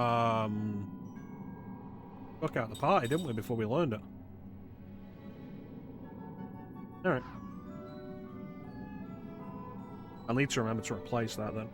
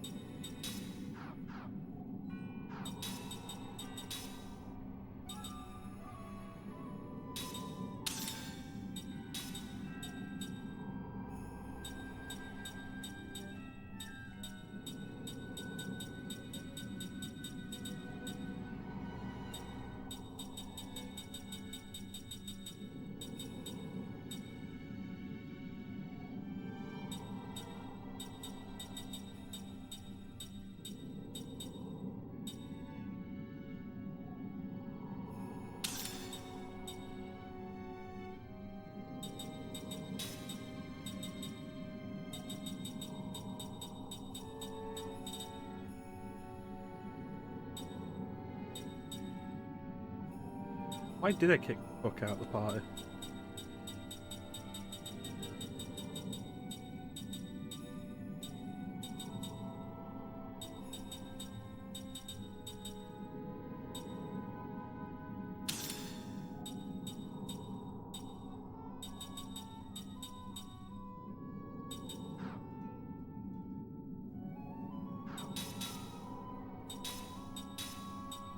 Because we did learn it. Who did...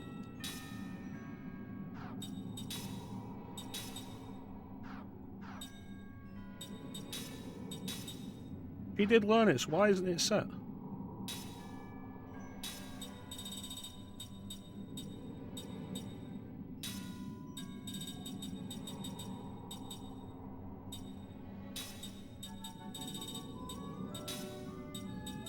Where is it? as mental stability 1.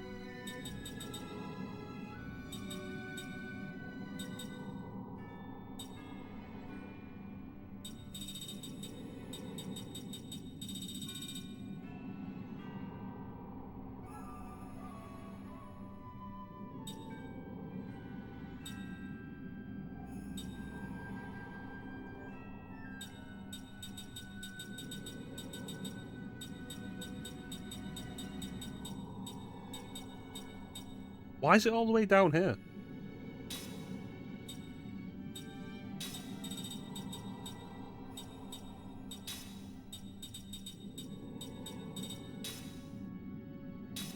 Let me take a look up here and like... There's mental stability 1. Reduced casting time 1 with reduced cast time 2. 2 accessory with 3 accessory. With special accessory with royal equipment. Why the fuck is why is mental capacity 2 nowhere near mental capacity 1? It's just needlessly confusing.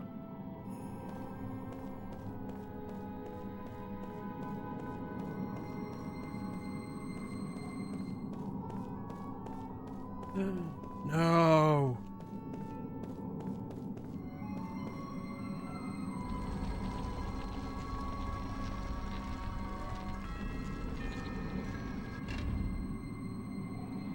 Okay, so the only thing that does is makes that accessible and this accessible. Alright. Alright, let's save it and call it here. I'd love to keep going and do this dungeon in one go, because I'm really concerned I'm going to forget. But, wait, this was a bonus stream as it is. And I can probably go and catch the rest of...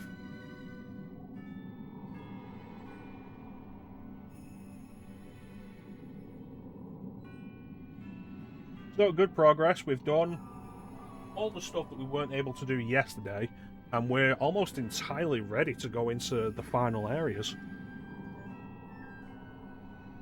Good stuff. It's good stuff. But yeah, I want to thank everybody for joining the stream. I always really appreciate the support. Big special thank you to everybody in the chat. Chat is always the best part of the stream. Clem and Teak. I believe that was it.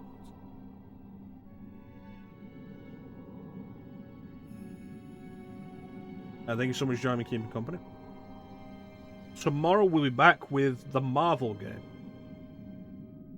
Teak knows what it is because he saw me booting it up on Steam to test it out. I don't know why I'm keeping it a secret, but tune in tomorrow to see what it is.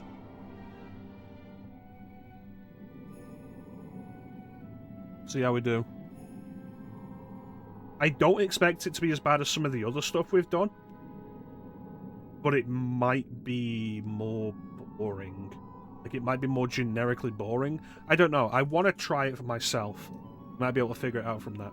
It's Spider-Man Maximum Carnage. Yeah. I said I'd never do it. I was lying.